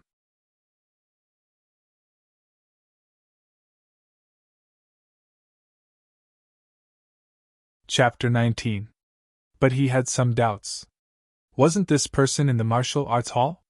How could he receive the news so quickly? Chao Lang stared at Qin Feiyang and said in a low voice, My father couldn't have told you this. Did you torture him before he died? Torture? Qin Feiyang was stunned. He shook his head and said, I set the Black Demon Stockade on fire, and I killed the others. But your father's death had nothing to do with me. This thing can prove it. After that, he took out the jade pendant. Chao Lang's eyes widened. He said in surprise, Why is it in your hands? Qin Feiyang threw the jade pendant to him and said, Your father asked me to give it to you before he died. Chao Lang caught it in his hand. He lowered his head and stared at the jade pendant. There was a trace of pain in his eyes. A moment later, he put away the jade pendant and looked up at Qin Feiyang. He said, This jade pendant is my family's heirloom. Although it's not a treasure, it means a lot to me. My father wouldn't give it to others easily. Since he gave it to you, it means that his death really has nothing to do with you. Qin Feiyang was relieved. Chao Lang bent down and pleaded, You must know how my father died. Please tell me. Qin Feiyang said, He was killed by a black-clothed old man. A black-clothed old man? Chao Lang frowned. Suddenly, he seemed to think of something and said in surprise, Is this man a martial master? Qin Feiyang nodded. How could it be him? Chao Lang's body shook and his face turned pale. Qin Feiyang asked, Do you know him? Of course I do. His name is Xiang Wu, a one-star martial master. He joined the Black Demon Stockade 3 years ago. My father always regarded him as his best friend. But I didn't expect that he would kill my father. It was also him who asked Ma Hongmei's disciple, Bao Chuan, to go to the martial arts hall and tell me that it was you who killed my father. Chao Lang clenched his fists. His eyes flashed with a terrifying light. Qin Feiyang's eyes were also filled with killing intent. Whether it was Xiang Wu or Ma Hongmei, they both deserved to die. Chao Lang suddenly said, Qin Feiyang, how about we join forces to kill Xiang Wu? That's what I was thinking. Qin Feiyang smiled. It could be said that the two of them were in agreement. Qin Feiyang ran back and informed Uncle Yuan before sprinting towards Iron Ox Town with Chao Lang. Along the way, the two of them had a discussion. Half an hour later, the two of them walked out of the forest and stood on top of a large rock. They gazed at Iron Ox Town in the dark night, and their eyes emitted an intense cold light. "Let's follow the plan." "Oh right, do you have any weapons?" Chao Lang asked. "I used to have a dagger, but I accidentally lost it." Qin Feiyang smiled. Chao Lang thought for a moment, and took out a pitch-black dagger from his qiankun bag. He handed it to Qin Feiyang and said, "This dagger is made of high-quality black iron. It can break through the defense of a 2-star martial master. Later you can use it to sneak attack Xiangwu." Qin Feiyang nodded and grasped it in his hand. Chao Lang then turned around and ran towards the town without looking back. "Is that jade pendant really just a family heirloom?" Qin Feiyang looked at the figure gradually disappearing into the night. His eyes flickered. Xiangwu told Chao Lang about him burning the Black Demon's stronghold. He should also tell Chao Lang about him getting the treasure of the Black Demon's stronghold. But from the beginning to the end, Chao Lang didn't even mention this treasure. Obviously, this didn't make sense. It seems that I have to hold back. Qin Feiyang glanced around, turned around and ran into the forest behind him. After a while, he found a pig and finished it off cleanly and neatly. But not for food. He needed the pig's blood. Clang! He grabbed the dagger and peeled off a piece of fur from the pig's body. Then, he quickly made a blood bag with this piece of fur and put it on his chest. Everything was ready. Qin Feiyang returned to the big stone again and hid the qiankun bag under a small tree. Then, he hid in a patch of weeds and waited for Chao Lang to lure Xiangwu over. Time passed breath by breath. About an hour passed. A burst of messy footsteps came from afar and came to the side of the big stone. Qin Feiyang gently pushed aside the weeds in front of him, and saw Chao Lang and Xiangwu standing 3 meters away. But now, there was no way to sneak attack. Because Chao Lang's back was facing Qin Feiyang, and Xiangwu was standing opposite Chao Lang. If Qin Feiyang appeared, he would enter Xiangwu's line of sight. So, he had to wait for the right time. Xiangwu asked, "Langer, why did you call me out?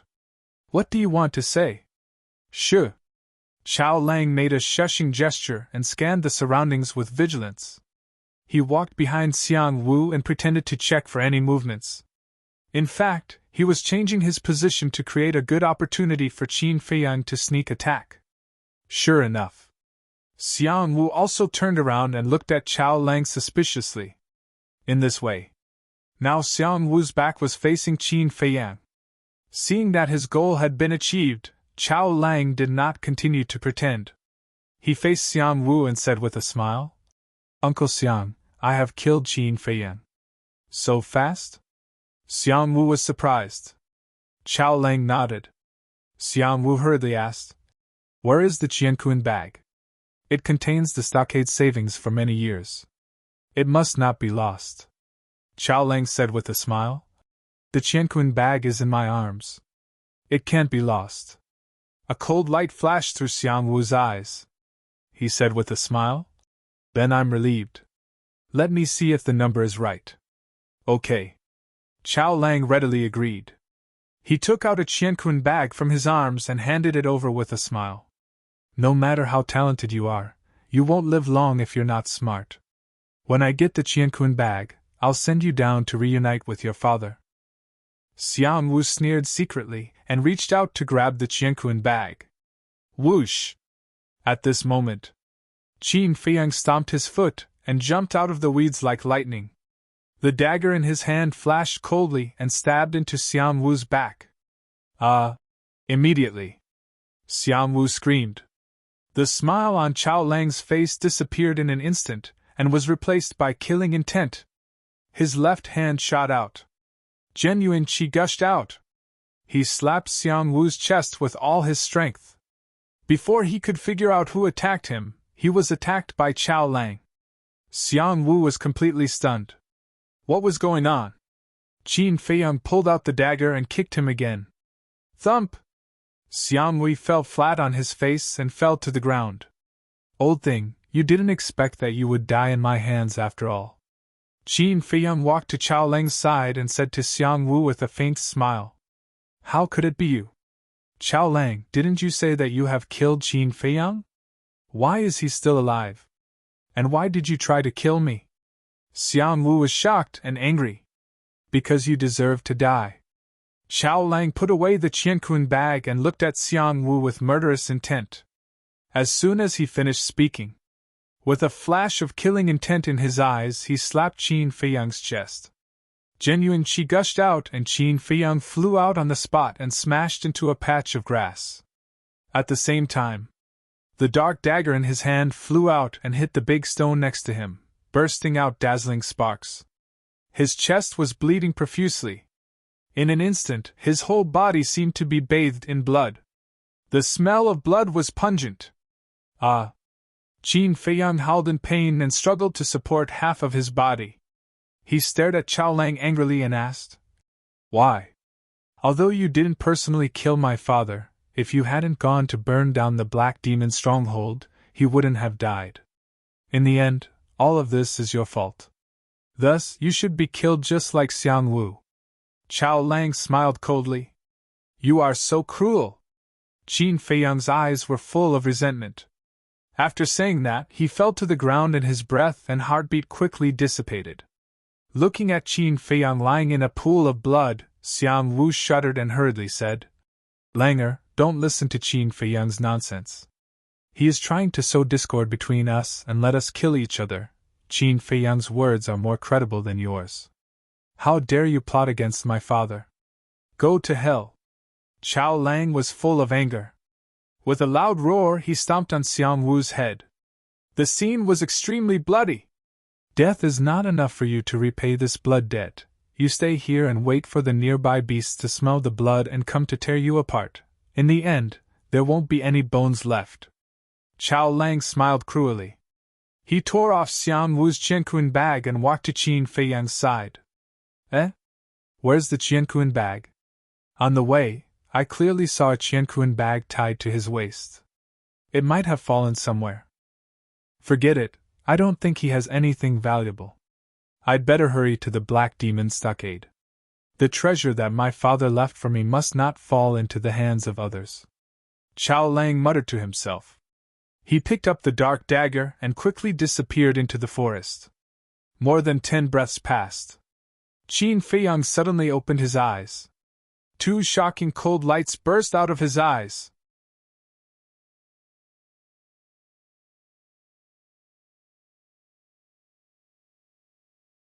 Chapter 20.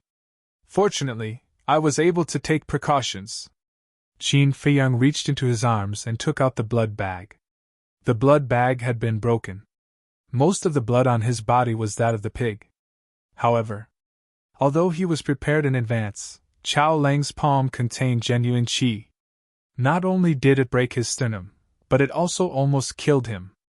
Even if it wasn't for his extraordinary perseverance, he would have died now. I'd like to see who will die in the end. Qin Feiyang turned over and got up. Enduring the severe pain, he staggered to the small tree, grabbed the Qiankun bag, took out a healing pill and stuffed it into his mouth. This time, Chao Lang really pissed him off. After putting away the Qiankun bag, he sat on the ground with his back against the trunk and pondered. Just now, Chao Lang had said clearly to himself that the Black Demon stronghold was indeed hiding other treasures.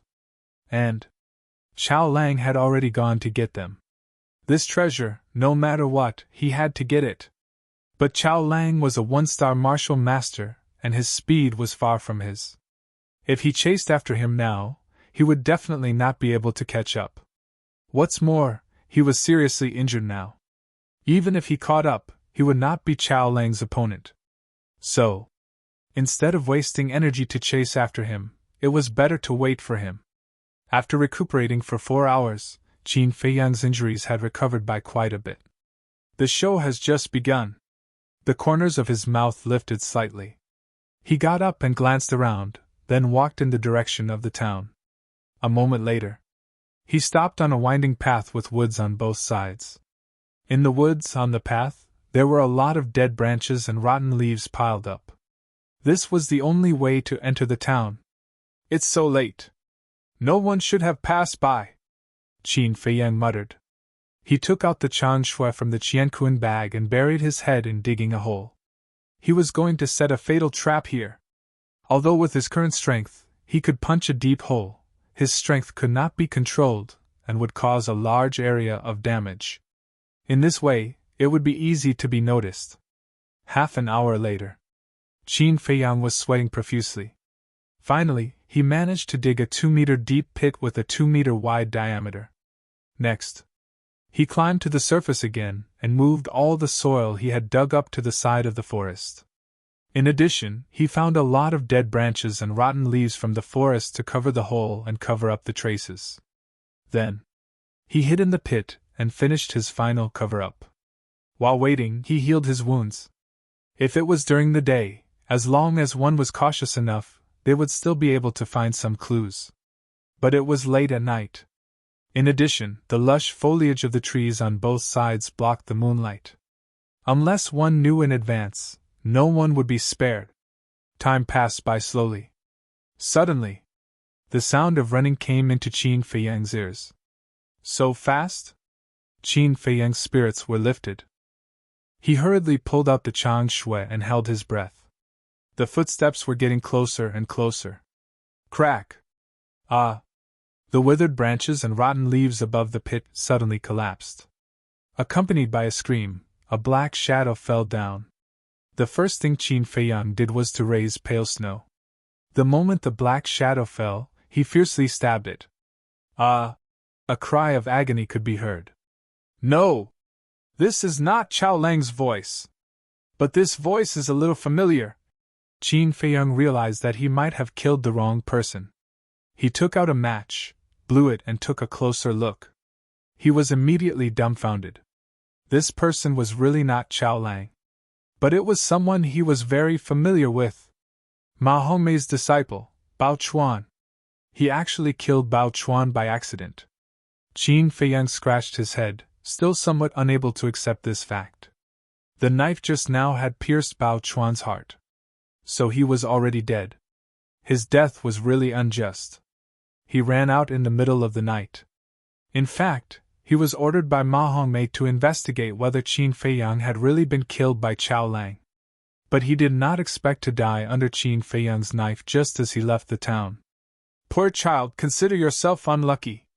Qin Feiyang grinned, climbed to the ground, found some withered branches and rotten leaves, and hid in the pit to search Bao Chuan's body. As Ma Hongmei's disciple, Bao Chuan must have a lot of medicinal pills on him. But, after searching all over his body, Qin Feiyang only found 2 healing pills and 2 body-refining pills. Why is he poorer than me? Qin Feiyang frowned. But after thinking about it carefully, he was relieved. Once, he heard Lin Yi mention it. On the surface, although Bao Chuan was Ma Hongmei's disciple, he was not an alchemist. At most, he was just a handyman. Even in Ma Hongmei's eyes, Bao Chuan was just a very obedient dog. Naturally, he would not have many medicinal pills on him. After putting away the 4 medicinal pills, Qin Feiyang continued to wait. About 2 hours passed. Another sound of footsteps came from afar and came into Qin Feiyang's ears. It should be him this time. Qin Feiyang stood up straight and calmed down. The chang shui in his hand shone with cold light. The treasure left by the Black Demon Stronghold's master to Chao Lang must be all the savings accumulated by the Black Demon Stronghold over the years. As long as he could get it, Qin Feiyang would no longer have to worry about gold coins in a short time.